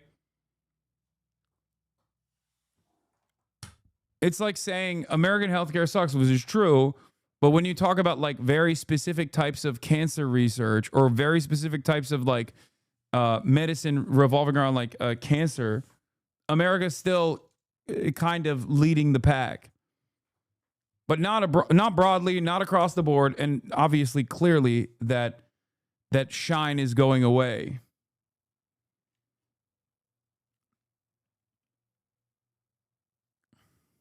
MIT is out from the top 10. I guess we didn't have that many fucking American colleges in the top 10 anyway to begin with, even in 2020. And China was already on the rise. Holy fuck. Look at how many Chinese universities in 2020 were in the top 10 still. Jesus Christ. And Stanford.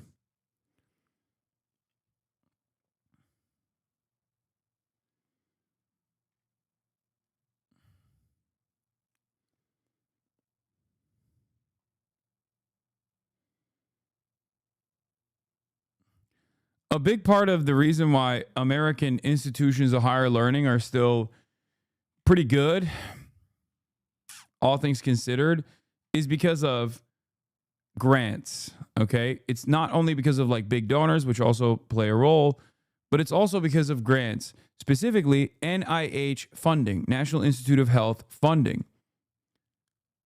Donald Trump has decided that if every single Institute of Higher Learning doesn't do a loyalty pledge to Israel, they will have their NIH grants cut. This is fucking insane. What is this? While screaming socialism. And what does that, Drucker, I think an economy in America, while screaming socialism.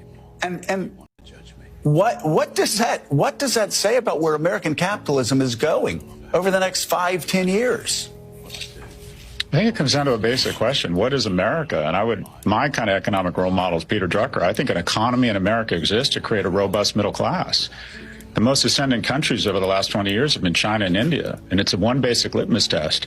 How many people are you bringing into the middle class? The greatest innovation in history is not the iPhone or the semiconductor, it's the American middle class that beat back fascism in the middle of World War II, has financed and built the greatest innovations, whether it's radar, whether it's the internet, whether it's vaccines. The middle class in America is the greatest innovation in history. And people like to fall back into this right-wing notion that it's naturally self-healing. It's not. It's an accident in history. Typically throughout history, you have a small number of people who weaponize government. They're very talented. They aggregate power. They weaponize government, and they aggregate more and more spoils. And then the good news is it's self-correcting. This level of income inequality is usually self-correcting.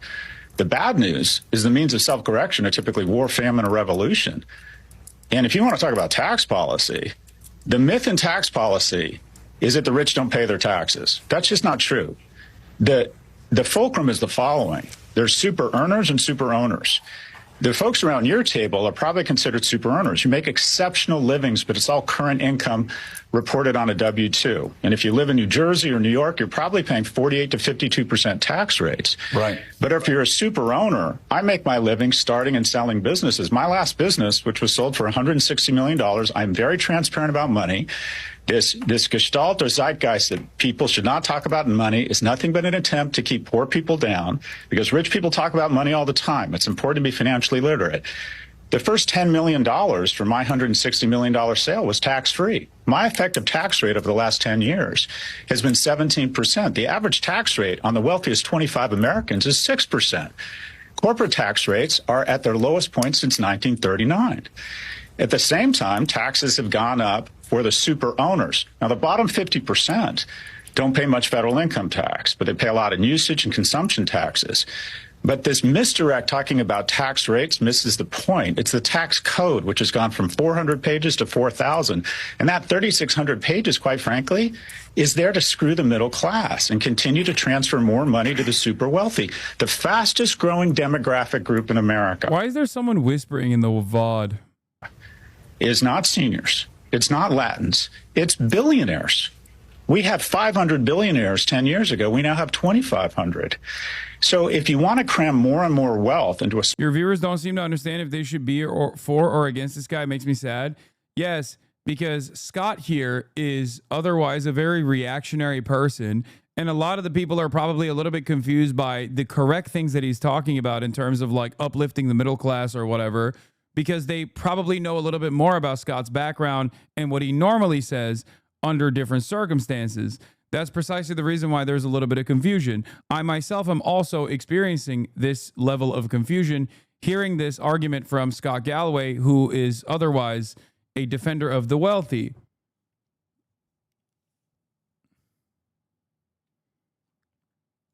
To a smaller group of people, we're on our way.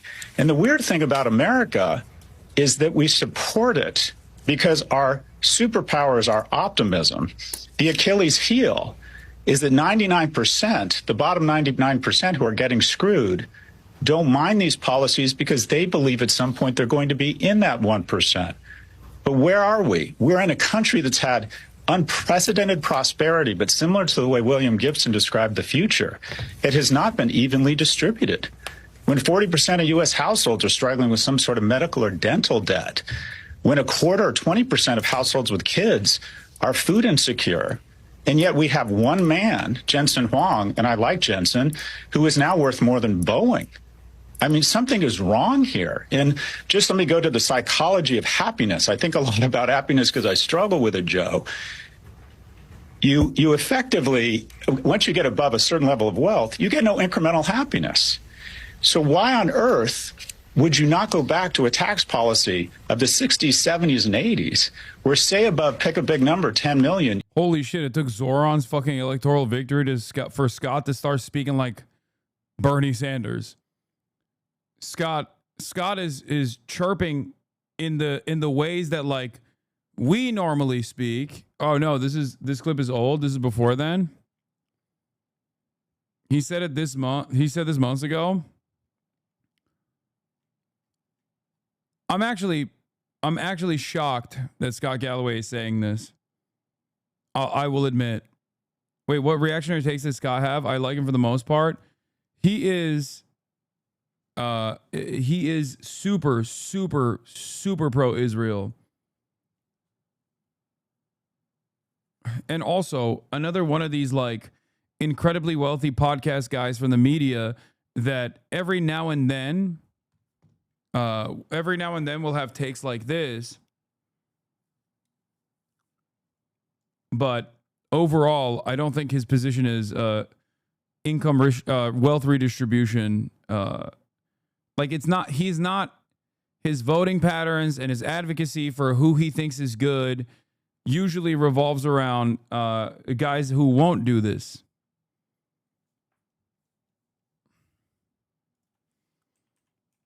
It goes back to the same like social democrat betrayal dynamic that we sometimes see, especially from European social democrats. Let's see who Scott actually advocated for in the New York mayoral race. Let's see. Because like a guy that says this, right? A guy that says this is supposed to be in the fucking tank, right? He's supposed to be in the tank for Zoran Mamdani, right? Well, here's 4 months ago from the Scott Galloway subreddit. Scott's endorsement of Whitney Tilson for New York City mayor. Any New Yorkers in the sub wondering what you're thinking about the mayoral candidates who have announced so far? Scott mentioned last week, I think on Pivot, all the podcasts are starting to run together in my mind, his support for Whitney Tilson. I've been following the early candidates fairly closely, and I'll admit I like Tilson's platform better than his competitors, but the idea of another hedge fund multimillionaire trying his hand at politics grosses me out. Do you understand why I say Scott Galloway talks about income distribution or wealth distribution and income inequality, but his ultimate goal is still to not do that, and he will stand in opposition against things like that in moments that it matters? This is another glaringly obvious example of such. Scott for years has yapped a bit about his an ideal goal, but his process for reaching a more equal wealth distribution is usually brain dead incrementalist neolib shit takes.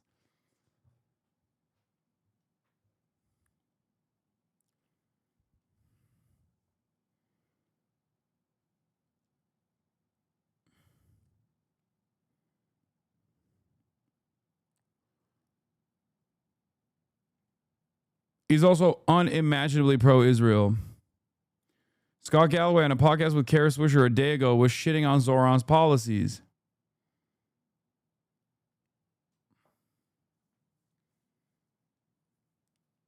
He's just a sophisticated capital owner that misunderstands the game. No, I would say that he understands the game. He's a sophisticated capital owner who wants to extend and expand the welfare state so that the fucking working poor don't recognize the class war that they are victims of and rise up and completely overhaul or completely overthrow the system. That is what it is.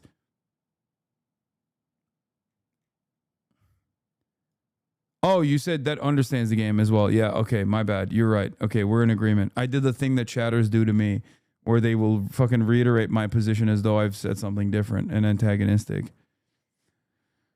Apologies.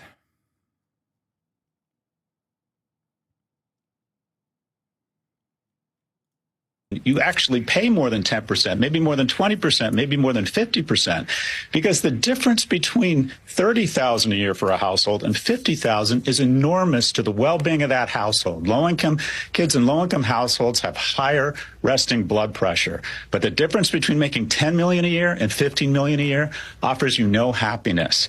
But these individuals have weaponized government, and we risk revolution, whether it's CEOs being murdered in the street, whether it's a Me Too movement that had righteous components of it, or Black Lives Matter. What are these movements? They are targeting the wealthy. We are in the midst of a series of small revolutions to correct income inequality. And the reason we put an insurrectionist and a rapist in office is because for the first time in our nation's history, a 30-year-old man or woman isn't doing as well as his or her parents were at 30. Why? Because the majority of households are having the oxygen sucked out of the room, such that a small number of individuals and a small number of companies can be worth more than nation states. Income inequality is out of control. Our tax policy has gone full oligarch.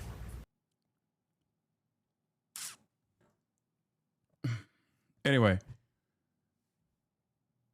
he's very close if he was not so dumb. He's not dumb. He understands the necessity for reforms so that the inevitable end to capitalism doesn't come in. He's a person who I would say perfectly understands how capitalism works. He's just a capitalist who understands class war and wants to conduct class war. Well, wants to continue conducting class warfare. And the most effective way of conducting class warfare is by keeping the working class. The most effective way of conducting class warfare is what America has done thus far, which is to silence some of the more radical elements while simultaneously offering enough breathing room and enough treats to the working class so they never revolt, so they don't actually fucking push back or don't ever recognize their living standards and their conditions.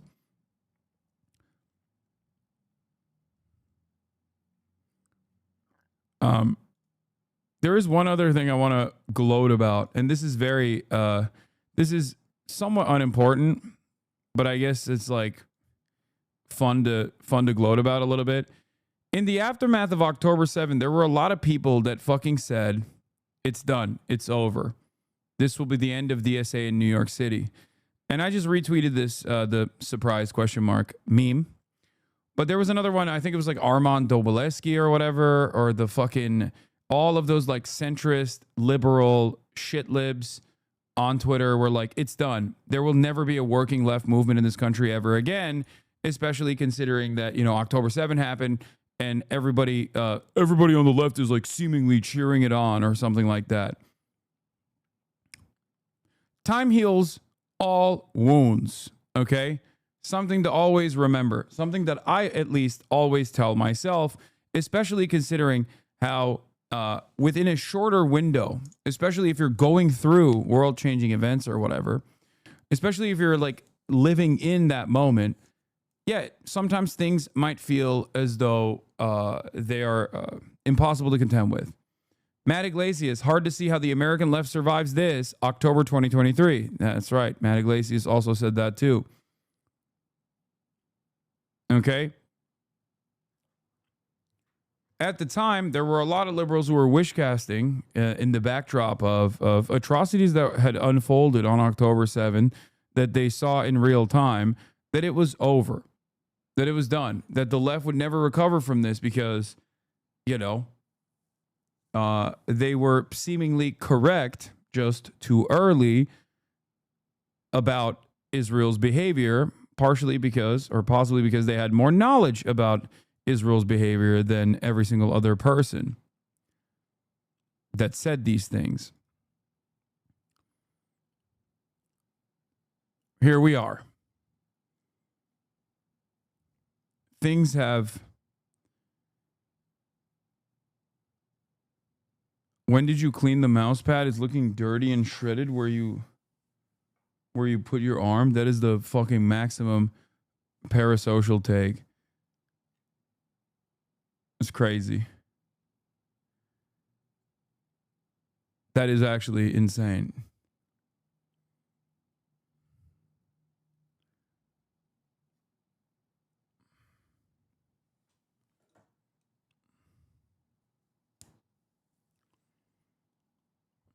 All of those guys were wrong. And guess what? Not only were all of those guys wrong, but the reason why they were wrong, they don't even understand. The reason why all those guys were wrong is because the left does have a real position here. They have real values. They have real goals. And if your goal and your cause is just, you can't just like wish cast it away. You can try and repress. You can try and oppress. You can try and push back. But ultimately, the effort to redesign society in a way that yields to more equitable outcomes for the working class will eventually make its way to the hearts and minds of the general public. That's it.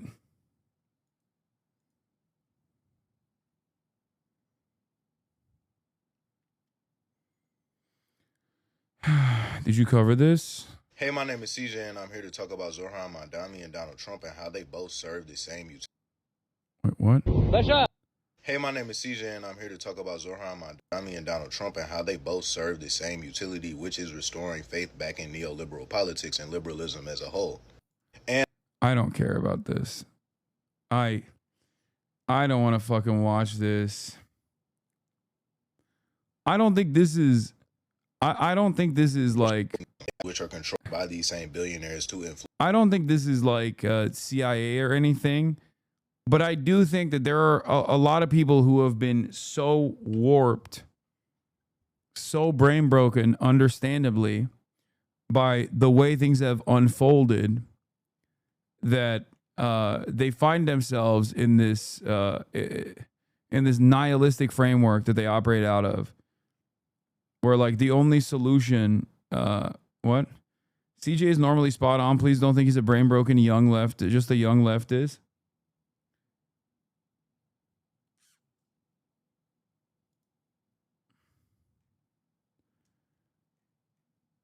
Wall Street Journal is a weirdly positive profile of Mamdani today. The improbable rise of Zohran Mamdani.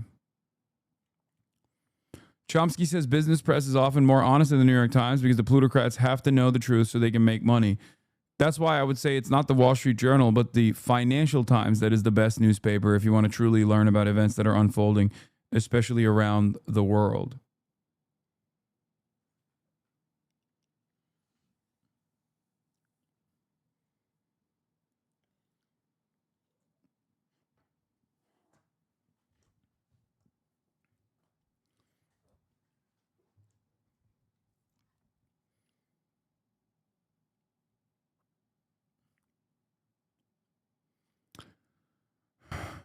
Norm talked in an interview why Obama comparison is bad, is not giving enough credit. Obama called his win a trick.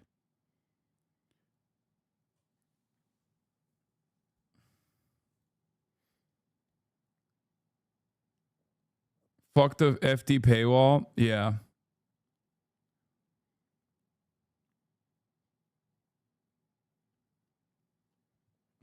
Oh, this is the Felix Biederman take against people who are constantly saying they're like autistic or schizophrenic.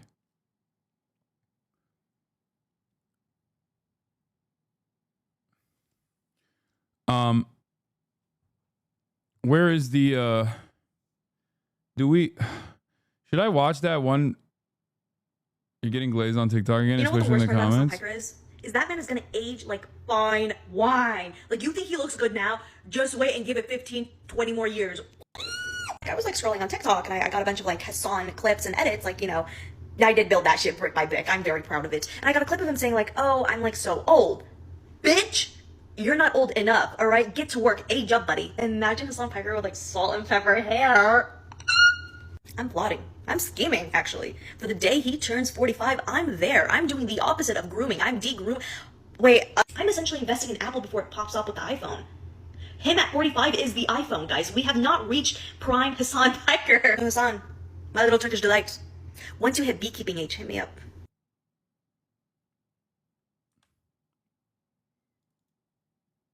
Okay.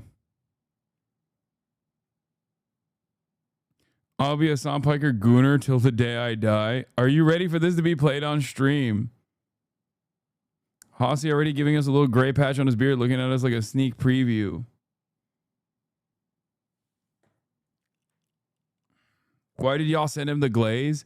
This actually made me feel good because of course, I'm on the internet. And as someone who's on the internet, there's constantly new 20-year-olds popping up doing Face Clan memes and shit like that. That man is going to age like... And I'm losing my dynamism in my old age. Can't wait for you to go bald. That's crazy. You wouldn't wish that upon your worst enemy. That's fucked up.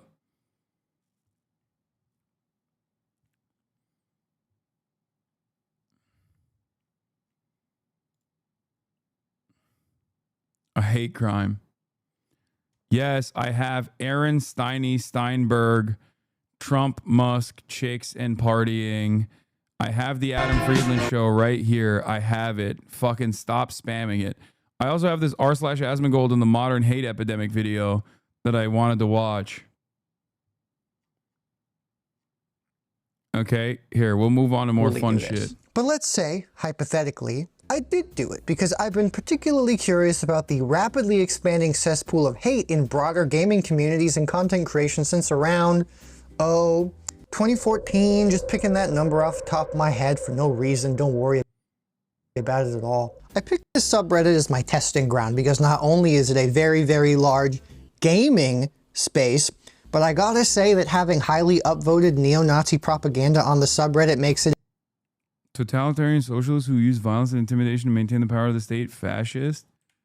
Wait, hold on. But I gotta say, the same, only gayer, anti-fascist action. I love the fucking centrist, like, anti-Nazi Nazis. They're so funny. Like, this is a uniquely American position.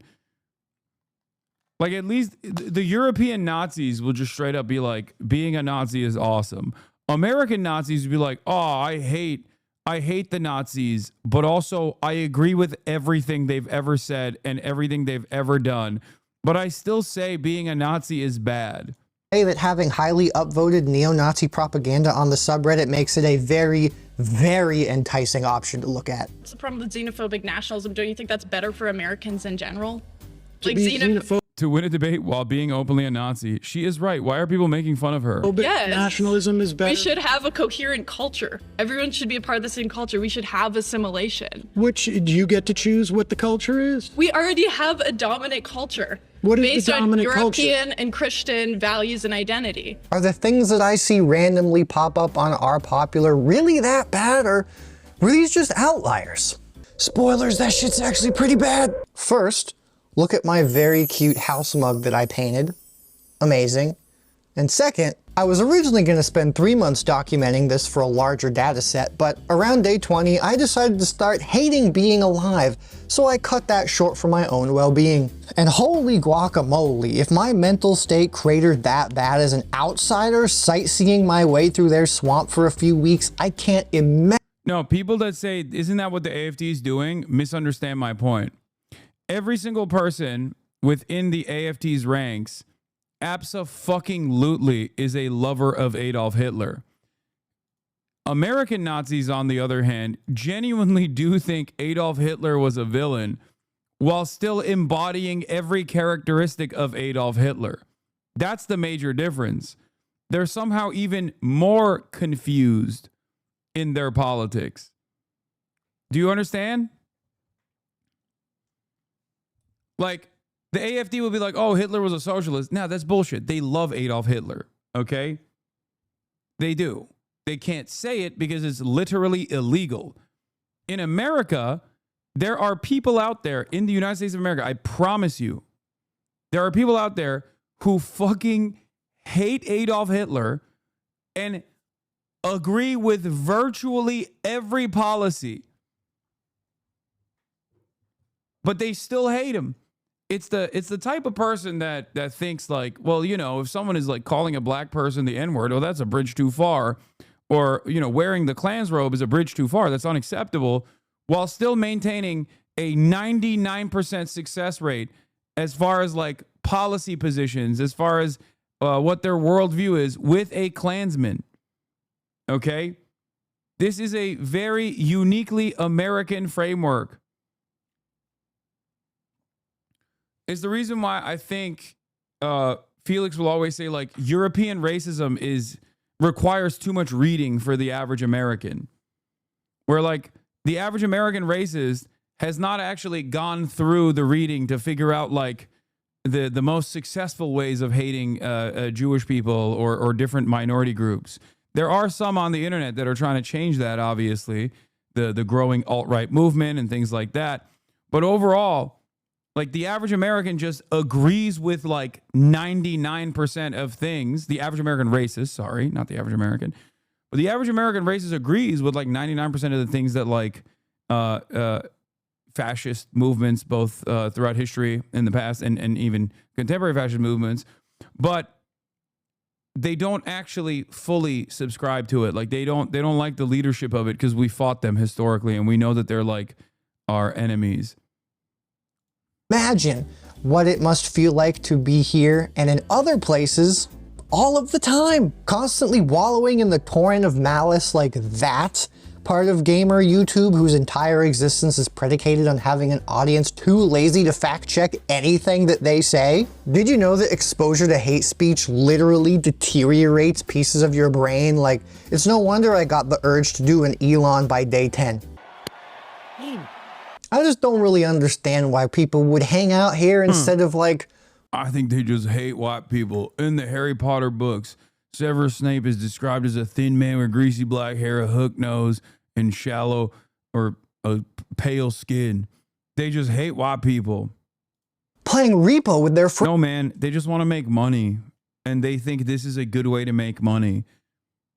It probably isn't a good way to make money regardless.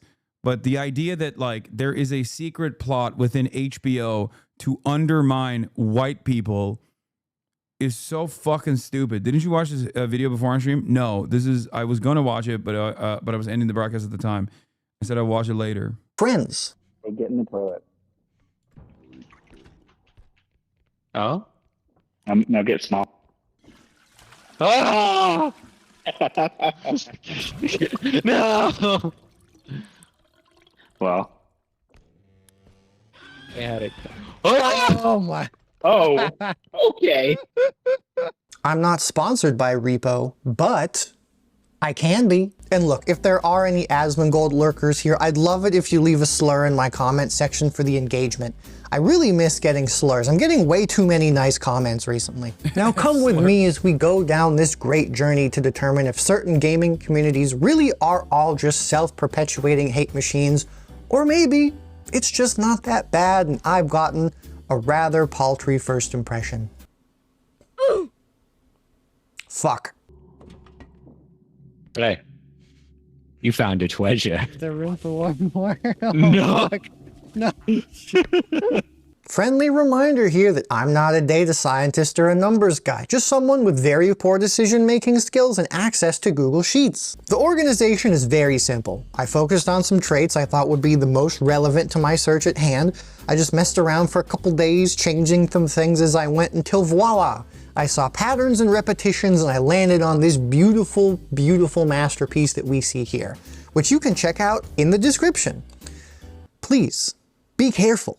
It's nasty in there. Obviously, since hate was what I was looking for, I have a checkbox for if a post is hating something. Obviously, we got to break down the hate by flavor, so we got a column to point out some obias and isms.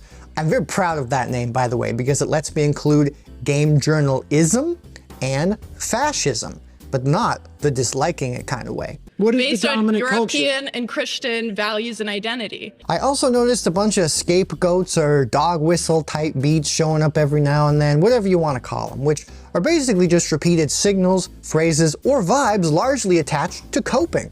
For example, here we got the good old East and West complaining about women. In this one, we got some straight up White Lives Matter energy because people are mad that they cast a black dude as Snape in the new Harry Potter show.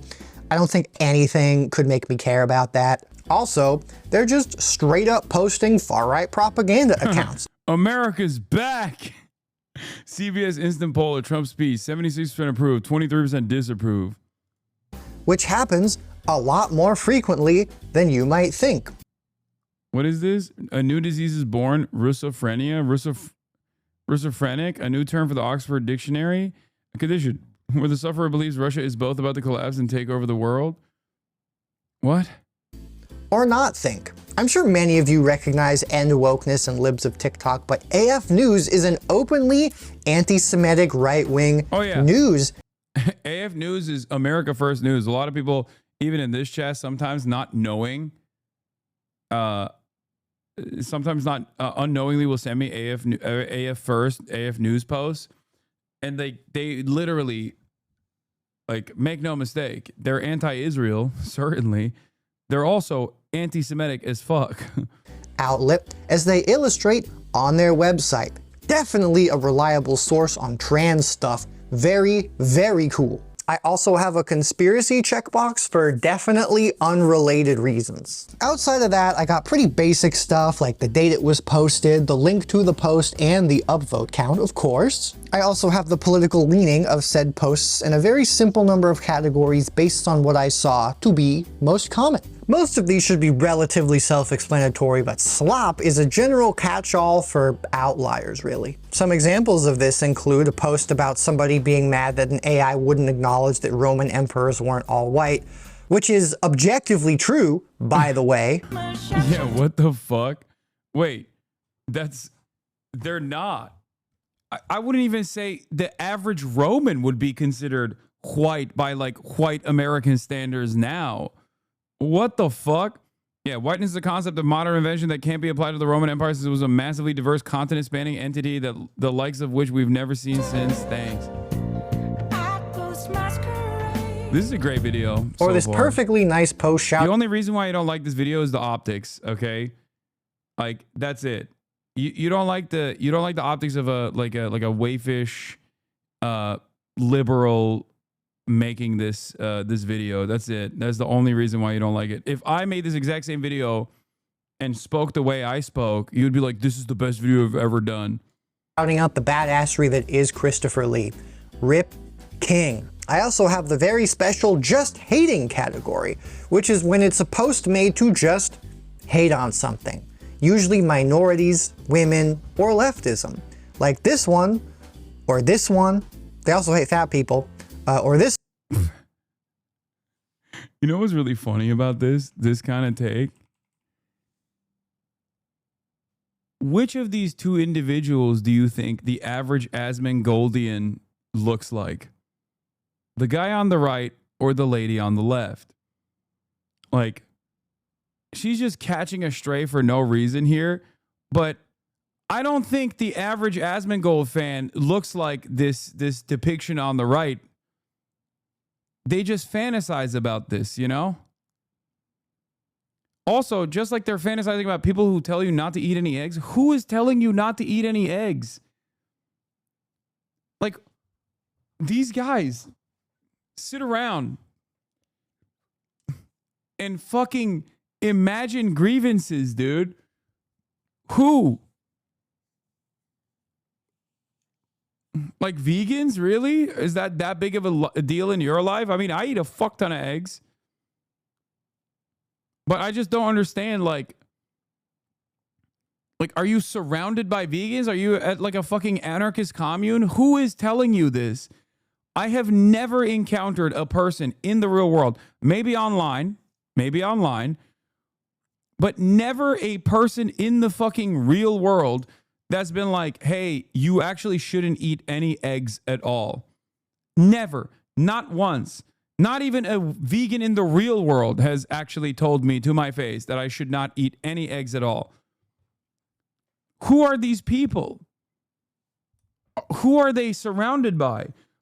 Of course, I've also never encountered a person that's told me to eat 12 plus eggs a day either, because I'm pretty sure that would be bad.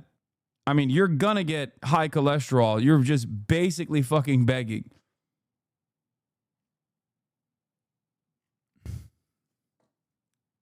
Or this one, hating diversity. Or this one, just projecting. Because Twitter is Twitter for pedophiles. And because I'm a charitable person, I also included a nice category, which is when It's just a post about something nice, something positive, not at the expense of something else, like the Christopher Lee one. And I'm sure you'll be. She's a health minister of Belgium who said not to eat eggs from certain farms that were poisoned or some shit. Wait, that's what they mistook as like a like.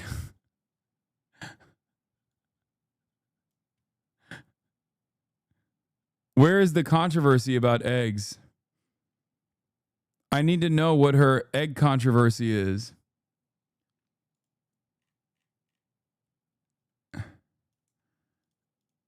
Now I have to look this up. Now I have to find this. Like, public health minister. This is the Brussels Times. Public health minister speaks up on the egg scandal. The minister of public health, Maggie de Block, says she's very preoccupied and monitors the situation of contaminated eggs closely. I monitor the situation very closely as it concerns our health, declared the minister. AFSCA, Belgium's Federal Agency for the Safety of the Food Chain, announced yesterday the results from a second opinion taken from samples from one of the currently blocked 86 companies in the fipronil, can't fucking read, scandal reveal a content exceeding of the European safety threshold. As a result, the minister has asked for the immediate additional measures from AFSCA, including blocking all the laying hen farms whose eggs were previously analyzed by a laboratory, which was contradicted by the second opinion. So that's it? This is something that happened in Brussels 8 fucking years ago? 8 years ago. In Brussels, the public health minister at the time said, you'll get fucking sick if you eat eggs. Our batch of eggs is contaminated or have a higher degree of I guess, fipronil than our food safety standards allow.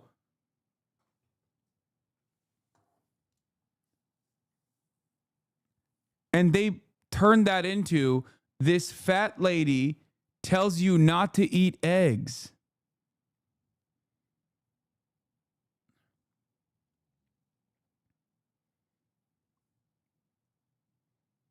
The only IRL asthma viewers I know are anti-vax, RFK ride or die, so this tracks. But wouldn't RFK also not want insecticides in the egg supply?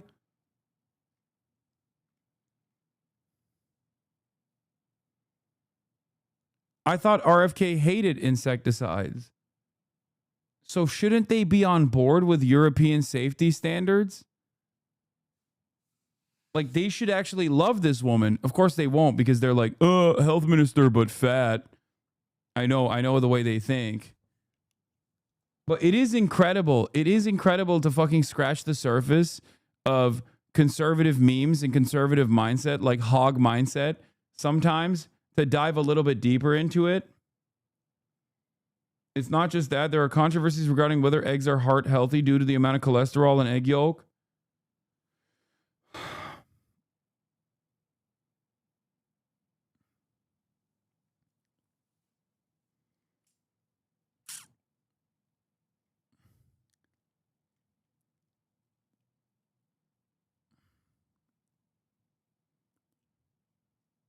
Be very surprised to know that out of the over 200 of these, I found 7.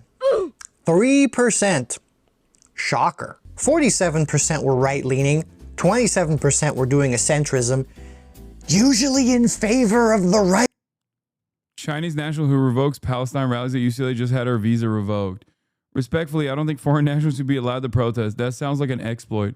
Wonder how that would go in our own country. This is one of my favorite types of comments because it, on the one hand, is celebrating America behaving like the other country that they're fantasizing about, but also simultaneously saying the other country is wrong for not allowing people to protest. So it makes no sense. It's like whenever people go, oh, Hasan, bitch, you couldn't say that in Turkey. Yeah, bitch, that's why I'm in America, saying it in America. And here you are saying America should resemble Turkey. This makes no sense. Also, add insult to injury, this story is fake. This is not a Chinese national who organized the Palestine rallies at the UCLA who had her visa revoked. This is an American who was apprehended and then released later. She's not a Chinese national. She's an American citizen of Chinese descent, potentially. I don't even know if she's of Chinese descent. She's just Asian, okay? So these guys saw, I think it was initially like liberals who saw this, because I saw this in like the pro-Palestine side as well. People saw Asian student get apprehended by the authorities. And then the pro-Palestine side said, oh, look, they're doing, a revocation of a visa for free speech. And then the Republicans celebrated it.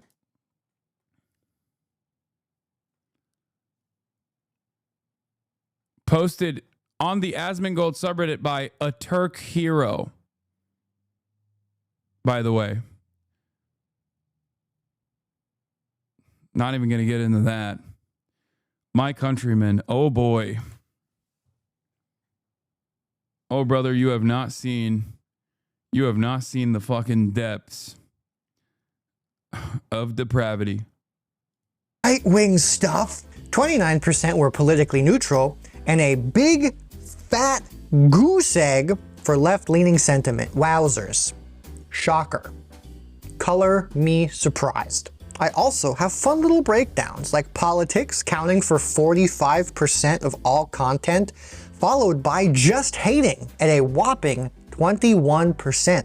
I'm honestly a little shocked that games is only at 16%, but hey, gotta go where the money is these days, right? At least one obia or ism was present in about 69%, nice, of posts, with racism, sexism, and transphobia being the most popular. Scapegoats were in about 79% of the posts, with leftism being the top at a whopping 40% presence. Shout out leftism, let's go. And the number we have all not been waiting for, because I showed it at the beginning, is nearly 90% of posts were hating on something. 3%, a measly 7 were nice. God damn, dude, that's rough. That study about exposure to hate reducing empathy has to be true, because that is the only possible reason why so many people are glazing Elon and the Tesla stuff. Thank God these brave soldiers are standing up for the fraud billionaire as people rightfully protest him fucking up the country.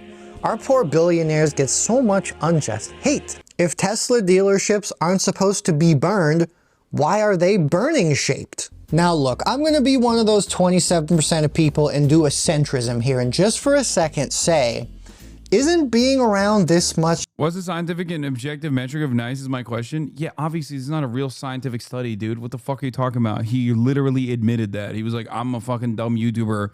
This is not like a serious scientific study.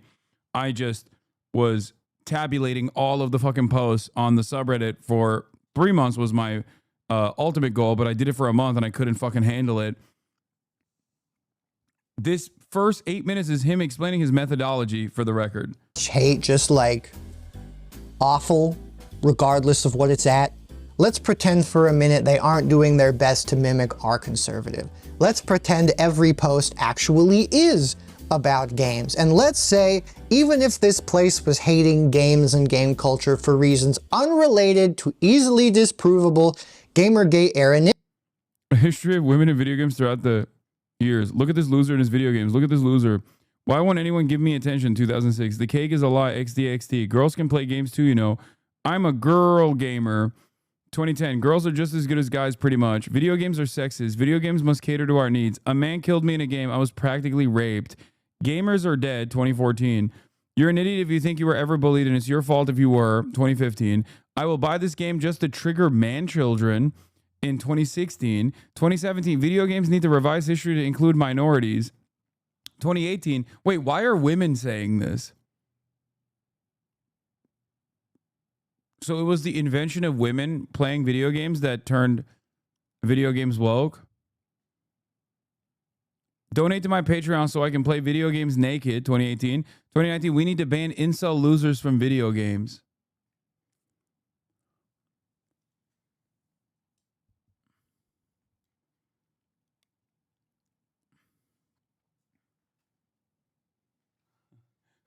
Someone in the chat said woke plus men equals whoa man. Ah, that's right. They shortened woke. Women are woke. Narratives like ethics in games journalism and forced diversity made to take advantage of white masculine nerd culture's latent insecurities due to late-stage capitalism in order to have a plausible cover to force women and minorities out of gaming spaces because of politically unaware gamers are slaves to the market forces and the status quo because it validates their existence without needing them to change themselves. Wouldn't it still be ass to see people hating on things all the time? Hi there, I'm a different Noah. You can tell because my legs are crossed a different way. I'm just popping in real quick to say that some people might say that Gamergate is about ethics in games journalism. This is a lie. A lie that some people might not know is a lie and feel legitimately concerned about, but it is a lie. No, most people just don't know what Gamergate is, and I think it should stay that way. For most normies, they don't know what the fuck Gamergate is. And that's awesome. Because if you know what Gamergate is, whether you're against it or think it's the most important political movement of all time, you are brain broken. I am brain broken. I know what it is, even in opposition to all of the weird shit that they were doing back then. I'm still fucking brain broken. Okay? So if you don't know what it is, you're lucky. But basically, Gamergate, for those of you who don't know, the short and a brief version is exactly what Asmongold is doing right now, but in like 2017. Like literally to a T. Also it was identified by Steve Bannon famously, because Steve Bannon, when he was working at Goldman Sachs, realized the reactionary power of gamers when he got Goldman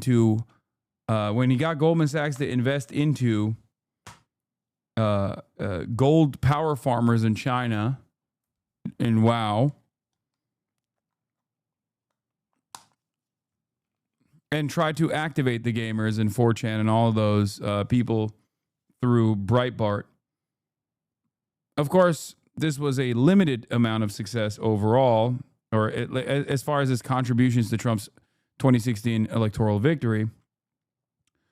But it's still unfortunately a part of history. All right, let's continue. Nonetheless, Gamergate is a very verifiable hate campaign started by 4chan losers against women and minorities in gaming spaces, primarily focused on 3 very unfairly targeted women, in which people tried to ruin their lives. Ethics in games journalism is a cover-up created by the main agitators to reframe their desire to destroy these women's lives into something more palatable for the average nerdy guy in 2014. This is very well documented, and you can see the Yeah, also, Brianna Wu was one of the main targets of Gamergate. That's right. I don't know enough about the background of all of these people, and I don't care to learn about it, but Felix explains it. Felix Biederman of Chapo Trap House will always say, like, she wanted to build like a mobile game with furries in it. And it was this like incredibly convoluted, incredibly complicated process that required a shit ton of funding, and it ultimately failed. And she became famous because she would be like, oh, they want to assassinate me with a sniper rifle for making this furry mobile game.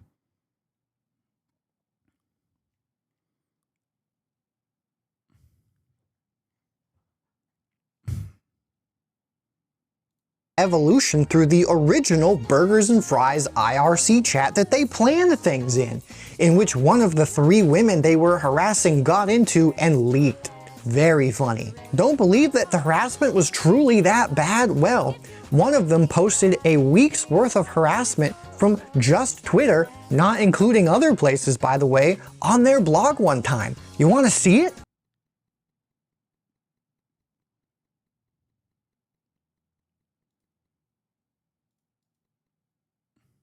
Stop. You do not understand anything about gaming. Death threats are made daily as well as rape threats. Guess what? It's not only women. Boo-hoo, stop crying, you selfish faking bitch, and get over it. Who would rape you?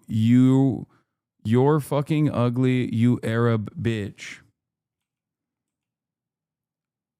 I hope you get raped by 4 men with 9-inch cocks. Hey bitch, here's a bright idea. Stay the fuck away from gaming. Let us do us. We don't fuck with your line of work, so why fuck with ours? This is an anonymous death threat. The only question left is, will fem frequency be R-worded first or kill first or both?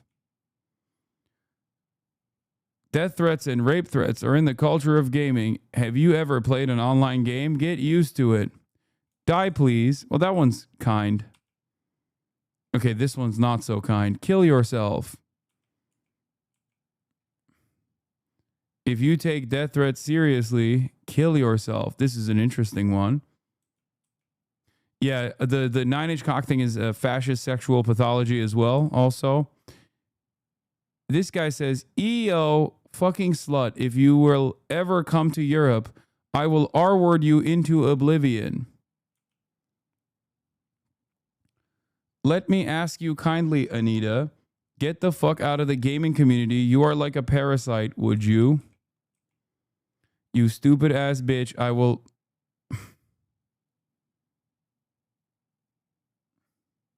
Let's move on. Okay, one more. You can literally die in a hole, Lamau. We are the gamers, you stupidly delusional cunt. No one likes you, Anita Sarkazian, you little bitch. Ahem. Oh, God, Erming. This is Reddit speak. Ahem. You do realize that by speaking out for all women, you are being a complete cunt, right? That guy had a fedora on when he posted that. Please die in a car crash. Get cancer. I have nothing against feminism, but you're one sexist bitch. Please die. That's a... Is that ISIS?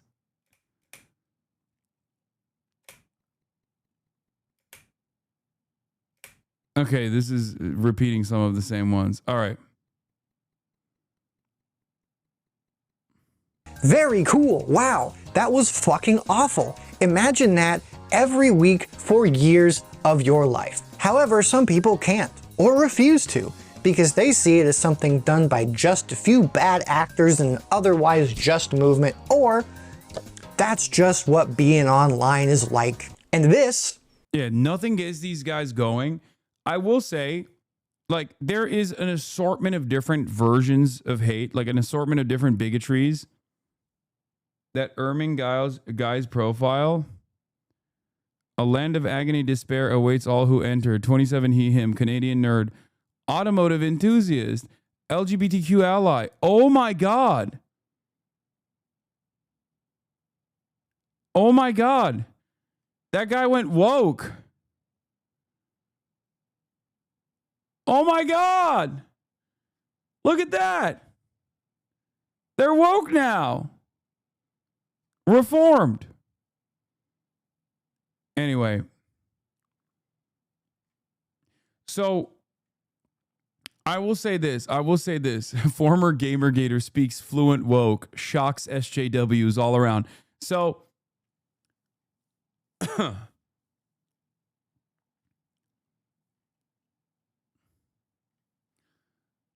what I was going to say is, so a lot of these guys at the time had a litany of different things that they hated. Some were like racist towards Indians. Others were racist towards Muslims. Many of them were racist towards Jews, like all this stuff, right?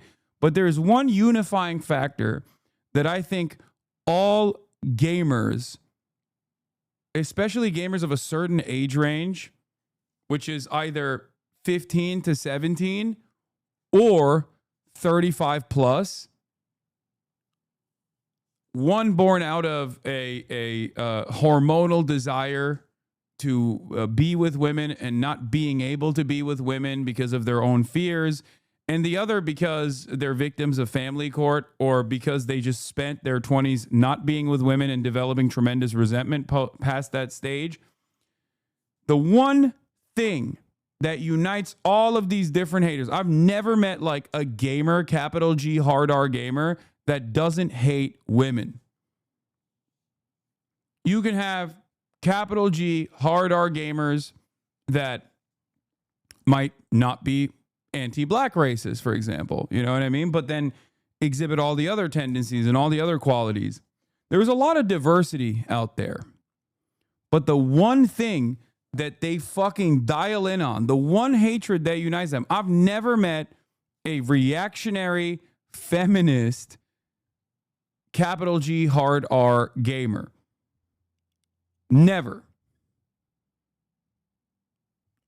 I think that it's a big tent of bigotry, but the uniting principle is women. Okay?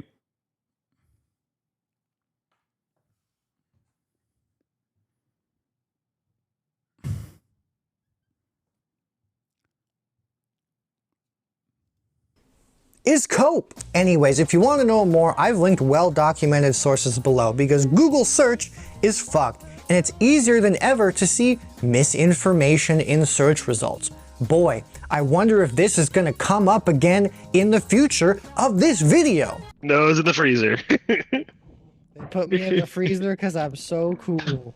And I'm not the only one saying this kind of environment sucks big balls, by the way. Along the way, I found numerous posts on the Asmongold subreddit of people saying that sucks now because the dude spends all his time. This subreddit used to be fun, but now it's been ever since the election unbearable.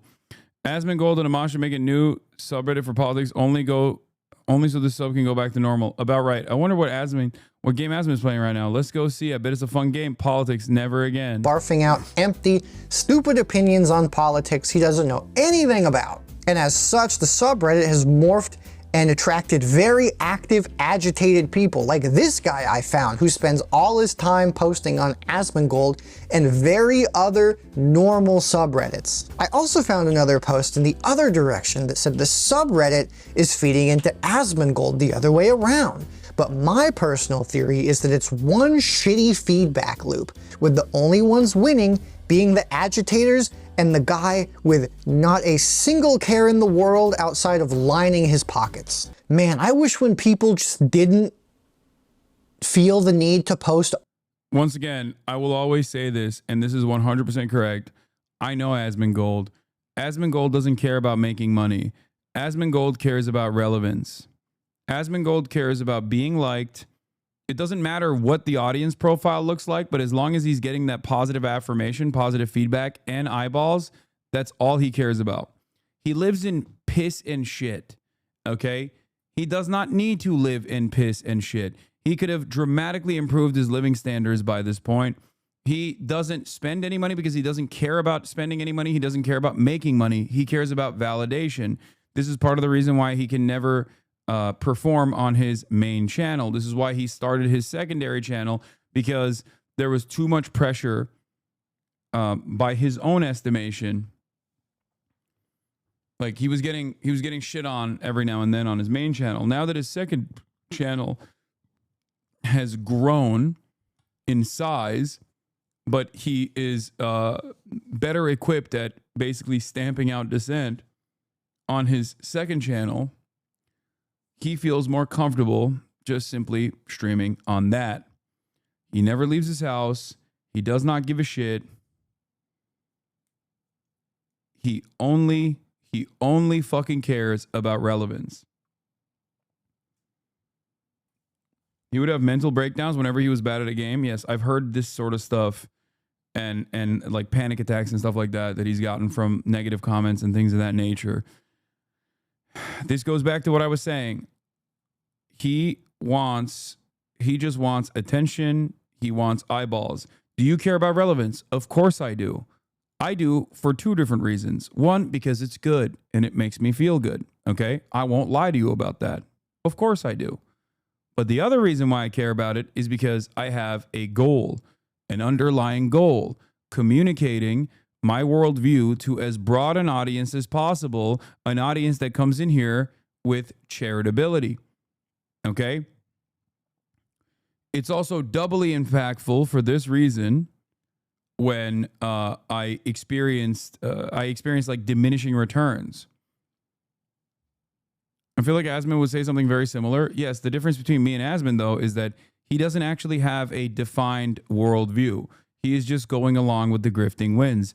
If there was some kind of world-changing event, if we just like magically changed the world upside down and it was communism that was the popular sentiment being expressed, Asmongold would be doing the same yeah-based takes, but towards a Maoist Donald Trump.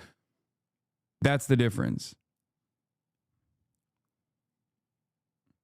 I don't even think he would disagree with that. I mean, I think he will say he's not a grifter because that's not good for his audience to catch on to. My ex was an Asmongold fan, asked why I hate him. I said I didn't. I just think he's being irresponsible with what he says. No research, no real conviction. And it affects a lot of impressionable viewers. Yes. I feel like everybody forgets when he said all that right-wing stuff is entirely because it gets views. He said in his apology Reddit thread when he got banned for calling a genocide, a fan asked him, are the anti-woke videos are going away? And he said, no, they get way too many views. Those are absolutely saying. Yeah. This is also partially the reason why he has this impossible to decipher worldview, where on the one hand, he'll say he likes Bernie Sanders, but also on the other hand, he loves Donald Trump. Make with that information what you will. Why would he both like Bernie Sanders, but also simultaneously love Donald Trump? Because both are immensely popular anti-establishment figures on the internet. It is not because he actually likes Bernie Sanders' opinions on socialized medicine, because if that was the case, then he would despise Donald Trump, a person who has no investment in socialized medicine, a person who does not care about socialized medicine at all. And I think the reason why this heel turn, came about is because he got an endless amount of clout off of his reaction to the Johnny Depp Amber Heard trial. This was when he was like, oh, I can just baste my way into hundreds of thousands of views. He then quieted down and kept doing the anti-woke gaming slant that he was on. Some of those opinions are genuine, I think. But it corresponded perfectly to an audience that was ready to hear someone go based over Donald Trump. Okay? That's it. It was his pivot to right-wing ideology that made him and Techie made me turn to you. Obviously because of Bernie's and Trump's look, smart ass. True.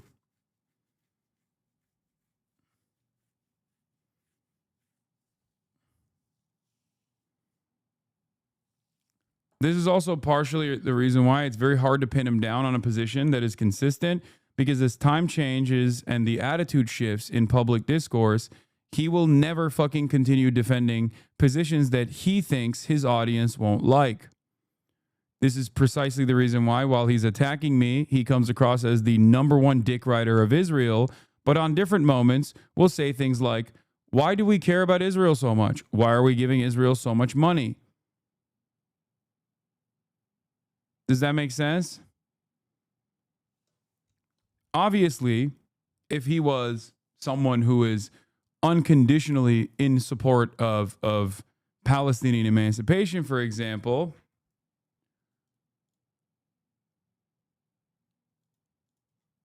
if he was, that was a Turkish Asmongold fan that I just banned. Utan oğlum utan. Hiç utan kendinden. Biraz düşün. Attacking you is a stretch. Responding to your takes about him sounds more reasonable. Attacking me is a stretch. Okay, run the clip. Come on, send me the viral clip. I know one of you has it ready to go. The Hasanabi Productions one. It's perfect. It's like 30 seconds long, and it basically shows that he has no real fucking perspective whatsoever. First name, last name. Thank you for the 38 gifted subs.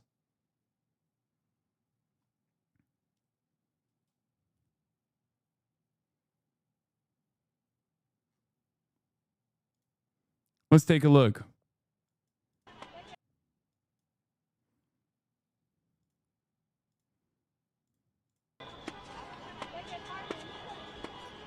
You see Hasan? No, I don't see Hasan. I heard he was out there. I don't know. I think that I saw an image of it, and I think he's on like the side up the top.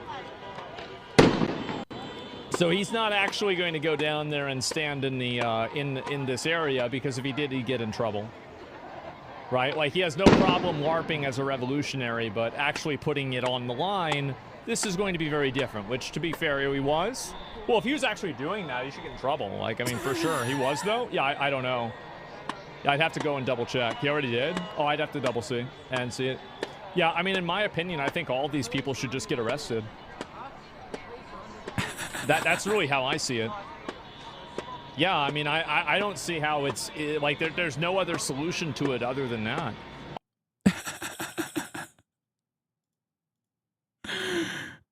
This, or whether it be the fact that he claims to be a free speech advocate and has routinely fucking celebrated the Customs and Border Patrol detainment of myself for things that I've said, or, you know, numerous other instances where he's simply just criticizing me.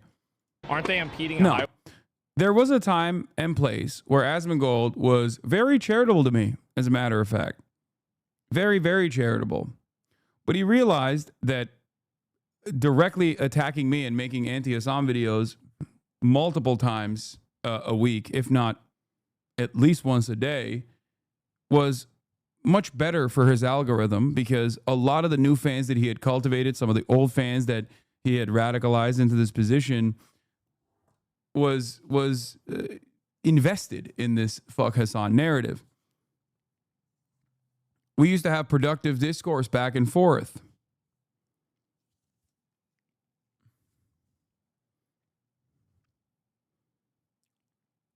Yeah. He used to even push back against this chat early on when his chat... They are. They're impeding a highway. His chat early on used to... What is this? You were right that he doesn't care about anything. You can watch him look for approval in his chat live. The moment that he gets positive feedback, he leans in, and the roaches are always looking to see how far he'll go. What is this? Asmongold signals to his fellow Nazis a thread. What? A lot of young people don't have as much investment in the stock market, so the tariffs don't seem to be as much. What is this? This seems like a effort post. We're diving too much into this shit. I don't care about this. All right. We're going to stick to the video. I think Asmon is serious about his hardcore anti-immigrant sentiment. I don't know if it's fully rooted in white supremacy, but it's definitely anti-immigrant. No, I think his positions have gotten significantly more hardliner as a direct consequence of the feedback loop that he is, the feedback loop that he's cultivated for himself. The fuck Hasan narrative, not to be confused with the stupid, sexy Hasan narrative. The fuck Hasan narrative is the stupid, sexy Hasan narrative in most instances. At least, like, the inception point is the same. All of their opinions online, like, man, those were the days when we just didn't need to have a care in the world, and the only thing we really wanted was some uppies. Can I pick you up? I wish I could pick you up. You can. Here. Uppies. Uppies. Puppies? Yeah, his only real positions in air quotes are his gaming opinions, for sure, including some of the reactionary takes that he has about video games and the way that, like, games need to be. No, I think your last convo with him did it. After his ban, I think he felt bad because he basically dog walked them through simple concepts. I think he felt stupid. Yeah, that probably plays a role in it as well. He felt stupid, or rather, he looked stupid to his audience. Because in the aftermath of his ban, which I did not advocate for, by the way, I have never advocated for Asmongold to be banned, just so you guys understand, given my position, given what I say, obviously, if we're talking about, like, fucking people getting censored, I'm number one on the chopping block way before Asmongold, because Asmongold can always lean on the fact that he is just simply defending the current administration.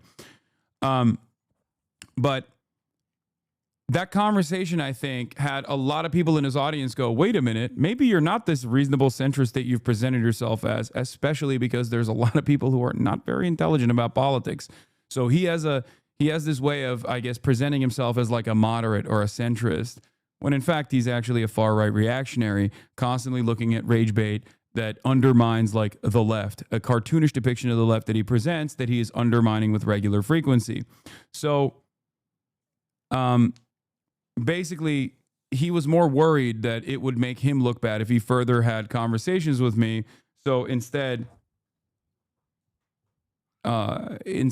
he just kind of hides behind his audience and launches attacks from over there, while simultaneously, whenever there's like pressure from his audience demanding that he talk to me, he will always back away by making up reasons like, oh, well, he just is not an honest actor, so there is no reason to talk to him. Things of that nature.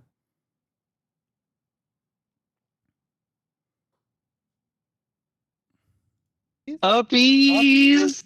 Uppies! Yeah, this is also a good take as well. The entire reason he called for a Palestinian genocide is because he Reddited too close to the sun. He saw how popular anti-Palestine sentiment was on his Reddit and Reddit in general, and genuinely thought nobody would push back against him. There's a reason that's the only thing he's ever had to apologize for, when he has arguably said things equally as bad, such as denying the Holocaust by 1%, or numerous other things like fucking saying he wants to go on a ride along with Tom Homan to go and deport undocumented migrants in this country and black bag and kidnap them and send them to CECOT. Things like that obviously are at least under the comfortable banner of right-wing policies and right-wing politics, which is precisely the reason why he can't say too much about it. But just like he said, I'm willing to bet that he will have a lot of Islamophobic sentiments if he hasn't already unleashed a torrent of hate towards Zohran Mamdani, despite the fact that he said he would vote for Zohran Mamdani because Zohran Mamdani said he wouldn't go to Israel, but he'd stay in New York City. Why would he do this? Because obviously a lot of these guys also despise Muslims and despise Islam in general, or what they understand as Islam. And because Charlie Kirk has created a new permission structure for the likes of Asmongold, he knows he can just fucking get away with saying all that shit without any sort of serious pushback. Rotate you. I rotate. Oh my god, this is very disorienting. If you subscribe, I will personally come to your house and give you uppies. And things are changing over time in the sub, by the way. I have actively noticed sentiment adjust over time on similar flavors of posts. Before people go, you don't think there's an underlying racist tendency in Asmon's psyche? Yes, there is, but it doesn't matter. Asmongold operates off of the permission structure that is around him. Asmongold operates off of the whims of his audience. He is audience captured through and through. And therefore, it doesn't matter how fucking genuinely racist he actually is deep down inside.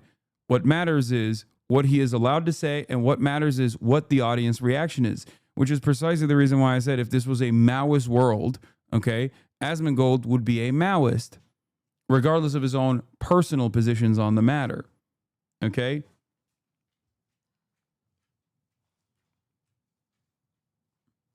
That's it.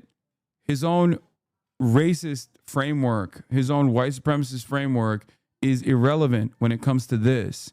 The content that you see and the content that you perceive, the content that you hear from Asmongold is entirely calculated and designed to bring in a right-wing audience with bottom-of-the-barrel commentary, oftentimes simply leaning into Donald Trump. He sometimes even miscalculates, okay? He sometimes miscalculates, like when he actually backed the wrong horse with the Elon Musk-Donald Trump equation, where he said, because Elon Musk follows him and Donald Trump doesn't know who the fuck he is, he said Donald Trump is R-worded and defended Elon Musk.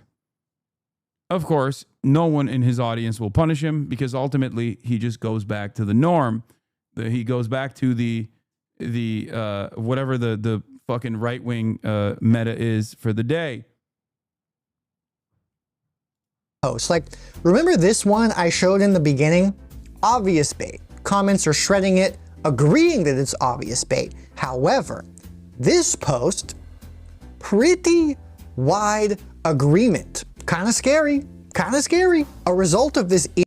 After his apology video, you made fun of him for days. At first, he didn't respond back, but you just kept calling him disgusting, filthy, and stupid.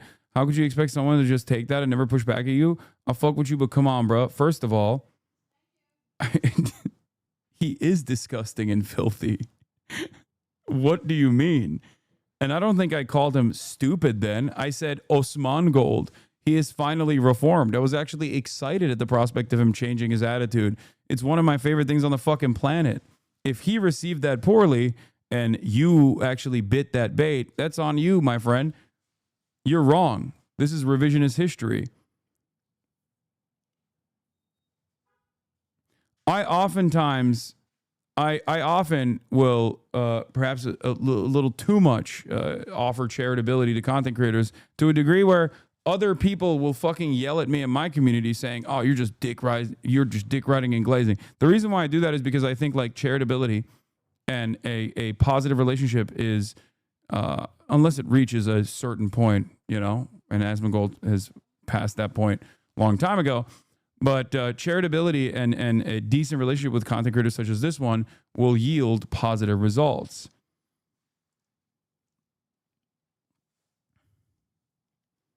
A lot of people in my community get mad at me for being that way, not realizing that I have been charitable to them at a certain point, or someone identical to their worldview at some point, which is what helped them move through this journey. He is disgusting, but nah, go back to your videos. You said he knows nothing daily. He also doesn't know anything. It's not wrong, for the record. Talked about how nasty he was and such. You just said he's disgusting. You know he's nasty. What do you want me to do? Lie?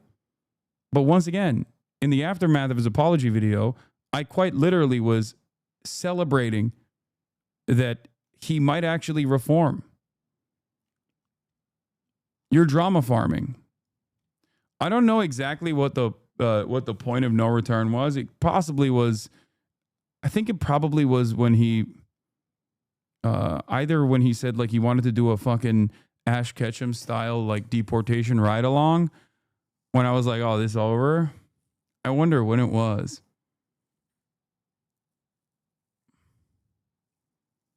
Anyway, this is all drama farm shit.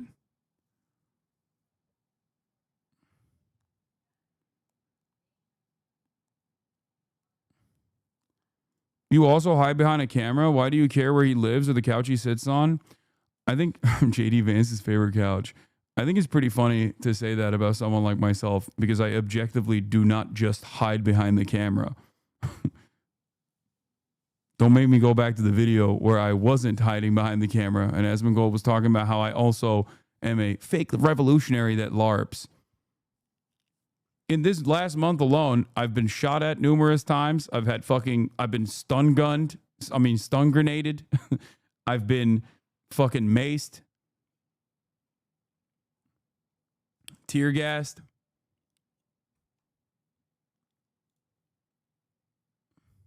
And yeah, the premise behind that chatter is false. You were kind to him in the aftermath of his apology, for sure.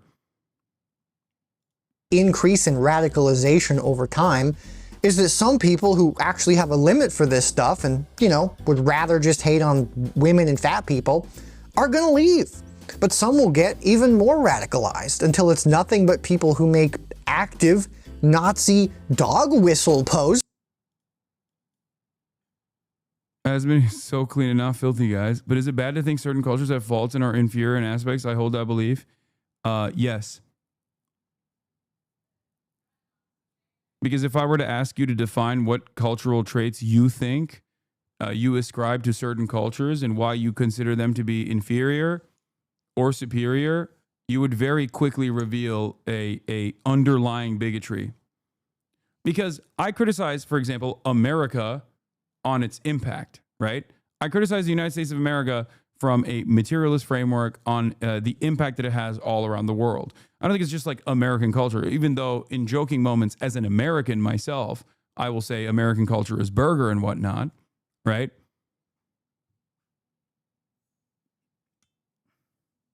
But in most circumstances, when people say this kind of thing, they just simply think that other cultures are inferior. It's your assessment.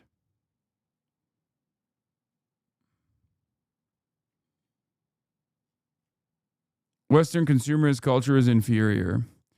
It's also bullshit. But once again, Western society, Western civilization is the dominant, hegemonic superstructure, which is precisely the reason why criticizing the dominant power group in this regard is not the same as whatever you fantasize about other cultures that you consider is inferior. Violent cultures are inferior. This is a great take. If I were to ask this person what is a violent culture, they'd probably say like Iran, right? Because there is obviously an invisibility to the violence that America dishes out. It's not a cultural aspect. It's not. America doesn't do violence all around the world for cultural reasons. They do it because they want to dominate the planet. They do it because there is a material need for this. It corresponds to their interests of advancing capital, advancing capitalism. Okay? You don't factor that in as a violent culture. You think anyone that is responding to said violence in self-defense is actually the real violence.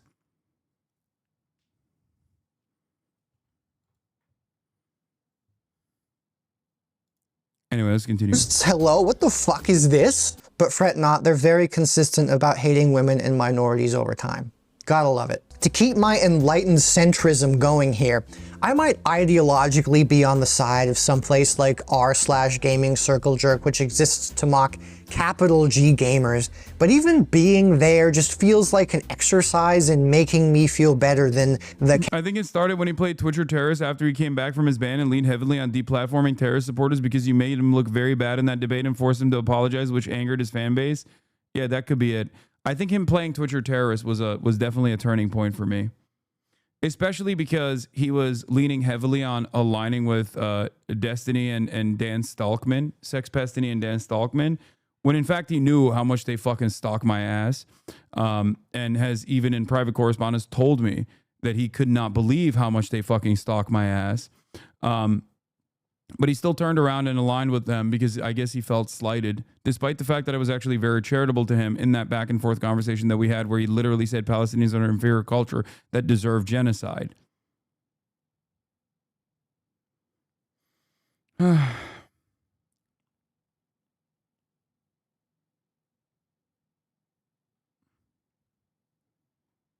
Also, yes, I'm not engaging in cultural relativism when I say that there's no such thing as like an inferior culture, because that is just a substitute for inferior people, okay? That's it. It's just a more polite, more polished way of saying you think some people are inferior. A culture is comprised of the people that uplift it.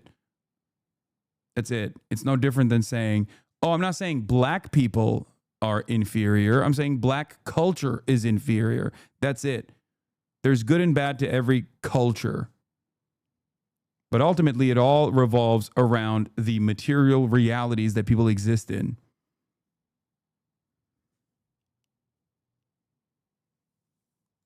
Capital G gamers, even though I obviously know that I am already. And even ironic exposure to stuff like this just like makes my little brain hurt. I do want to— What about Israeli culture? I think violence and genocide has become cultural there, though. Of course, it's material first and foremost, is everything. But of course, I agree with the general point.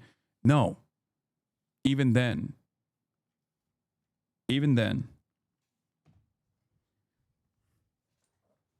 Israel is a genocidal apartheid state that is built around not a culture, but an ideology of extermination. Okay? And this ideology is born out of both the Western world's interest in the region and also Israel's interest in complete domination and material gains that they are making. Land grabs, ethnic cleansing, repopulation.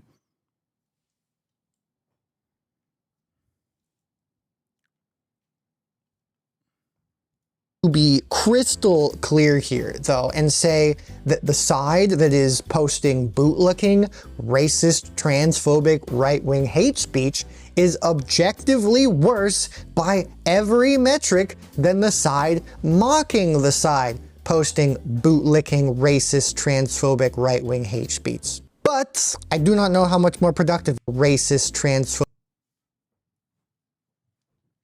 Touche. Wait, 32,000 upvotes on this? There's no way this is on the Asmongold subreddit, right? Asmongold thinks it's a violation of free speech when devs make video game boobs smaller, but when the Department of Homeland Security openly kidnaps a green card holder for being pro-Palestine, he thinks it's awesome and not a violation of the First Amendment. There is 0% chance that that is on the... Oh, that was on r/gaming circle jerk. Okay, got it. Phobic, right-wing hate speech. But I do not know how much more productive it is. I do not want my experience defined by only hating people whose existence is defined by hating people. I'm a complex person who just wants uppies. Uppies. Uppies. I'm skipping. Productive, and sure, it might be funny sometimes, but it's not going to get me any tall. Oh yeah, the "we lost Kojima" is so funny. Kojima, as though he hasn't been woke his entire fucking existence. All women. That last part turns out to be wrong. I'm gonna start hating so fucking fast. Awareness of shitty rhetoric and dog whistles is very important, mind you, but let's not pretend that making memes is activism, all right? Please. Go volunteer, go distribute food, do something for your community, be a human being. People in these types of environments feel stuck in the hate machine, largely shadowboxing what the agitators tell them to be angry at, even if the reality is something else, because not going along with what's being hated on means you are open to get hated on. It's some serious in-group, out-group shit. I mean, look at the rhetoric. It is literally everywhere. These people this, these people that, more like these nuts. I genuinely believe that a lot of the guys in these communities are perfectly normal dudes in real life who have just been poisoned by the bad apples that are trying to radicalize their communities, not realizing that they're being played like small misogynistic fiddles by people who make money off of them performing the mental gymnastics of it being women and minorities and not capitalism ruining video games and media. And this was going to be the end of my spreadsheet saga. But as if God himself moved the universe in my favor, I got the opportunity to put that belief of mine to the test. But they were perfectly civil guys. It's just very much like they're young men who are lost in a cesspool of misinformation. Do you think you changed any of their mind? I don't think so, but I want to keep talking to them to hopefully slowly de-radicalize them. That's kind of my Can you teach them how to mix their audio? Because it was causing me physical pain. I'm just kidding. Some up-and-coming reactionaries reacted to one of my old shitty videos about the whole Sweet Baby Ink thing. You can go watch it if you want, because I linked it in the description, but it was really just a whole lot of the same old "these people are wrong," in between frequent bursts of stuff like, Oh my god, please. and then, because Muda may not be perfect, but he is like amazing compared to this. I don't understand how people watch this, by the way. I genuinely don't get it. I will never understand it. Like, there is an entire fucking field of content like this that is unimaginably fucking low effort, of just like a bunch of ugly ass dudes with like Vaseline cameras, okay, that basically just sit around and like shit on all these other people, but like it's so low effort, it doesn't make sense. And it's half the time it's either ugly ass dudes with Vaseline cameras or dudes with like really weird profile pictures like this one that don't show their faces. It's just like, it seems like gossip. You know what I mean? But I guess, you know, then again, Asmongold too. That makes sense. This idiot. Oh my god, it is so refreshing to hear from an actual good YouTuber. Yep.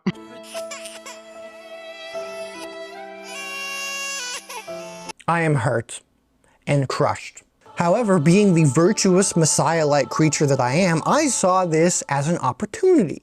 So I reached out. And to my surprise...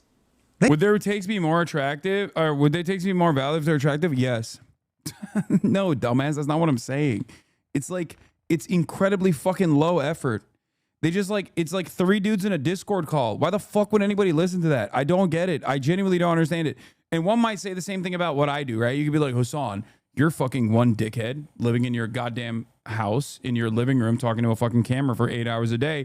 But at least like there's a shit ton of work that I have literally put in to develop the opinions that I've developed, a shit ton of reading that I've done, connections that I've developed over the course of many, many years with other journalists, for example, and activists and organizers who I routinely rely on for information, who I routinely have to fucking interview.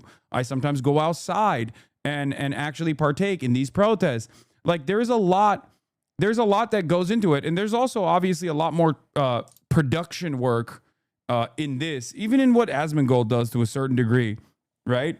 Like, whereas all these dudes do is just fucking watch another person's YouTube video and go, oh, these guys suck. And it's funny because that's unironically what they say about me.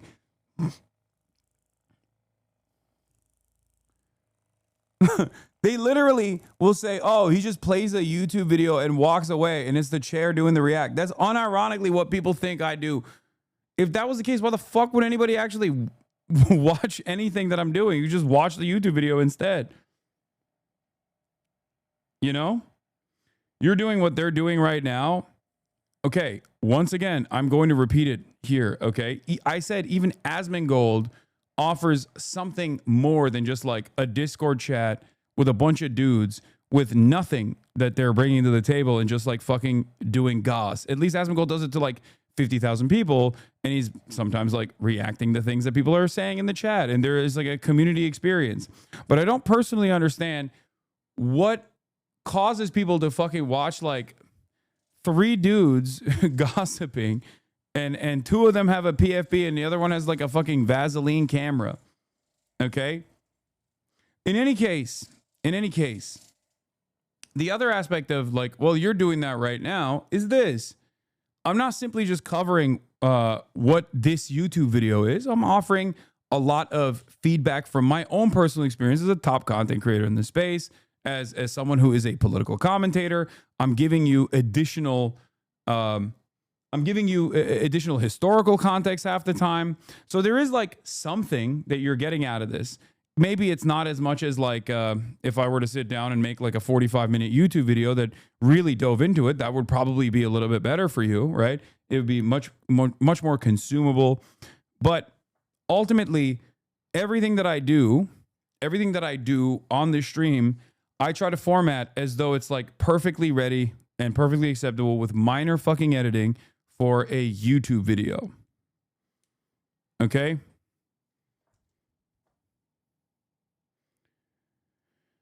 What are you supposed to do when your friend has reactionary views and he just won't listen to anything you say? You show him articles and proof of what you're saying right now, but he's just like, nah.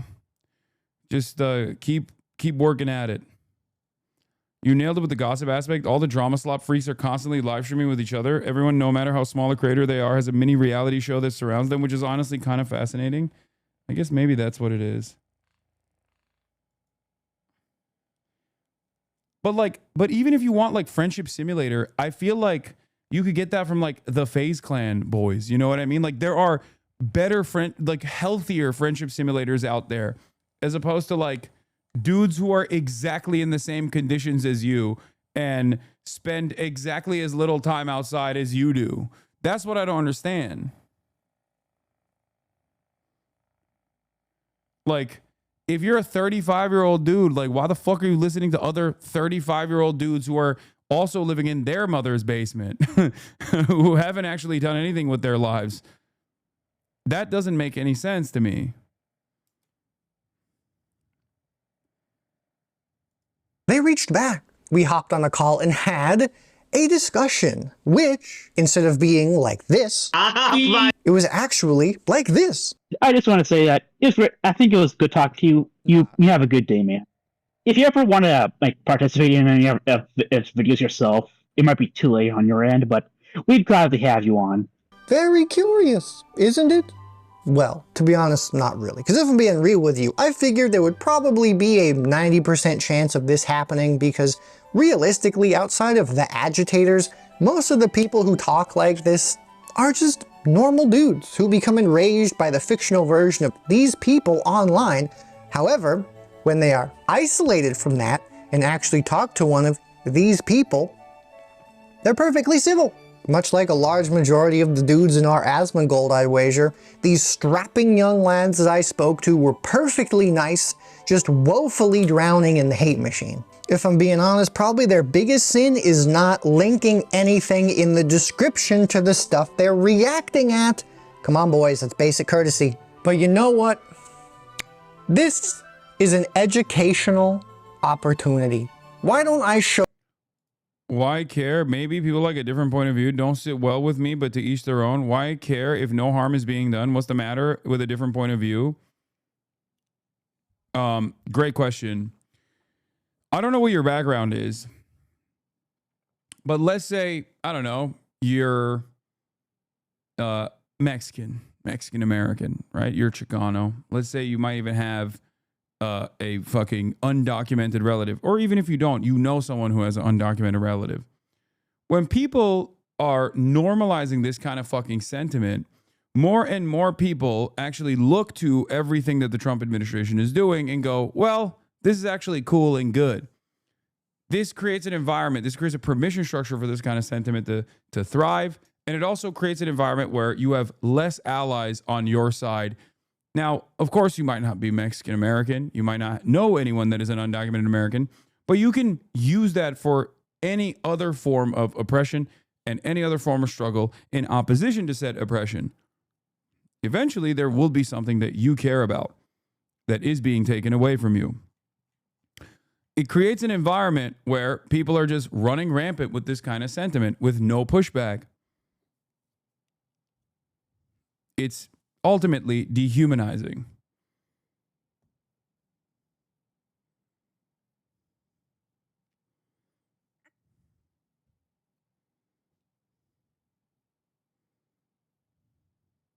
Show you one of the ways that people fall into this hate machine. Does that sound like fun? No? Too bad, we're doing it anyways. One of the things that they didn't really like at all that I did for my video was I cited an article covering the whole Sweet Baby Inc. Gamergate 2.0 debacle last year, and it was written by a Alyssa Mercante. And of course, it was made by Alyssa Mercante. Mercante, yeah. God.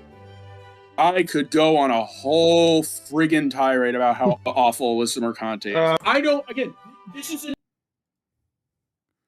This is another version of the harm being done, for those of you who are wondering, because usually these guys unify around common enemies, right? And one of them is Alyssa Mercante, a former Kotaku journalist. Remember how we were talking about during the Gamergate era, there was like the big three? I don't even remember all their names, but one is the Anita Sarkeesian, the other one's Brianna Wu. I don't know who the third one is. Alyssa Mercante basically became this like evil deity that they all fucking despise, okay? And in the process of becoming this evil deity, Zoe Quinn, thank you. Zoe Quinn is the third person. So when she became this fucking evil deity, there was an endless amount of torrent of hate that hasn't stopped, as a matter of fact. You know how like we sometimes talk about like Ethan Klein and how he has like victims in his crosshairs, and how he engages in a little bit of trolling, right? That's not just a simple disagreement in worldviews for the people that are on the receiving end of said little bit of trolling. That usually amounts to an endless sea of hate, endless sea of comments they have to deal with on a daily fucking basis. People tell them to kill themselves, sometimes trying to identify where they live, trying to figure out where they live and like scare them directly. Death threats, swatting, unlimited harassment. So that doesn't just stay at like a personal disagreement. Maybe for a lot of people, they just go, I don't really care about this person. Who gives a fuck? Yeah, okay, she sucks, and moves on. But for many people, for many other people, it turns into a daily activity, a collective shared experience And that collective shared experience is basically constantly finding new ways to fuck with these people, constantly finding new ways to ruin their lives. A process we all know as lolcowing. Maybe not all of us, but some of you know. Back in the day, lolcowing was conducted by, like a lolcow, a victim of harassment, was oftentimes conducted by like some of the darker corners of the internet, right? Nowadays is basically systematized, serialized, processed. It's all over the place. They do it on TikTok. They do it on fucking YouTube. A lot of these people make content out of it. These are guys that basically do that, right? Chris Chan is an example of like an old lolcow, a person who very clearly doesn't have the best mindset, being used and abused, like a person who maybe is already experiencing some issues with mental health, with an audience that is there to specifically egg them on and to push them in the direction of doing increasingly more insane things. Now, in most circumstances, the target, the victim, the lolcow that they want to milk is usually a person that everybody hates or everybody despises. More often than not, they're in a vulnerable population. They're in a vulnerable minority group as well. But yeah, DSP, Dark Side Phil, is an example of that as well. I think it was Boogie 1488. That's another example of that. Johnny Somali. Like, there are so many content creators like this. The TikTok version of the World of T-Shirts guy, for sure. Dark Side Phil is not a good example. Wait, what do you mean? No. I mean, like, it's a good example because there's a famous example of this. Even if he himself is like a bad person, it doesn't matter. They're still on the receiving end of a torrent of people that are trying to manipulate that person's life and ruin that person's life and derive content and derive satisfaction out of it. I'm not making a value judgment about the victims, the lolcows in general. I'm simply stating that no matter how bad the person is that you're targeting, no matter how annoying, weird, hypocritical, or self-unaware that person is, the people doing the lolcowing are engaging in an act that's even worse than that. They would be autistic people, unfortunately, same like Save a Fox Woman. Yeah, except the people that are also doing the lolcow are more often than not autistic themselves. It's like autistic people getting together and using the evil version of autism against other autistic people.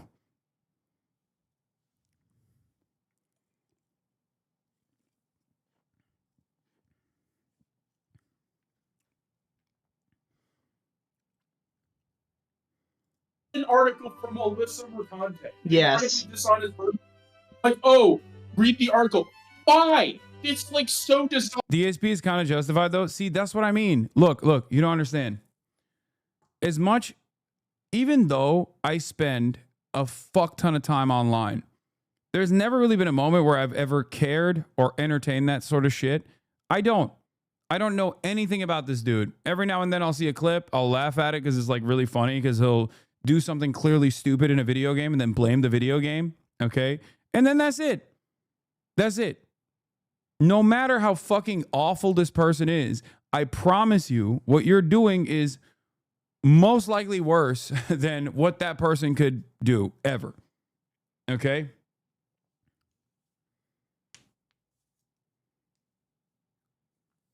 I kind of believe lolcowing is always punching down or punching horizontally. Like, I don't think you're a lolcow no matter how hard people try. No, that's what I mean. Exactly.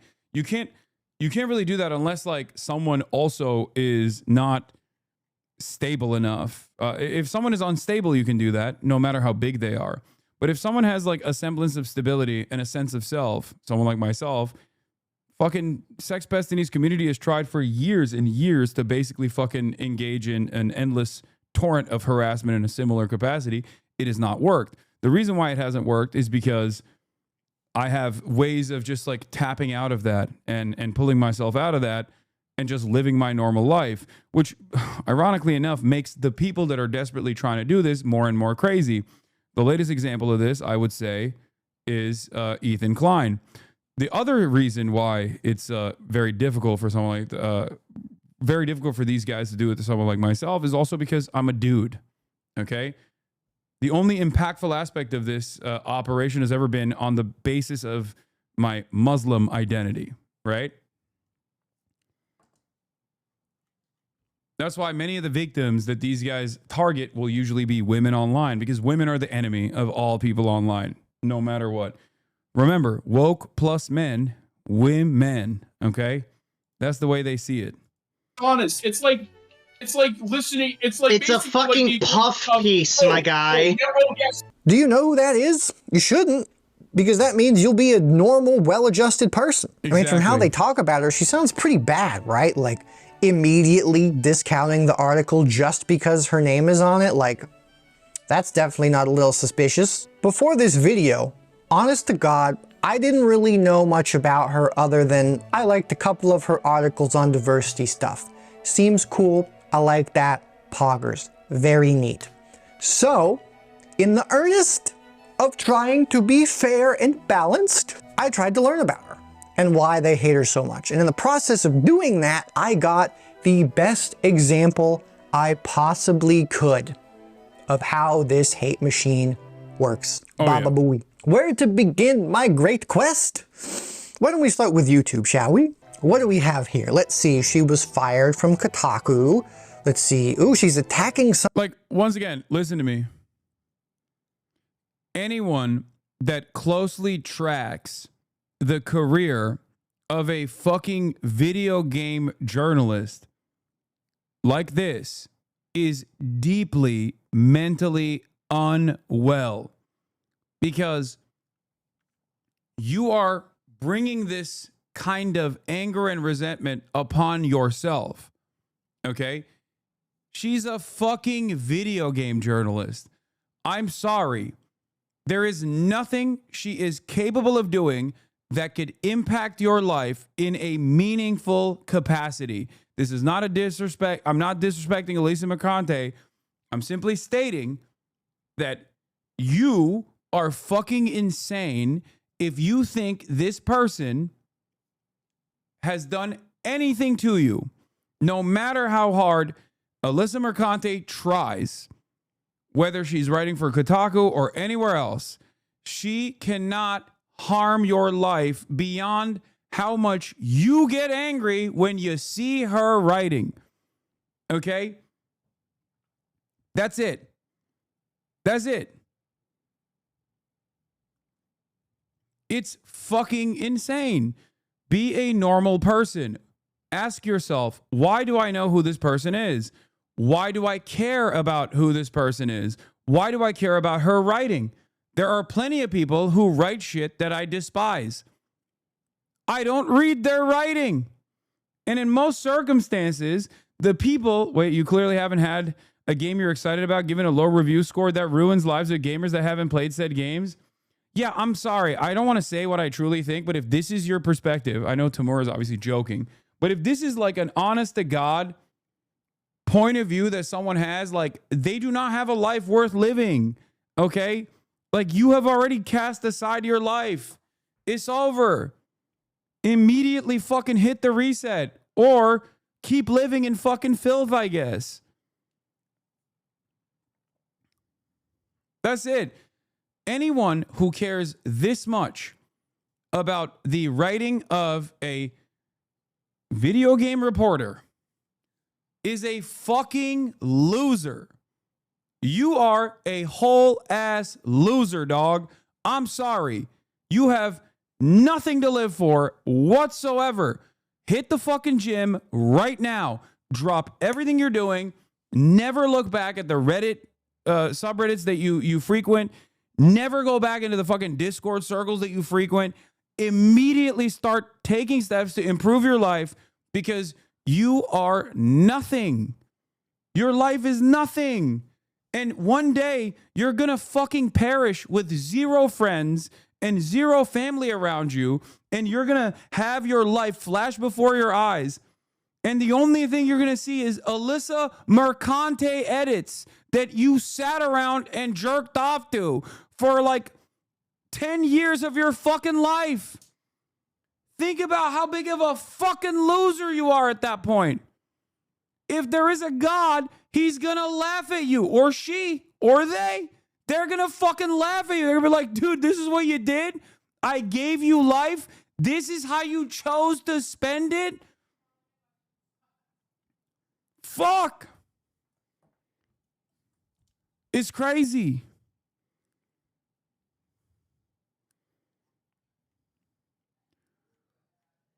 I cover journalists all the fucking time. There are journalists that despise me, and there are journalists that I don't like. But the journalists I'm talking about have the ear of the fucking president. They manufacture consent for war, okay, where people die. Alyssa Mercante is not Brett Stevens. Alyssa Mercante is writing articles for fucking Kotaku. There is no way that this could impact your life in a meaningful fucking capacity, okay? God damn.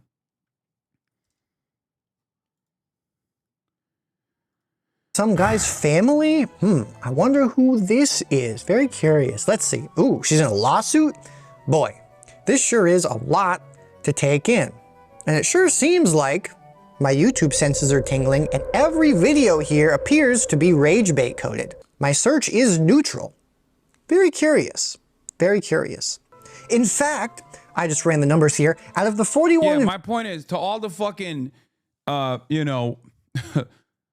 autistic gang stalk Redditors, okay, and Discord aficionados, go do that to fucking someone who matters.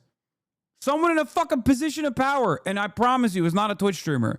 What do I always say? When people get out of hand with Ethan Klein, okay, who has been a belligerent force and has lost his dang mind, he's trying to harm people. What do I say to my own fucking community? I'm like, dude, dial it back. I don't give a shit. Don't show me any of this, okay? I say the same about Asmongold. He's a fucking powerful force on Twitch right now, okay? He is normalizing incredibly reactionary ideas, and especially when there's no pushback from other content creators, the vibes get fucked in my own backyard. I don't like that. But even then, if you're like constantly fucking stalking Asmongold, I'd be like, dude, dial it back. Calm down. Okay? Stop. It's not healthy for you. It's not. If you're going to spend any time on this kind of behavior, go do it to someone who fucking matters. You know what I mean? Go do it to a congressperson. Figure out what they're doing. Figure out what their complex financial interests are. You know, figure out what their stock portfolio looks like and what kind of decisions they're making in Congress that correspond directly to fucking their own personal financial gain. Okay? Figure out what I don't know, figure out what Andy Ogles is doing, right? Like, why the fuck do you care about fucking video game journalists? Like, what is wrong with you? Videos in this screenshot of my search, 4 of them were not rage bait stuff, counting one video from her channel.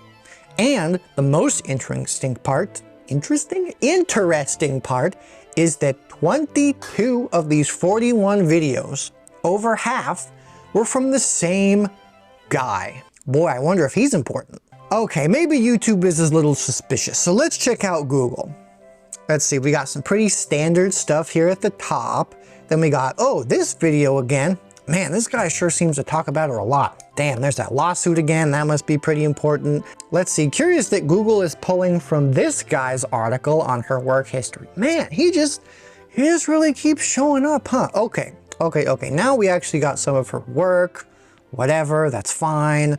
Let's see, second page, almost all spam links from weird sites and blogs. Sure. Okay, you know what? Fine. Enough of this. Let's actually check out a video, shall we? What's going on, guys? Okay, I figured it out. Yeah, remember when, dude, the anarcho-communist is right. I heard Kristi Noem said boobs in video game is bad. Here's what we gotta do, okay? Here's what we gotta do, chatters. We gotta make these guys think that Donald Trump wants to take away titties in video games, okay? Guys, I have it on good authority. You know which nation in the Middle East fucking hates big tits, big, ginormous, bulbous, rotund tits in video games? Israel. That's right. Israel wants to use its nuclear arsenal to nuke titties in video games. You know which country wants bulbous, rotund, awoogas? Iran. The Islamic Republic of Iran. That's right.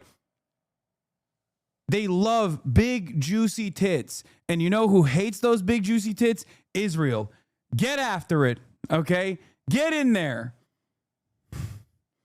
Welcome to another episode of Smash JT. Alyssa Mercante thought it was going to be a good idea to go on David Jaffe's live stream and proceed to talk for hours on end about anything but the lawsuit, except for while they're talking, many of the things they discuss were directly related to said lawsuit.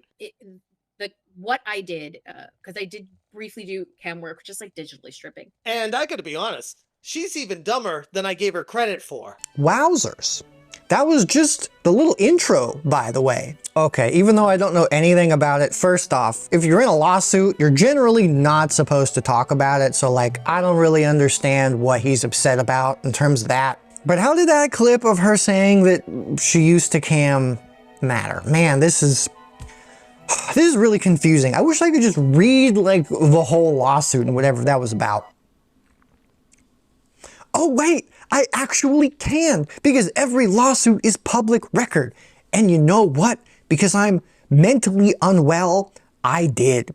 I read the whole thing. And I suggest you do too, because the lawsuit is her suing him for damages to reputation and harassment. Because he said, knowing it was a lie, she sucked dicks for money. He claimed she said this. He never, ever, ever provided a source. Very normal. Before it got to this part, by the way, she even sent him a cease and desist to have him detract the statement so they wouldn't have to deal with this. But he didn't. But wait, there's more, because the lawsuit has an entire section for just harassment. Remember that screenshot I showed earlier where half of the videos were from him? That isn't even half of them. There's also a whole lot of tweets, a whole lot of blog posts, a whole lot of videos, most of which involve her doing something completely unrelated to him, and then him just kind of inserting himself for some reason, which he kept doing after she blocked him, which eventually led to her personal info being doxed on Kiwi Farms, in which him and others openly mocked when it happened. Very cool. Please, somebody tell me how any... Yeah, do you understand that one chatter from early on, how this is not just like an unimpactful difference in opinion? Because these guys don't fucking behave like it's just a simple disagreement. I have disagreements with people all the time.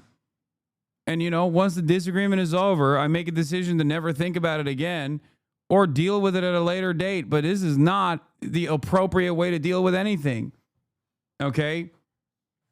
That's it. Any of this is related to ethics in games journalism, to quote his own words. Man, I wonder where he heard that one. Because I actually like to do my research here, I started to check out the rest of these videos and do a little fact checking of my own here. First one, this is a lie. A completely unverifiable conspiratorial take that was never even close to true. Second one, also a lie and falsely framed. He made a shitty tweet on an article she posted and then she clapped back. 3, also a lie. Remember that clip before? What I did, because I did briefly do cam work, just like digitally stripping. A, camming is not prostitution. And B, he made that claim before she said this in this clip. What the fuck? 4, different guy, but this video is basically just like a summary of all of the hot. Yeah, that is a Destiny Dick Rider who also, right? That's the Destiny Dick Rider, right? Who fucking is basically a part of this like weird universe where these guys will just like run around and basically rehash shit that they see on Reddit. They'll just slap together like Reddit comments and make a YouTube video off of it And the very people that write those Reddit comments will then go and watch those videos, which I don't understand. It's like you wrote the comments, you read it on your own. Why the fuck are you going back to watch a video summarizing said Reddit comments? Very strange. Former, he ran away after the revenge porn allegations came out. I'm sure he'll fucking find his way back into the orbit. Basically, ditch the hate if you want to enjoy boobies. It's not women stopping the gamers from enjoying boobies. Yeah, I enjoy boobs. I enjoy boobies all the time. I don't fucking understand what this like anger and resentment is, where this comes from as far as like video game boobies are getting smaller. Oh, hello.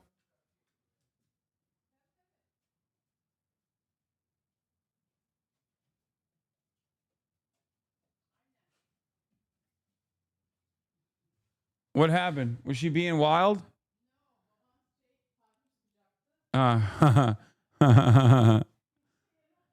dad went and bought a dog perfume. Like that's like good for dogs. Okay. Sex work is not real work. It's just not real work. It's not. How is sex work productive? I don't know. It makes me feel good when I consume it.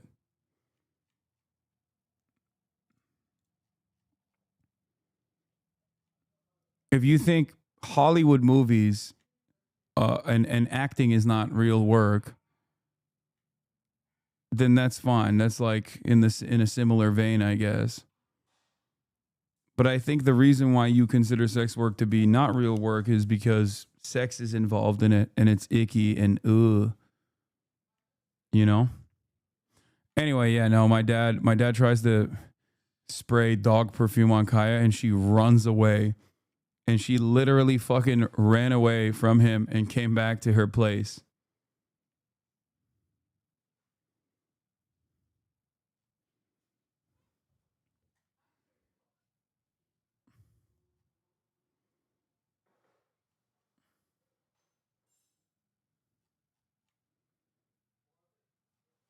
Anyway, let's get back to this. Talking points around her that are just incorrect, so like useless. In this one, the framing of this title is very, very funny because he is trying to move to have the case dismissed. This is literally nothing he's trying to frame against her somehow. It's pure bait. 6, this is just empty commentary on her lamenting the downfall of legacy media and replacing it with shitty blogs, like the one he's on. This one is about Destiny tweeting about Alyssa being down bad for Hasan. Dude, this is another thing that I've noticed is like a very common meta amongst my stalkers and my haters is constantly undermining women by, I think, projecting as well, because there is definitely like a weird sexual pathology associated with the way they stalk my ass. So they just kind of project that own sexual desires upon other people and will instantly undermine female journalists, regardless of whatever sector they're covering. Ethan has been doing this to Cat and Barge and obviously Taylor Lorenz. And I guess Destiny did this to Alyssa Mercante. And it's so fucking strange. Like I've heard people refer to the 3 people that Ethan is suing as like my harem. Again, fucking insane. Like an insane thing to state. Like it's just, I don't know. I don't know why they, I mean, I do know why they do that because they're gross, but still very strange. Additionally strange if they don't actually, if they're women especially. Like, how the fuck are you a female fan of any of these people and you go, oh yeah, that's right, this is a harem. But like, who isn't? Also, how is this news? How is any of this article worthy? Why does he keep doing this? Like, this is so weird. Like I don't know what's going on here. Anybody who's watching this, fellas, if you're watching this, please What am I missing? What are you seeing that I'm not? Please tell me why you and so many others seem to hate. I disagree, but I'm afraid to say why as your Mazel Perma Bami. Do you think that journalists offer me favorable coverage because they agree with what I'm saying, or do you think it's because they want to fuck me? Because there are far more male journalists who are straight men, married men, as a matter of fact, that have written extensively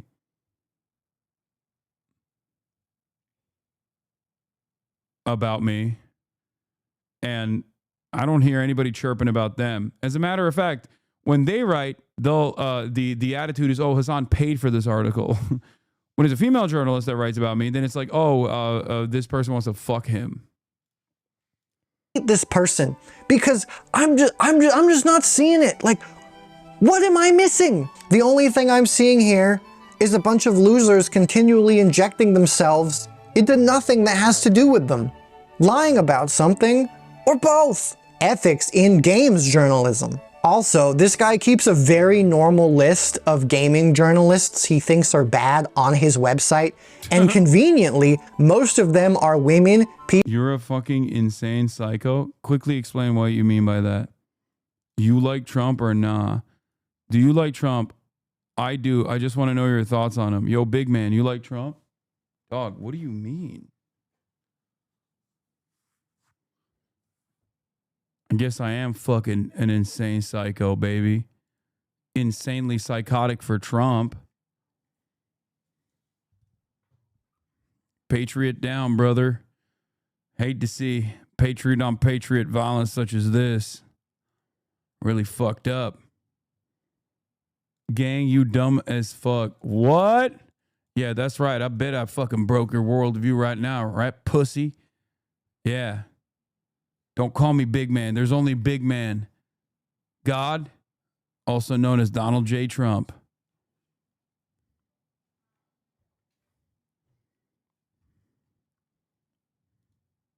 Bitch.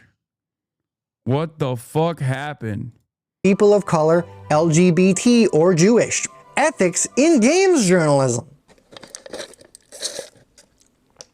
Okay, that was a lot. I apologize for all that. Just lighten the mood. Here's a clip of me getting murdered in Repo.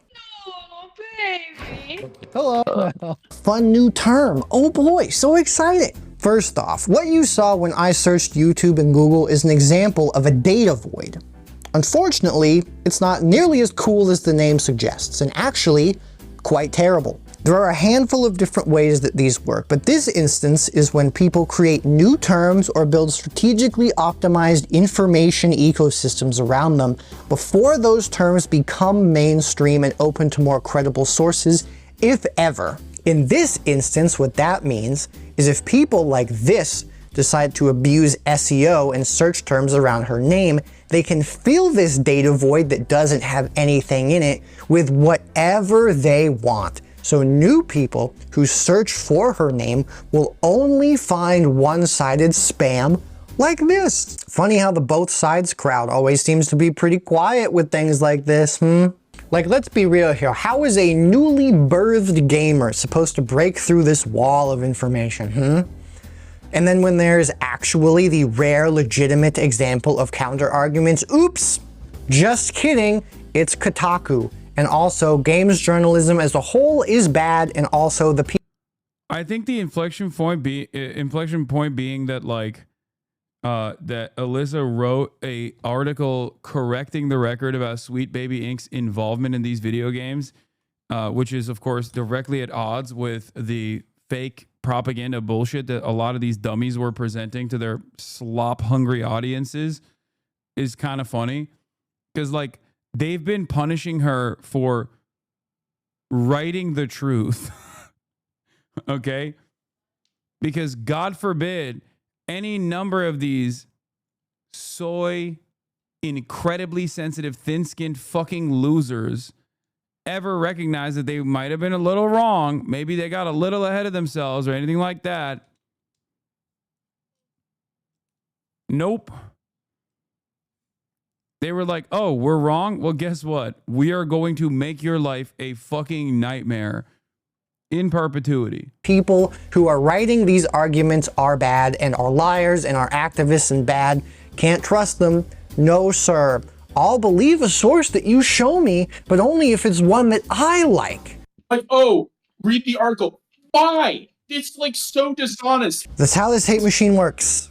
It's how Gamergate worked. It's how the Sweet Baby Inc. thing worked. It's how our Asmongold worked. It's how the Alyssa thing is working right now. I want to reiterate again. Most people don't know all of this because they're normal. Most people just want to be all happy-go-lucky and play their little games because politics is bad, remember? But most people also realize it's real hard to do that because the world is kind of on fire right now. And so we... The leaders of the new Gamergate 2.0 or whatever, the same ones cheering on the lawsuits, by the way. No, I know. It's sad, dude. The very same motivation that causes people to take time out of their fucking daily lives to find a new victim to harass online so they can feel a little bit powerful about their own ultimately utterly powerless position in society is the exact same reason why they entertain that kind of shit. Okay? Think about it this way. You have relatives. You have friends. Loved ones. Family members that have careers. Okay? Do you think they know who Alyssa Mercante is? Have you ever met a well-adjusted individual who's like, man, that one female journalist from fucking Kotaku, I hate that lady. I was going to say lass. I hate her. I hate her so much. I have so much hate in my heart. Do you know a single well-adjusted person that's like, yo, I watched this. I was going to say Sheila. Like, have you ever met a well-adjusted friend or a well-adjusted individual that's like, you know, I'm really following the latest and greatest of the I really loved Asmongold's based take on Donald Trump. Have you seen this fucking video? These are his fans at an expo. Some pics from Epic Day 3 on Game On Expo. A legendary trip, and this may have been the best one yet. Already can't wait for the next one this year. Oh my God. This person is a kid?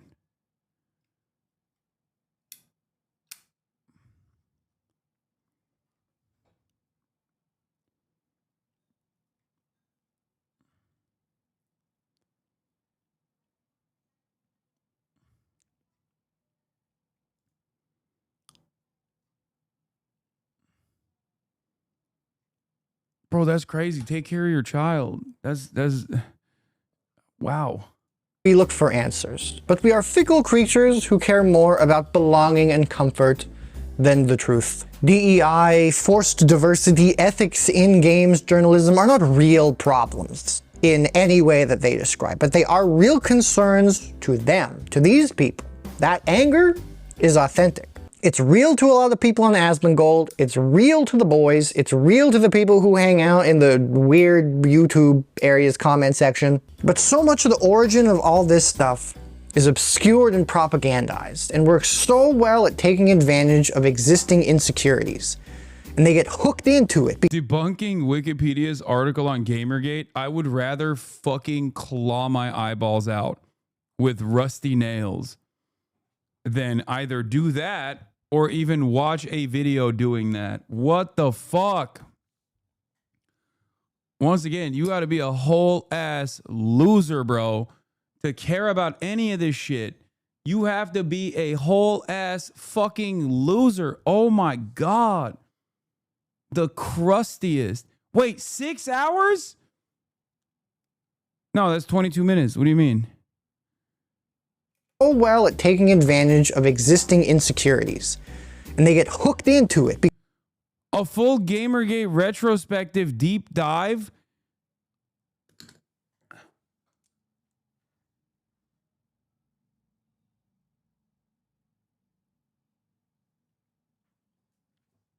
6 hours? 6 hours? 6 fucking hours? Not gonna lie, Anita made me a communist when people said she said everything was racist, and I looked at what she actually said, and it was based as fuck.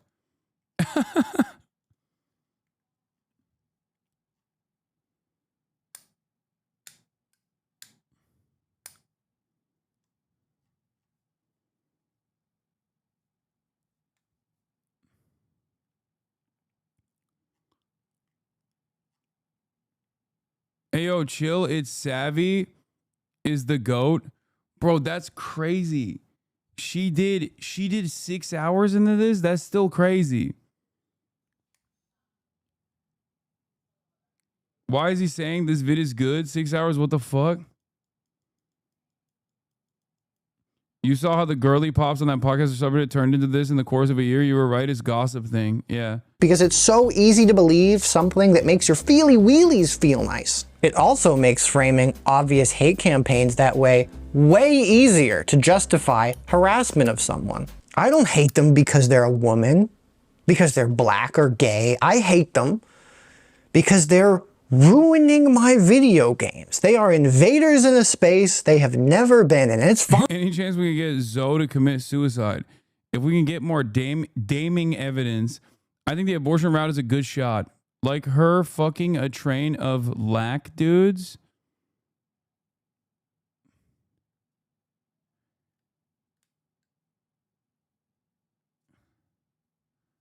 God damn, bro.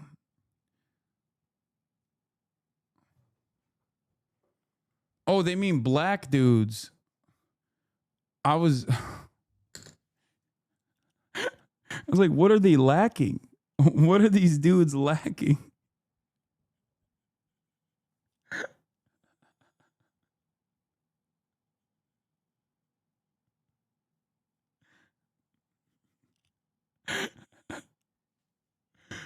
What do they not have? Dude, I swear to God, like, BBC cuck porn is the thing that these guys care about the most.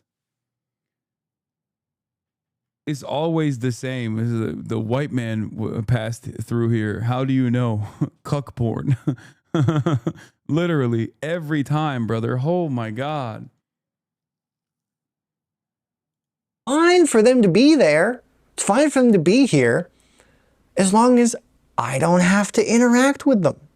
As long as they pretend to be like me. That's how the machine works, baby.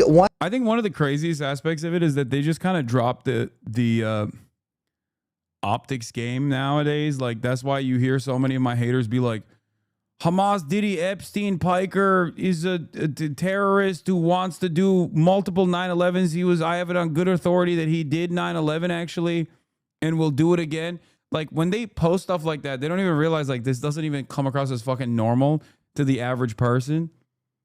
You know, they've just, like, dropped it. Hamas Diddy Epstein Piker. Like, they're saying MK Ultra activation words, basically. One day, you're just scrolling Reddit, and then the next, you're fully in an in-group, out-group mentality, upvoting neo-Nazi propaganda on a streamer's subreddit, and have a media diet of slop videos that man-children spew out because it's monetarily beneficial for them to poison the minds of otherwise normal little boys on the internet. In talking to these gentlemen, I got my proof. I knew this was how things were 10 years ago when Gamergate happened, but I guess on some level it's comforting to know that things work the same way. I don't know, maybe it's not. I'm not going to pretend that I know how to solve this great divide, but just having conversations with other people instead of shadowboxing fictional versions of them in your head really does go a long way. I mean, shit, after talking to the boys, I got called the first left-leaning person they talked to who isn't crazy. But honestly, it's probably because they haven't talked to many. Or they're talking to, you know, young high school level lefties who are just as brain damaged as the young alt-righters. Making a Blue Sky account is not activism. Shut the fuck up. We're all just dumb idiots trying to figure shit out, and the internet makes it so much harder, which is why you should not be on it nearly as much. Boys, Asmongold watchers, slop enjoyers, please let these agitators choke to death on their own drama. Let them drown into obscurity. Please stop making content just hating on people online and yelling into your camera. The Andor Season 2 trailer is here. If you follow my channel, you know that I'm a huge fan of Andor Season 1. Bro, this guy has 55 views. Yeah, of course you are, you fucking Disney shill. You fucking consumer. You fucking jackass who sits on his ass and just accepts fucking everything that gets shoved in front of your face because that's a Star Wars name on it. You low standard, low IQ loser. I'm serious, brother. This isn't healthy. I wish we lived in an environment that wasn't run by algorithms that loves drama and hate. Like, I really wish I was less confident that a drama video like this one is gonna do better than the ones I pour my soul into talking about stuff I love. But unfortunately, Mark Zuckerberg can suck my fucking ass. Please do better things with your internet time. Please watch better things. Please make stuff about things you love. Please stop just hating on bullshit. Hate is not criticism. Play the Talos principle. Capri Sun, please sponsor me. Also, Repo, please sponsor me. Your game is very, very fun. My friends and I like it a lot. And we also think it would be extremely cool if you could add little butts onto the robots. That would be very funny. Thank you very much. Goodbye. That was a good video. Crime's New Roman.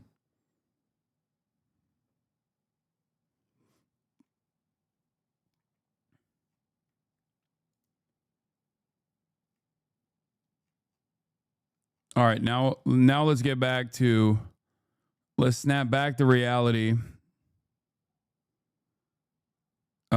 We got, I've been meaning to watch this, by the way. All right. Dr. Abdul El Sayed did a workout with Dr. Mike, which I think is pretty cool. I want to see what this is about. And I love that he did this. We're hearing what. And then I'm also going to do the insane Ross Douthat interview with fucking the lizard person personified, Peter Thiel. We got that on the docket as well. We got a new Boy video. And last but not least, I know everyone wants me to watch the fucking Cool Adam video. Don't worry. Adam Freeland Show. What is probably the most iconic, epic home gym ever with Dr. Mike Israetel. We're about to get a workout. We're doing some chest. We're doing some shoulders. I know I'm about to be in a lot of pain. Dr. Mike, I really appreciate you. Thank you so much for opening your home gym. What? Dr. Mike said new drug coming down pipe that's not steroids but won't let you lose hair. So steroids that won't let you lose the hair, I might take it. To us. Suffering begins. 2 more. 1 more at least. Big chest. Chest up, chest up, chest up, chest up. Pause. Good. More. Slow. Chest up. Rack. Good stuff. Good stuff. Young men in particular are facing a crisis of purpose.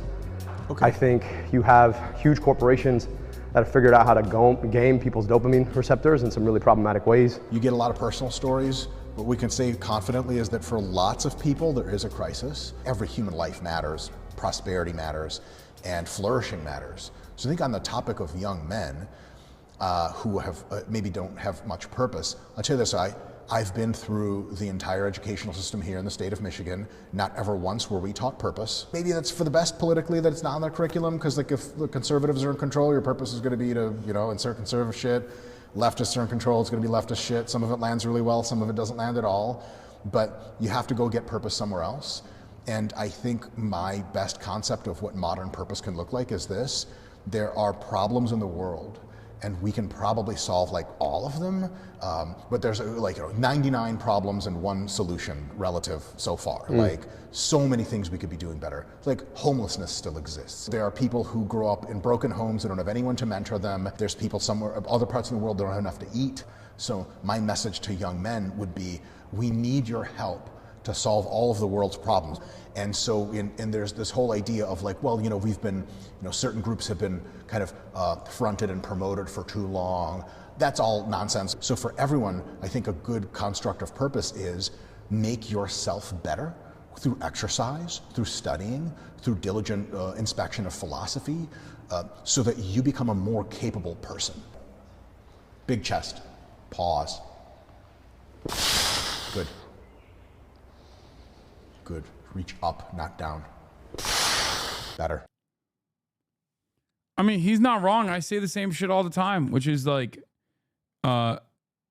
your body is something that you have control over, and therefore working on that will improve your confidence. This also is sick. So Dr. Abdul El Sayed is running for Senate in Michigan. Okay. I think he's pretty cool.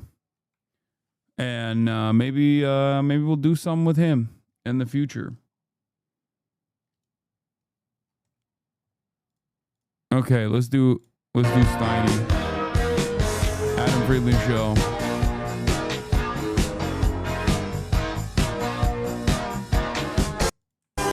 Land, folks. Hello and welcome to the Adam Friedland Show. My name is Adam Friedland. Folks, I want to start off by thanking everyone who signed up for the Friedland Family Foundation here on YouTube, our premium subscription service. Simply click join at the top of this page. In order to support the show, you'll get early access to all of our episodes days before everyone else. And you could even sign up at a higher tier to get your name in the credits. A lot of people have also requested that we set up a Patreon because they prefer to support the show through Patreon. So we have a Patreon page set up. Click the link in our description if you prefer to support the show through Patreon.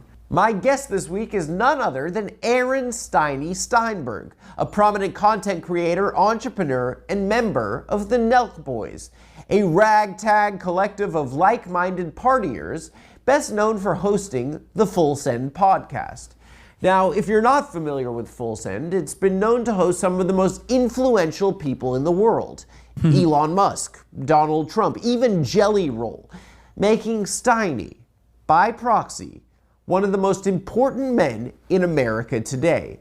In addition, did the views fall too much to continue the vid? I was curious to see, what is this fucking insanely fucking parasocial? No, dude, it's a Twitter video. So the video cut off at the end of 2 minutes and 30 seconds. Not everything has like a weird, cynical, view count based purpose.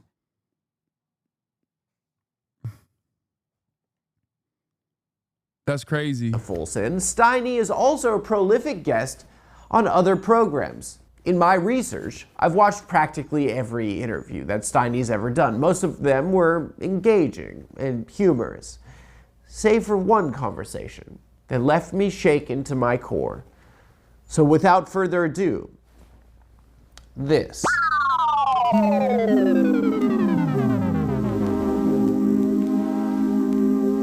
Tap out. I'm done. You got to tap out. I'm done. Tap out. At first, Nelk's content was an enigma to me. Partying, drugs, casual sex. He's showing love. Hold on. How did this ragtag group of pranksters get access to some of the world's most powerful people? What do you take away from Kamala having a beer with Stephen Colbert? Seems like that'd be the... Well, a lot of people thought it was terrible. A lot of people said she shouldn't be drinking at all. She shouldn't be drinking. She got some other problems. I needed to investigate further. I rotate. believe you. But the more I watched, the more I started to feel like I knew these young men. I started rooting for them. Before long, I was piecing together the puzzle that is the Nelk Boys. I found myself obsessed with the small details of their relationships. Were Steve and Steiny fighting? Bro, it's not about money. It's that you left me for this bigger... Was Jesse still on good terms with Kyle? I kept digging. Just you using me, bro. Want to talk about how you got your start, bitch? Why don't you tell the internet right now? Go ahead, tell them. Dude. Go ahead, tell Dude, them. okay. I don't like when they fight. But as they say, some stones are better left unturned. Adderall, which they refer to as Here Steiny is a Denver Broncos ball boy. What's up? You gotta see this. So I'm I'm Jewish. Yeah. Grandma, we say in like Yiddish, it's Bubby and Zadie. I don't know if you've ever heard of that. Yeah, I've heard it before. Yeah, like she was in the camp. She was in the gas chamber. How'd she get out? They didn't. I can't remember, and I wish I did. I gotta ask my mom or dad, but something happened where the chamber didn't work that day that she was in there. That's crazy. Yeah. Changes everything. I don't speak about this very often publicly, but while I'm a human being first, I also happen to be Jewish. I grew up hearing horror stories about the Nazi Holocaust, which affected members of my family directly. Something about Steiny's anecdote on the Bradley Martin Raw Talk podcast stuck with me, and it threw my research into chaos. Before I knew it, I was in dark corners of the internet. It turns out that there are a lot of people on the internet that claim that everything I thought I knew about the Holocaust is a lie. But what if they're right? Did it even happen? How could we even be sure that there was a World War II? And most importantly, what is the link between lifestyle and prank content creators, the Nelk Boys, and the most vile mass killing in human history? So I decided to call an expert. Stop. Norman? Hi. Hi, it's Adam Friedland. How are you?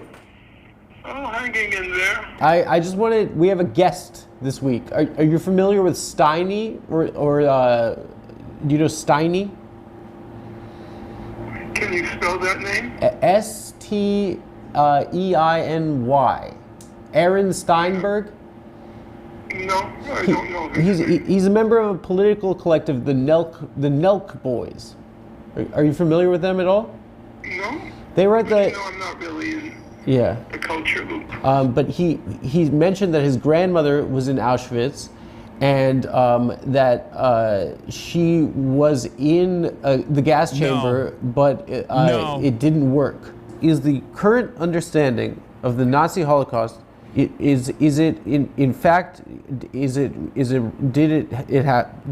happen?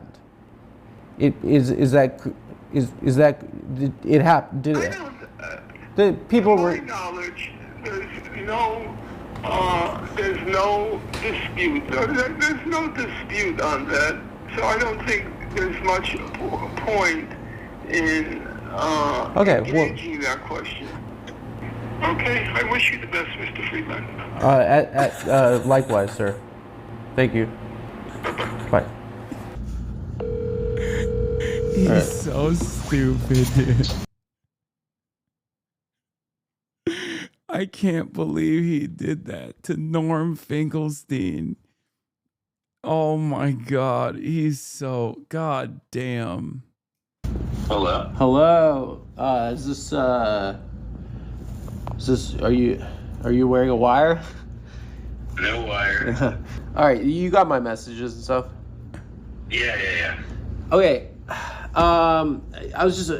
Was there like a day where in Auschwitz it was like broken or something, the gas chamber? Yeah, I mean, it's a part of the historical record that sometimes the gas chambers and stuff like didn't work or broke down. Journalist is Noah, by the way, obviously. Oh, Jesus Christ. But they blew all that up, so we can't really know for sure. We just have the records of some people. But yeah, it could have happened. I mean, it's supposed to have happened. Okay. But Adam. Yeah? You're like interviewing the Nelk Boys, like Steiny from the Nelk Boys, right? Yeah, yeah. Yeah, so you're asking me about the Holocaust. Well, it's for Are you okay? Yeah, I'm just following a lead. You know. Yeah, but like, you know, are you okay? Yeah, I'm not. I mean, I haven't been sleeping much. It's the Nelk boys. What do they have to do with the Holocaust? It was time to take a long, hard look in the mirror and admit to myself that my hard work had turned into obsession. I became so obsessed with Aaron Steinberg and the Nelk Boys content that I found myself questioning the historical validity of the worst mass killing in modern history.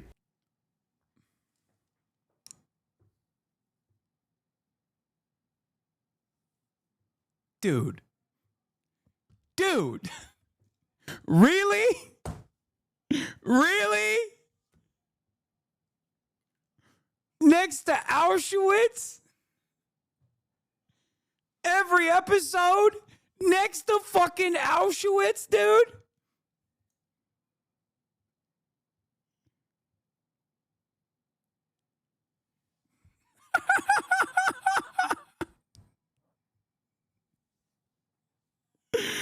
What does this mean?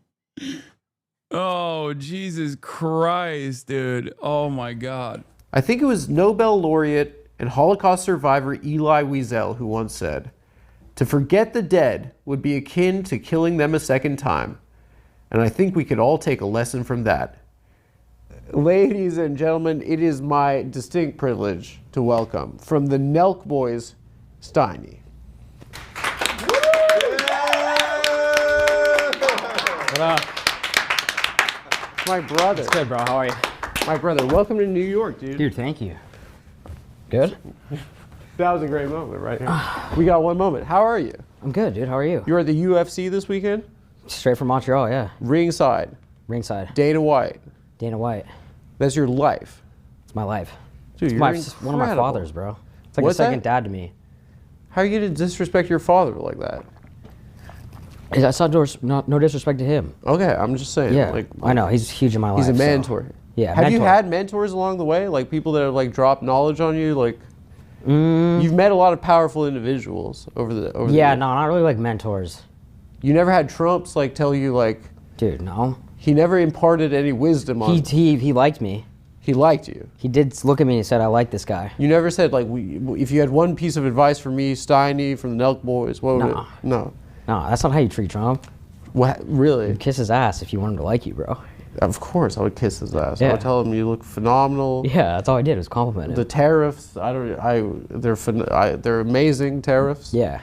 I don't even know what a tariff is. No, I don't either. Dude, you're a smart guy. You definitely know what a tariff is and all this shit. Yeah, I know. I kind of like it's. I don't want to know too much these days. Yeah, exactly. Everyone just talk about politics these days. I don't like it anymore. It's so annoying. Yeah. I know, but you've had like like big political guests on the show though. People that have talked Trump. Trump 3 times. Do you get nervous? Fuck yeah. Really? Yes. How big is he? Like size? Yeah, size-wise. He's big. He a big boy? He's a big boy. Have you met Barron before? No, he didn't come. No, He's wasn't like there. 7'2" or something. Yeah, he's huge. We gotta league him. Yeah, he walks around in New York, doesn't he? I don't thought know. he goes to NYU. We gotta get him in the gym. Why? He's a giant, that boy. Yeah. This was posted 2 days ago. Yeah. That's one of the biggest boys I've ever seen. Dude. You know, Oh yeah, these? shout out to the brand Happy Dad. Yeah, you really got them all out here. On DoorDash, I spent around $250. Dude, we today. appreciate that. It's going Thank straight to you. Yeah, hell yeah. Do you, Thank you. how many points do you have on Happy Dad? So I have a %. Really? Yeah. Who are you gonna sell to? Saudi. I don't know. The Hopefully like Chinese. an Anheuser-Busch or something. Yeah. Yeah. My Well, friend. You want to have one with me or no?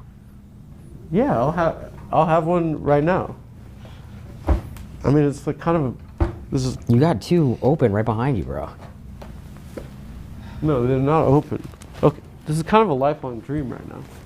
I feel like, you know, having a. We got you a gift also, because I saw an Aiden Ross. He gave Trump like a Tesla. Dude, So I was you like, got me a car? I wanted to get you something nice. Where is it? It's underneath the Oh. Oh, okay. Here, kid, catch. Open that up. Can I tear it up? No, you you really open- crossed out everything, bro. Well, no, that's the branding. You didn't have to tear that actually, but Dude. I know. I've never actually seen one of these. Yeah, I know. Dude, $400,000. A Richard Millie, or what is this? Yeah, it is. It's a Richard Millie. Dude, you're the man. Appreciate that. Seriously. No one's ever gifted me anything like this. Really? Nah. Steve gave me a Richard Millie last week. Really? Swear to God. I'm sorry, dude. Sorry, it's not that good. No, this is really, it's a thought that counts, but I really appreciate It's this. like copies seat. Yeah. All right, dude. Whatever, dude. Thank you. What's it like to be friends with such buff guys? Dude, it's fucking awesome. Really? Yeah. They're all so strong, the guys that you're around constantly. Yeah, I didn't get a fucking gift. What is this? What is this? Is it because I'm not Jewish? That's what it is, isn't it? Yeah, but then you can talk shit to anybody and you're not gonna worry about it. Really? Yeah. You do it for protection? The only gifts I've gotten from him is endless betrayal. Okay, that's the one gift that he keeps giving. When I say I don't want it, and he still gives it to me. I mean, no one's gonna fuck with you if you're with people like that. Really? But how do you stand out in that crowd? That guy Bradley? You stay in the back. Dude, can I be just a moment of just reality. I've watched so much Nelk. Caleb and I in the studio have watched so much Nelk for the last 2 weeks. It's like, when there's an FBI agent, right? Yeah. And I'm like surveilling. I saw your board in the back. I'm not gonna lie, bro. You saw it? It looks like you're trying to solve a crime. There's a board in the back with yarn and shit. Oh. I saw that. I don't know if I was supposed to. I got to the bottom of it. But And you Netanyahu, really, I saw my you're dad's on photo notice. on there. You what? My dad's photo's on there. Yeah, of course. Like, you went really deep. I got your brother, your twin bro. Oh, you got my bro on there too? Yeah, yeah. Oh, damn. I just want to get Cindy with you guys. Dude, I don't know if you'd be a good fit. Why not, dude? I don't know. You just don't give me the vibe. You think that they think I'm pussy? Yeah, I think so, yeah. Really? I really think they think you're Yeah, pussy, but what if bro. you said I'm cool? You don't That, think my word of me saying that you're cool might not be enough, bro. You don't think Steve would like me? I don't know you well enough yet. I feel like Steve will do it as kind of the Hasan Piker of the right. Why do you say that? I don't know. It just makes sense in my mind. But what similarities do him and Hasan have? I don't know. They're both strong and. Yeah, that's they do both have that. All right, let's get into you. Okay. What does that even mean, dude? What does that even mean? Why am I catching more strays, brother? Oh my lord. Oh my fucking lord, dude. Ridiculous.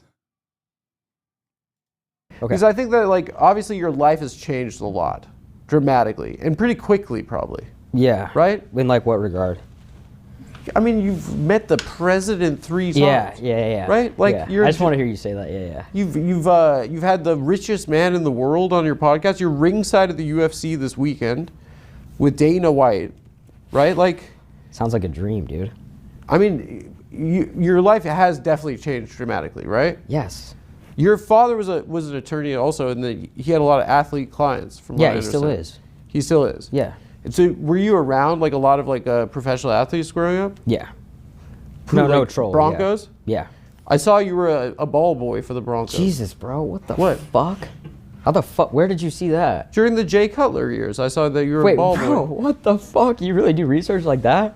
Yeah, I've been studying everything about you for about 2.5 weeks now. God damn. You saw the Wait, pin do you watch board. football? Dude, I know everything. Okay, about where did Jay sports. Cutler go to college? Vanderbilt. Wow, bro.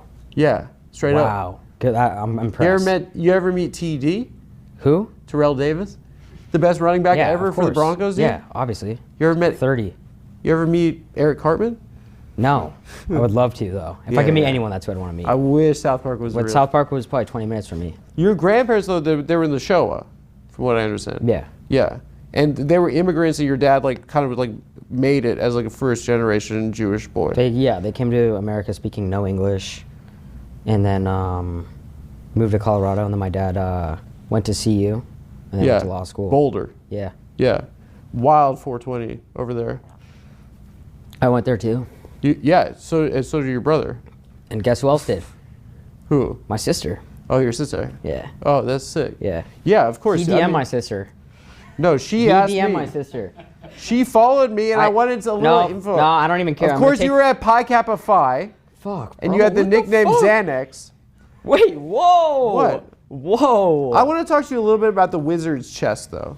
What the What fuck? was yo-yoing class like at the Wizard's Chest? Dude, there was a yo-yoing phase. I feel like when I was in like 6th grade, and there was this place called the Wizard's Chest where. Okay, they've actually they've upgraded big time. Second season of the Adam Friedland Show is putting out bangers. Okay, you'd go for like for school, but it was like a wizard school. Did they take you out of real school to go to wizard school? This is like grad school. And you could walk the dog. You could. I was nice, and obviously I had a nice yo-yo set because I was fortunate. Of course, you went to snowboarding camp at Windell Snowboarding, and they made you chug a bunch of milk. Dude. Steiny, what? Just chill, bro. These are like things that I've forgotten about in my life. Yeah. I did do that, yeah. I talked to Livy List, and she told me about hiding in the garage. Do you have any info, like apparently, like, you never admitted it to your family? That was like really personal. If I said the name Tommy Smith, what would that mean to you? Oh my god. Holy fuck. Tommy Smith was an alias I had when I was with a... He's getting scared, dude. That's crazy. Girl, and I didn't want her to know my identity. In high school? Yeah. You would say Tommy Smith, and then you would say, of course, that you were Another school, and then I was like, oh, the she's... quarterback of your team. Cornerback. Cornerback. Tell me the story about your principal trying to run you over with a car. Okay, so we moved when I was in middle school. Okay. And I got I did not go to a private school, but I went to a private school for 6 months. Yeah. Before. So I'd never gone to a private school. I went to private school for 6 months. And we fucked around. You know what I mean, in school. Yeah, I know. Like, we caused issues. That was not smooth the way you opened that at all. But I think it was. What do you think of the taste? Tastes the wild cherry. It tastes incredible. Yeah. What was it like having a successful dad, though? Just tough. Was he a hard ass? Fuck yeah. Really? Yeah. What did he want for you? Huh? What did he want for you? Like, he didn't care about me. It was all about him. But I was paying rent growing up. No, you weren't. Yeah, I was. Come on, that's not. It was a huge house. I had to pay rent, dude. I had to work. That was what I was taught. Tough love. Came home one time with a 3.8 GPA, and it wasn't. I have to make a phone call right now. I'm sorry. It's like a little. This is crazy, bro. I'm sorry, dude. Okay, you know what? I'm actually gonna make a phone call too. Don't worry about it, dude. No, I'm making a phone call myself. No. Hey, Adam, what up? Harvey, how are you?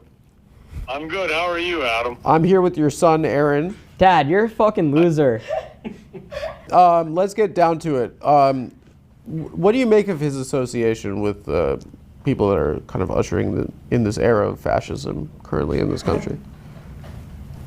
I'm not convinced that they're ushering fascism in. I think that Aaron has a good head on his shoulders, and I think that he's trying to do what's right for the country, and he feels This is a that. classic And I think that his heart is in the right place. You're unreal. He has access to somebody who's a decision maker, and if you have that access and you want to try to do the right thing in your mind and have influence upon that decision maker, what better person would you want than Aaron? It's true. Yeah. I just have one last thing to share with you. Yeah. He referred to Mr. Dana White as his real dad. Well, for all I know, that may be true. Sir, you're an officer of the court. He impeached your good name in public, and after everything you've done for him. I think maybe he impeached his mother's good name, not mine. Why is that? Think it through. Well, if Dana White's his father, that would implicate his mother, wouldn't it? As opposed to me. You're tearing this family apart. No, he's too smart, bro. Fuck. I would have never thought about that part. Do you have to have a discussion with your wife now? Dad, why are you talking to Adam? Okay, sir, thank you so much. This has been a prank this entire time. I appreciate all your efforts. Thank you, sir. Thank you for everything you've done for Aaron, despite the fact that... Not being loved as a kid, yeah. Apparently, you're much more appreciative than he appears to be. Well, I've grown quite close with my father, and remember he told me that his mom disowned him for a little bit because he voted for, or because he interviewed Trump and voted for Trump. And well, good. You know, we didn't always see eye to eye. I felt like we didn't always see eye to eye. This is my father you're talking to, Dad.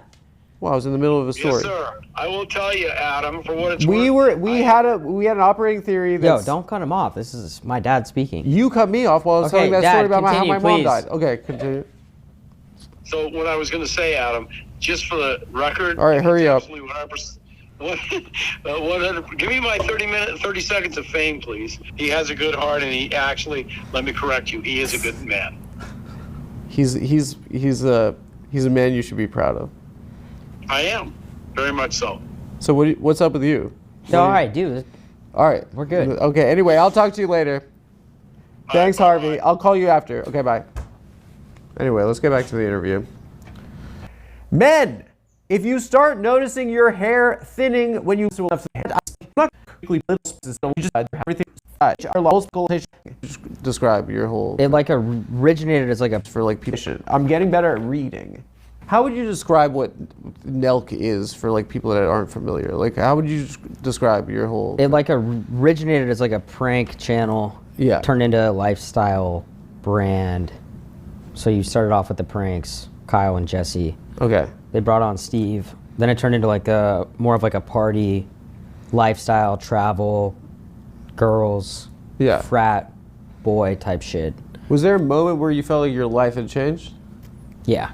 What was that? Can you think of one singular moment? 100%, yeah. I flew to Abu Dhabi with Dana to go to UFC during COVID, and we were the only guests allowed at the fight. Fight Island. Yes. Remember? Yeah, I remember that. Yeah. And it was Khabib's last fight, if you remember. Are you actually a UFC fan? The Eagle. Yeah. Yeah. Are you a UFC fan?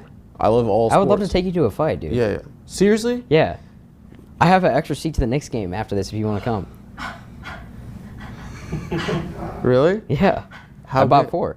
What? I bought 4 seats. How good seats? Dude, they are the best you can get. Really? They're not on the floor, but they're close to the floor. I'll tell you that. Close to the floor? Well, yeah, it's fucking expensive out Celebrity here, bro. row? Yeah. How much money do you have? Huh? How much money do I have? How much money?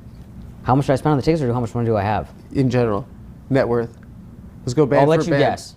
I'll go band for band with you, yeah. I don't know, like maybe $250,000? Okay. What's so funny about that? No, that's amazing, dude. I'm super happy for you. That's a lot of money to have, dude. Yeah, of course. I'm not trolling you. That's amazing. It's like what a lawyer makes in his first year. Yeah. So you're like at a lawyer's level. In his how much money? 10 years, probably. Really? Yeah. Wait, let's talk about. So you went to Abu Dhabi with Dana White. My life changed that trip. Yeah. Because Bob had anxiety and left. Because he thought we were gonna be fucking with our hands behind our back, tied up in the desert, about to get our heads cut off. Because he didn't know what the Middle East was like.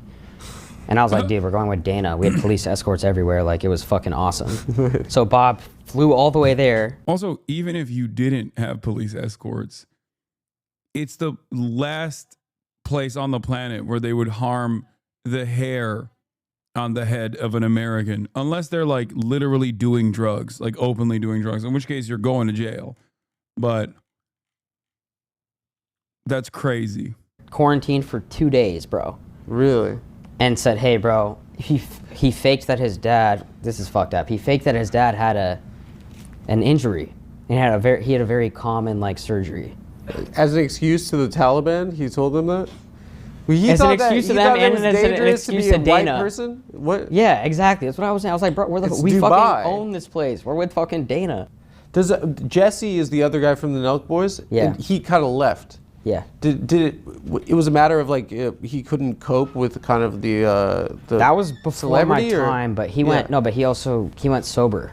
He went sober. So he's maybe 4 or 5 years sober now. Really? So it's really hard to be around this group if you're going to be sober. Drinking is a big component of drinking is big of the scene. Yeah. Yes. Yeah. Are there days where you just don't want to send it?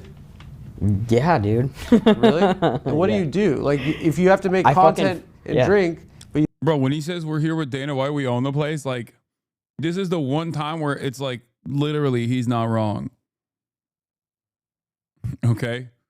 If you're a podcaster, especially a like somewhat noteworthy podcaster, Dubai is, you do own the place.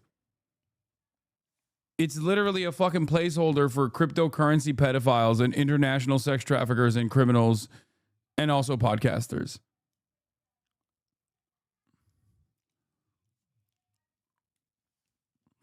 You don't want to send it, like, you have to do it? I fucking fight it, bro. You fight. You gotta do what you gotta do. Not to, or you fight like. I fight the urge not to when I fucking drink. Not to, yeah. Yeah. It's kind of like for your job. It's like a little kind of stressful, maybe. No? Yeah, it is. Are the fans annoying? Like, no, not at all. What do you mean? When you're in public, do you interface with fans? Do people approach you a lot? Yeah. How big would you go there as a podcaster only? Fuck no. I won't go to Israel. I won't go to UAE. I won't go to Saudi Arabia. At most I'll go to potentially entertain going to Qatar, but that's it. Fuck no. The hell out of here, bro. First of all, what do you want me to do? Get fucking assassinated? Would you say the audience of Nelk is, or Full Send? It's big. It's big. Yeah. Yeah. Do people ever come up to you, like at a coffee shop, and they're like, yo, what's up, Adam? I mean, most people are nice, but some people are like pretty annoying.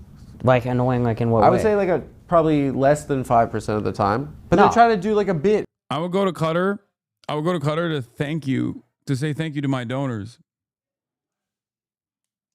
Okay. Yemen, I'd love to go to Yemen. Oh my God, Yemen would be amazing.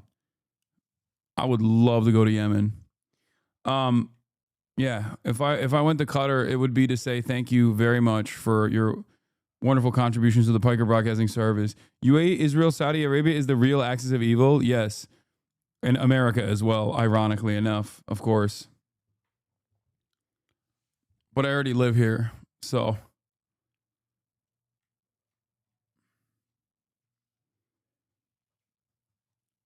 You deprive yourself of heaven by not performing the Hajj? Yes.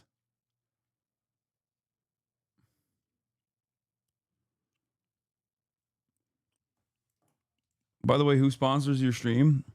The glorious nation of Qatar sponsors the Hasanabi broadcast. The Piker Broadcasting Service, PBS, is sponsored by you, the viewers. For you, the viewers. Your voluntary contributions in the form of subscriptions that are $6 a month or free in the form of a Twitch Prime allows Piker Broadcasting Service to maintain its editorial independence. You can also gift a sub. Because what it is, and it's the same with you guys, I would imagine, is like you guys are a group of friends, right? Yeah. Is it you guys are an actual group of friends, or you guys work for the same business? I'd say it's a mix of both. We all live our private lives. Yeah. But like when we come together, it's like, honestly, it's kind of like a family. Like even this weekend, like everyone knows each other very well. We all love each other, so. But your relationship with these guys is like you're performing it for like an audience, right? So it's like it's parasocial, right? So like people feel like when they hear a podcast or something that they're chilling with their boys, right? Yeah. But they're a stranger, right? So like when they approach you, they feel like they're your boy, right? Yeah. But sometimes it's like, bro, you're a stranger. I mean, dude, someone fucking pulled up to my sister's place yesterday. Like saying like, yo. To your sister? Is saying, yo. She's a cum girl. Okay, let's be careful with that terminology. That's the name like, of the I'm fans honestly, of Cumtown Podcast. It's a very I get famous that, podcast. but I don't know why she's affiliated with anything with what you just said. It's her choices. It's a free country. She has no interest in anything what you said, and she's not doing any of that. Kamala she's a woman of God, and she fucking does not go anywhere. She's a woman of God? Yeah. What of Judaism? Yes, Hashem. Hashem, dude. Yeah. Why do you think? You see, I brought him. Where's he at? Who's Yossi, that? where are you at? Yossi. He's not saying anything.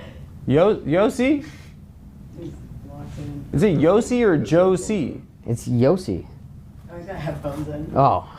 You're on the headphones right now? Oh my God, you gotta. But there's a guy here on headphones. I'm shouting you out. Are you fucking serious? You brought some guy on headphones to this? How dare you, bro? This is an honor and a privilege to be here. Okay, whoa, don't come up here now. No, you don't Yossi, get that. come on, we're making a show right now. How you been? Yeah.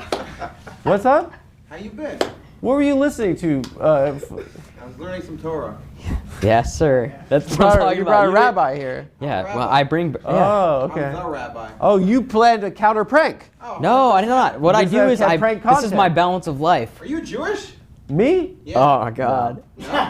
No, yeah. Just hide it. No, you want to hide it when he comes around. I promise you. Not Jewish. Nah, Christian. Is your mom Jewish? He's Christian. No, don't ask about my mom. Yeah. Okay, you're. You sure? Are you're not you Jewish? I can't Me? see you. Yeah, I can't. I'm see Jewish you. on the weekends, but sometimes middle of the week. Like at the club, you're Jewish? You already know. Really? Are you Jewish? No. Do you want to see a Jewish prayer? No. No one wants to see that right now. I'm gonna be honest. No one. You brought someone to do fill-in with us right now? Oh. Why did you bring one of these? This is your prank? No, this it's is actually not a really good prank. This actually no. It's actually a great prank. Okay, so you want to do it? No. You sure? No, not right now. I'm doing a show. This is my business. Yeah, that's actually the best thing of all time. Oh my God! You brought him I here? wish How I do was- you know this guy? I wish I was creative. This is your enough. handler? I met him on Melrose in LA. He fucking said, "We got a rapid phone right now." The Mossad. They don't set give him up. Yeah. They don't give up. The bro. Mossad, they're pulling the I was strings. in the White House last week. Yeah. Exactly. Yeah. What were you doing in the White House, sir? The same thing I want to do with you. To fill in? Yeah. You know? With who? Stephen Miller? Few people there. Oh, wait, he has tefillin on right now? I thought he meant to fill in. No, he was talking about tefillin, like the little black box and the fucking I was like trying to understand what he's talking about.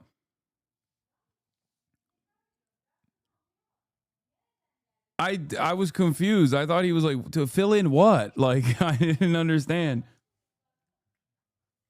Wait, is he gonna make him do the fucking rap? How do you know this? What do you mean? I'm an incredibly educated motherfucker.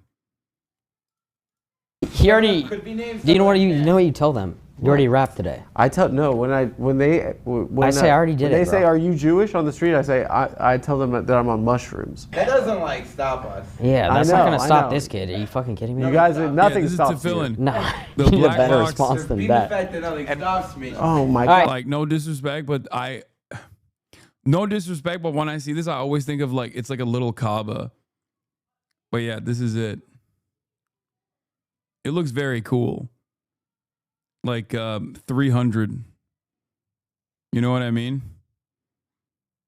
But the little black box always reminds me of like a tiny Kaaba. Straight up. But yeah. Yeah, you wrap it around. It does. It looks like you're wearing like a little tiny Kaaba on your head. Bro, what the fuck? Why is this party rabbi at the Nazi White House? What do you mean? You gotta fucking yeah, you gotta fucking have a party rabbi go and party it up.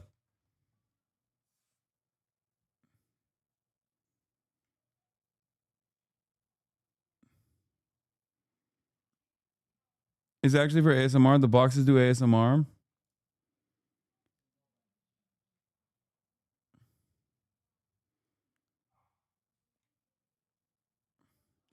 Doesn't this look like 300? Like when you rock this, doesn't it look kind of has anyone in the chat ever done it to fill in? Do you kind of feel like you're LARPing a little bit, like you're a Spartan? I would feel that way. If I wrapped it around, I'd be like, damn, this is kind of badass. Like, it is.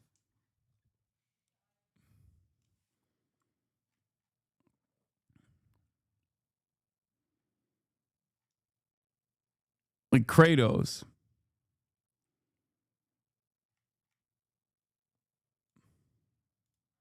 This is.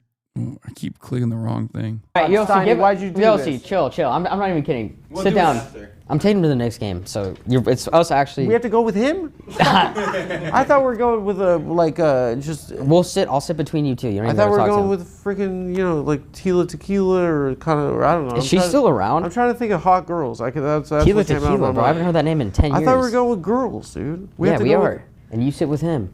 Guys, I'm back talking to you guys about Lucy, which is 100% pure nicotine. This product contains a newfound fame, right? Obviously, you were like you were a college student, and then you were like gambling online, and then you met this guy in LA, and then he got scared of Muslim people or something, and then you like. I didn't say that. Then you said meet that. you I met didn't say Steve anything Will about Do Muslims, It. but yeah. You met Steve Will Do It. We got scared of the Middle East, and then you met Steve Will Do It. I mean, this is a crazy series of events, right? Yeah. This is like a ton of these things have to happen like in a perfect timing for you to like find yourself meeting President Donald Trump 3 times. Yeah. Right? Like so Met him probably Trump Force 1, 2, so probably 4, but yeah.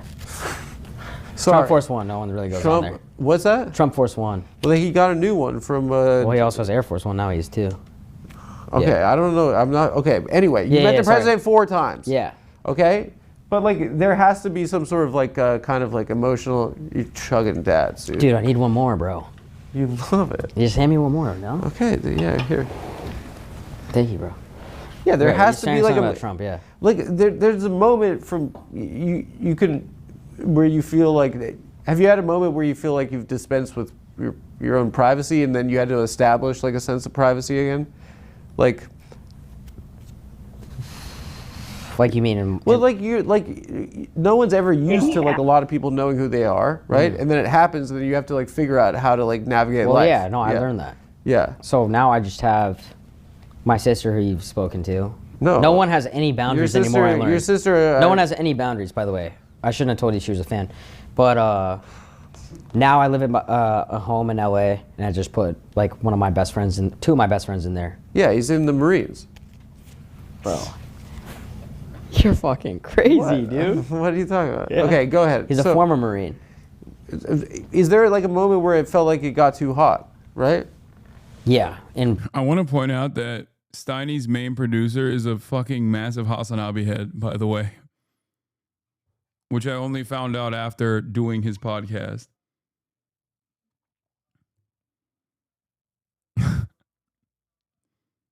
And there were people asking, like, how did you link up with Steiny? He DM'd me to go on his show, to go on his pod. Brickle in Miami. In Miami. When we were hanging out like 6'9". Oh, me and Steve. You've like interacted with a lot. His name is Megaphonics. Guy was 6'9", dude. Well, I'm not a big fan of jazz. Got it. Yeah. Me neither. You've interacted with like a lot of musicians as well. Yeah. Like rappers and a lot. Yeah. And what was I mean like did it ever you get don't seem like a guy. Have you been to the studio before? For Like a rap? studio session? Yeah. Yeah. Like with who? I was there when what's his name? When they made Okay, so you haven't been, but you would feel like I think you'd be really out of place if you went, but you should go. You should just go and just see the vibe. Wait, you're acting like you're different than me. I don't think we're. No, you're we're coming here, we're similar you're but coming here different. acting like you're different. I am not acting. Why? any Because way. I'm wearing a fabulous suit right now No, that I debuted for you. That I want to look gorgeous for you. You look good. I'm just saying it's like it's a different vibe over there. Like you got. No, I'm saying us as guys. Yeah. You're the Adam of Full Send Podcast. Meaning I'm you of the Full Send Podcast? Yeah, you're the bug.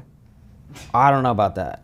All right. I'm gonna take that as disrespect. No, it's not disrespect. We all Okay. play a role, and they're all very important. And apparently, you do a great job. I'm just saying. If I walked into a studio session and I saw you there, I'd be like, "You're the engineer." What would you or do? like you're doing the beats. Like you're not there hanging out. You'd be. Or you're like a fan. Like I wouldn't assume you were like with the guys. So you walk into the studio session, they're like, he's in there here to like- rap. No, they're like, No. dude, this guy's in the squad. I'm there to fucking. They hang think out. of you as an entourage? Yes, I'm an entourage member. But Well, you're a turtle, obviously. Yeah. I would be a Vince. No, I don't think so. I think I would be Vince if we were a squad and we're in the hills. Have people offered you drugs? Like today? No, I mean since you've become famous. Yeah, a lot. Really? Yeah. Surprising I went in your crew did, but yeah. A lot of people have. Here? Yeah. Where are you gonna get what from? There's a lot of from people the back Yossi? here. No, Yossi's not got nothing. Trust me. I know. Yeah, he has. I know. nothing He yet. has to fill in. Yeah. How do you like conceive of like what your platform is, right? Like, because at this point you have like a massive reach, like you have like a tremendous amount of powerful people that you're interacting with. And like, how does one prepare? Like, when you have Trump coming on the show or Elon Musk, like, how did you prepare for that type of opportunity? For Elon, I probably took like 30 milligrams of Adderall. Really? And then just watched like 4 or 5 different podcasts he'd done. You watched like, 4 podcasts? Like, I don't know, like a lot of shit that he's done on YouTube for like 4 or 5 hours. And then in my head, I was like, all right, I'm ready? good. Yeah. Really? Yeah. And then for Trump, I just was like, fuck it, I'm going in there and whatever. Do you like look at your outfit in the mirror before you go to meet Donald Trump? Nah. He made a comment about that. About your fit? Mine and Kyle's when we went on Trump Force What do you say? One. Like you look like. Thanks for dressing up for the occasion. Oh, he sunned your ass. Yeah. Yeah. You That's thought that okay. was a compliment? No, I thought it was You took disrespect. that as a compliment. I took it You're as like, disrespect. That's nice, dude. Happy dad fit, happy dad hat, happy dad hoodie. I told him, you wear the same thing every day, bro. I'm switching it up. You disrespected our president? That was respect. The sitting with president respect. of the United States? I said respectfully, sir. Yossi keeps going in and out right now. He's got to wrap somebody in the hallway, bro. Why did you bring this Amish to my Dude, talk show? I actually regret it. I'm sorry. What about your platform is attracting some of the most powerful people in the world? Like, when you look at it, like, you're like, why does Trump, why does, like, J.D. Vance, Elon, probably, I don't know, like, yeah, little Uzi Vert, probably. He Yeah. came on? No, he hasn't come on, but Yeah. Someone like that, like dude, I think it's just the views and the content that we put out. Like, the views are good, and so they see value in them collabing with us, and the content's funny, so they like it. Yeah. Would you have someone on the show who ideologically you felt opposed to? Yeah, fuck yeah. But so you had Candace Owens on the show, for instance, right? Now I probably wouldn't. That collab I did with her and Lily Phillips was probably 8 months ago. Wait, you did it with the lady that had sex with all those people? And her at the same time. What is the world? That's fucking good content, Adam. That's what that is. And Candace Owens went on that too? Yeah, it was me, her, and Candace. How did that come about? I've been talking to Lily. Nothing to do with anything sexual. Okay. Just like very professional. Not a running Which she train. did come to my house and I didn't do it. She came to your house? Yeah, I didn't do it. Okay, but yeah, Okay, but sorry, like, sorry. how are you, Candace Owens, and Lily Phillips collabo? Because I just was talking to Lily and I was like, who could I put with her that would make this the craziest collab of all time? And then I just thought of Candace Owens. And Candace was like, I'm down?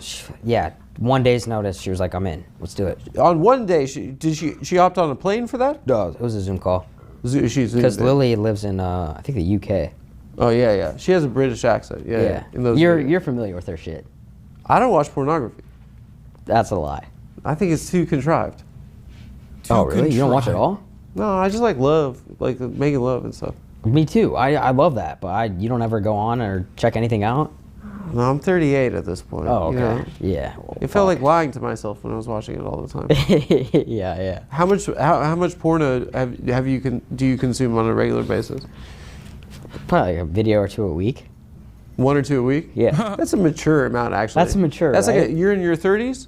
Yeah. I think that's kind of like you're. I keep forgetting that Steiny's in his 30s, and it gives me whiplash every time I am reminded of that reality. Like, no one who presents themselves like this should be in their 30s. It is kind of crazy. He also doesn't look like he's in his 30s, so like he straight up looks like he's 19 and also acts like he's 14. So You're grown up. 5 years ago, it was probably like 4 or 5 weeks, so I've really cut that down. 4 or 5 a week at 25? Yeah. Come on, bro. Oh, you were more than that? I mean, that we were having relationships with these people. Like, No, I was like, yeah, I'm being honest, 4 or 5 a week. Actually, to be honest with you, yeah, like I live with. What are you trying to be I like? live with my fiance, so I'm like, in a practical sense, I can't just like watch. Sure. It'd be like, what? Am I gonna go jerk off in the other room? And you're not sneaking out and watching the Hub at all? For porn? Yeah. I don't think so. It's still that exciting for you, 5 years in?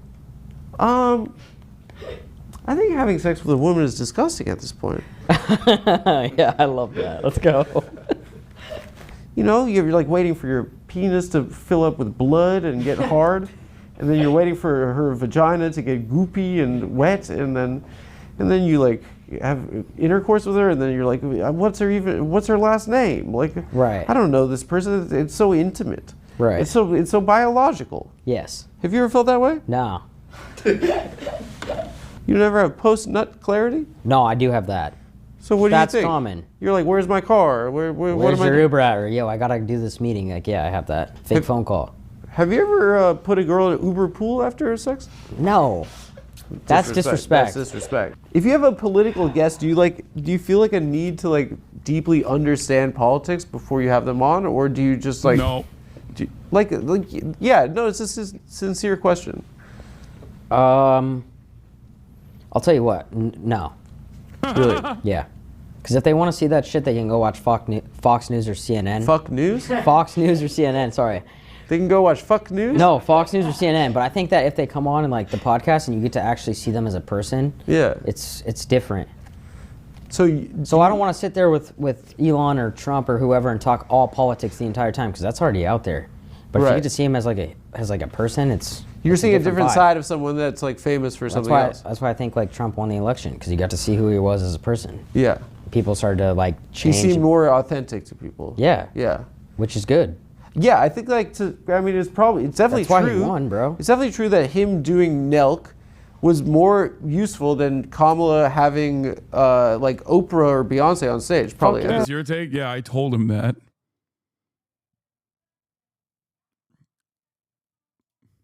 Yeah.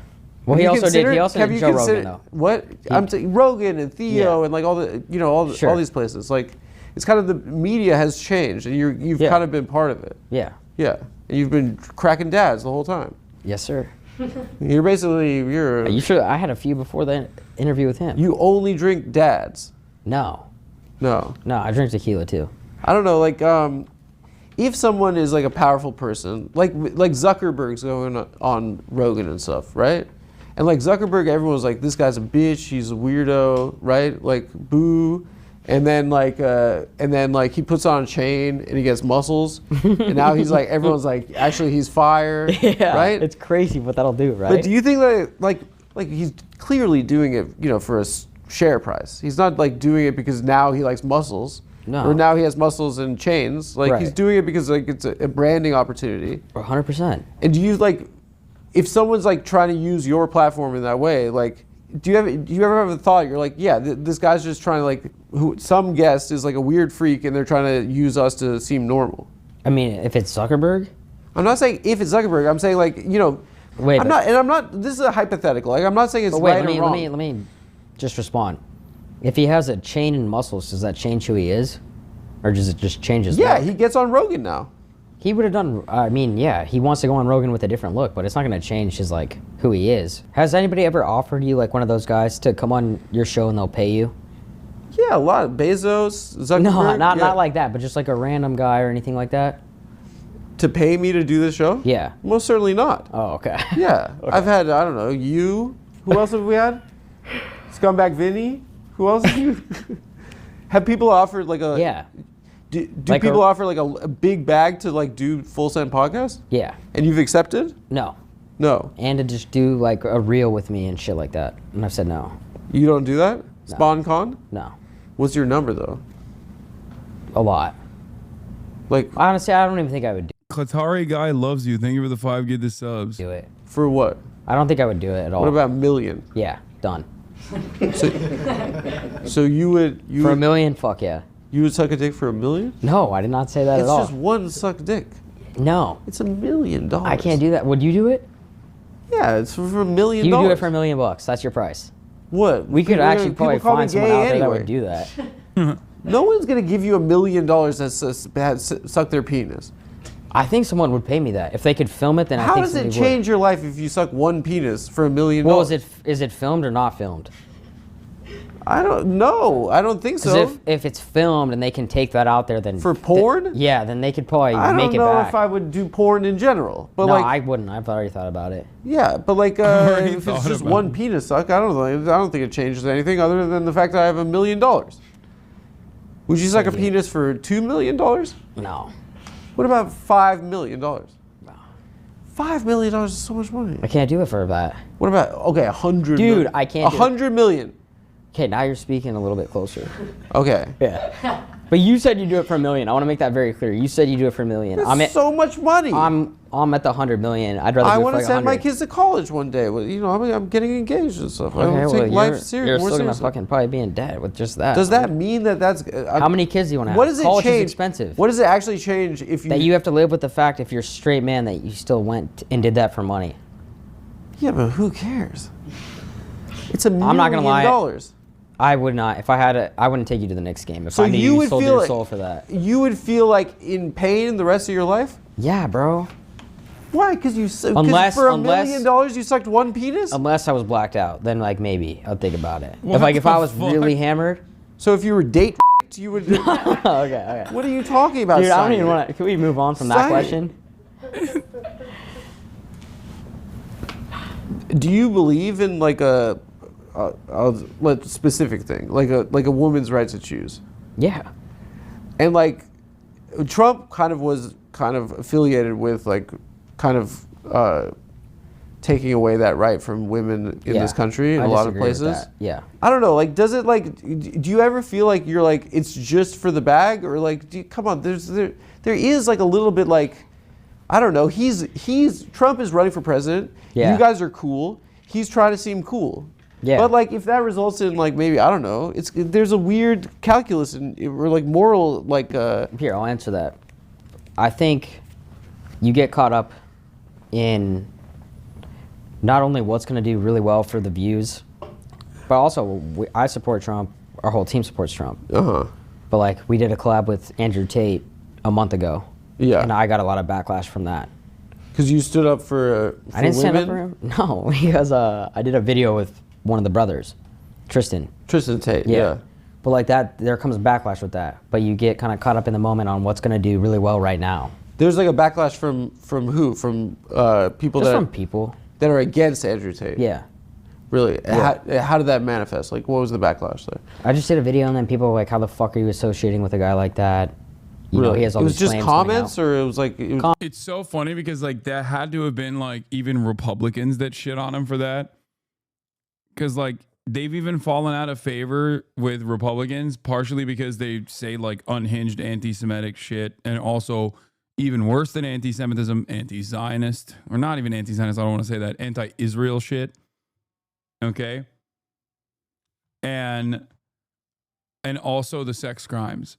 So even like, even Republicans who like Donald Trump don't like the Tate brothers anymore. Like, yeah, Ron DeSantis literally said he didn't want Andrew and Tristan in Florida. He banned them, which is ironic because that was kind of a good thing because then they went to Los Angeles. And I think there was a separate sex crime charge that was filed against them in Los Angeles in the short period of time that they were in Los Angeles. So Comments, DMs. Did it have fucking like a personal people that I know? Your mom. Are y'all tired of losing it? Cope harder. What? Losing what? On 200 ping wall? Brother, I think you're losing. You got 200 ping. I got mad at you. No, she didn't. Has your She mom got mad at me for Trump. She got mad at you for Trump. She didn't talk to me for like 6 months? Maybe 8 months. Ooh. Yeah. Trouble. I know, it was tough. How'd you patch it up with your mom? My parents would be so mad at me if I was I told her like sending it with Trump. we can't have. They would hate He doesn't it. drink. You know he's sober. I know he's never drank. Okay, so he doesn't send it. Well, sending it in terms of a collab Yeah, that's opportunity, true. sending it by chilling with it. We didn't. I don't know. We didn't talk for 8 months. 8 months. Yeah. How did you patch things up with your mom? I told her we can't talk politics anymore. Then I bought her a house. Really? Yeah. In Vegas? Yeah. Yeah. What the fuck? Summerlin. How do you know? Yeah, what the fuck is wrong with you, bro? Here, you want me to read your last questions? No, I want to ask you. I want to say a name to you. Okay. Timmy Dieters. Who's that? I think you know who it is. I actually don't. I think you do. Who is it?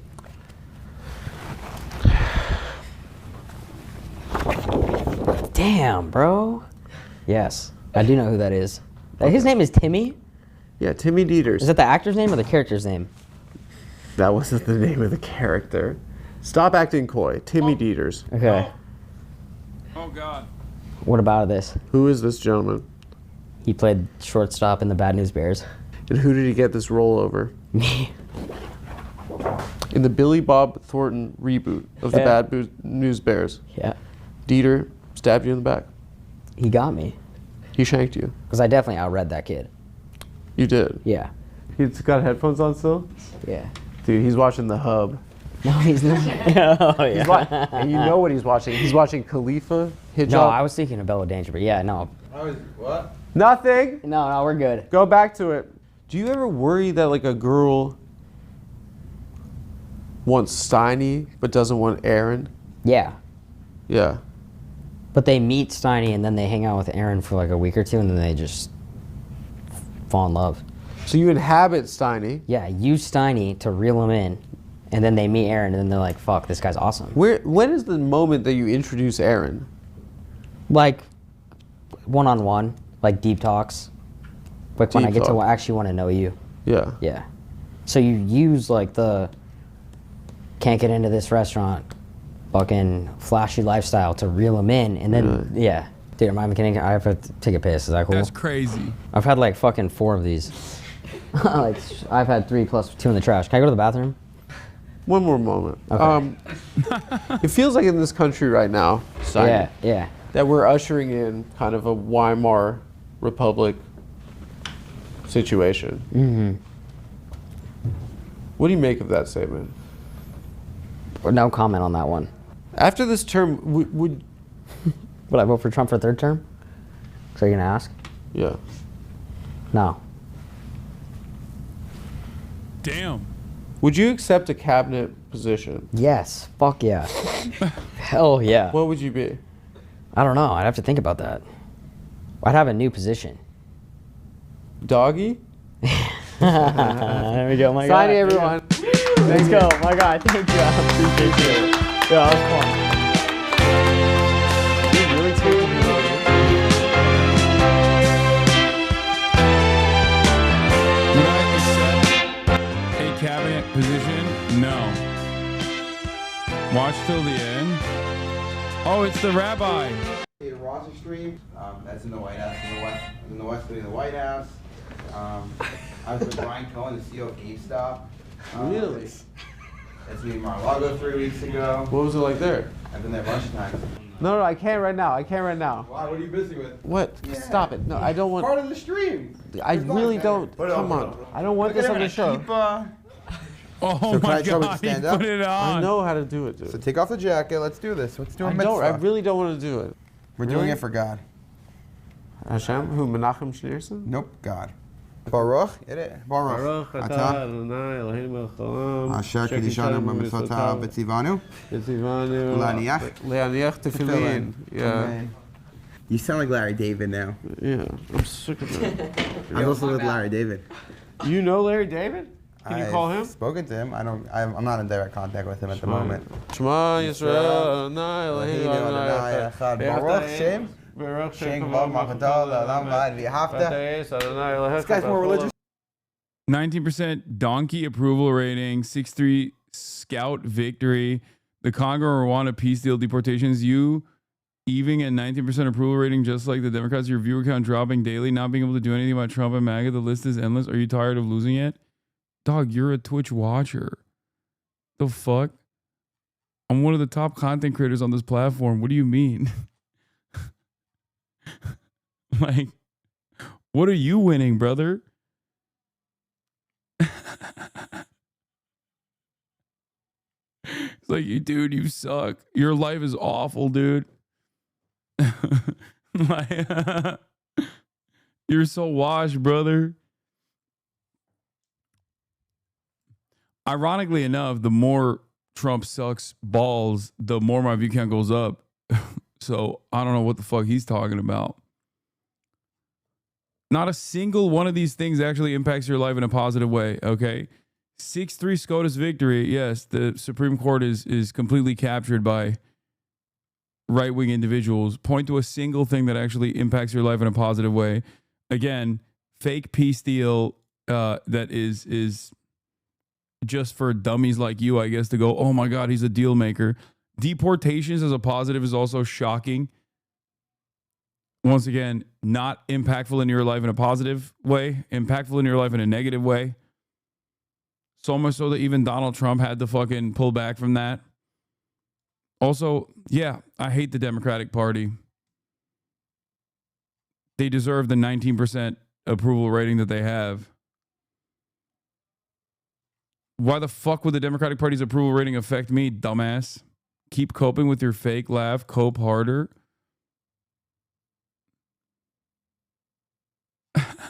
Okay. He said I have a 19% approval rating. No, don't. You're putting this online? Whatever you want, you make it fit. He's posting that. I don't need a post if you want. That's all I wanted. Now say thank you, God, and pray special prayer between you and God. Wait, why is he taking it off? Rapport asked me to pray for the next, so God willing. Oh, that'll work. All right, thank you. This is we're not gonna put this. We're not going to put this. Hey, you know who doesn't have? You know who doesn't have a low approval rating? Zohran Mamdani, as a matter of fact. Look him up. Next mayor of New York. You're an eater. You're a feeder and an eater. You're a real ass eater. Maybe you could have arranged those words a little differently. Yeah, I didn't mean it like that. Oh, yeah. You know, that guy. I think I think I'm doing all right. Chatter's follow list. Let me guess. Asmongold. Asmongold Denims and the Nicole T. No way. I can't believe it.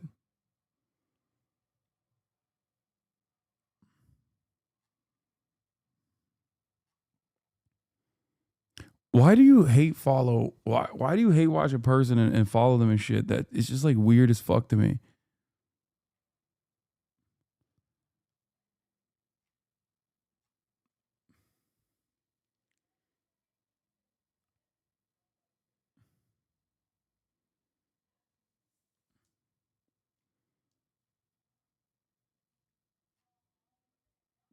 I don't get it. But having said that, that's the last thing I'm doing today. Love you guys. I'm tired. 8 hours. Another half day as always. I'm gonna go hang out with my family. Not to flex on that one loser, but I'm gonna go hang out with my family that I love. Spend time with them. Sunny Los Angeles, California, says Hasan. Peace, everybody. See you tomorrow. Bye-bye. Just begun. There he is again. Hasan is streaming. Hasan is streaming. There he is again. Hasan is streaming.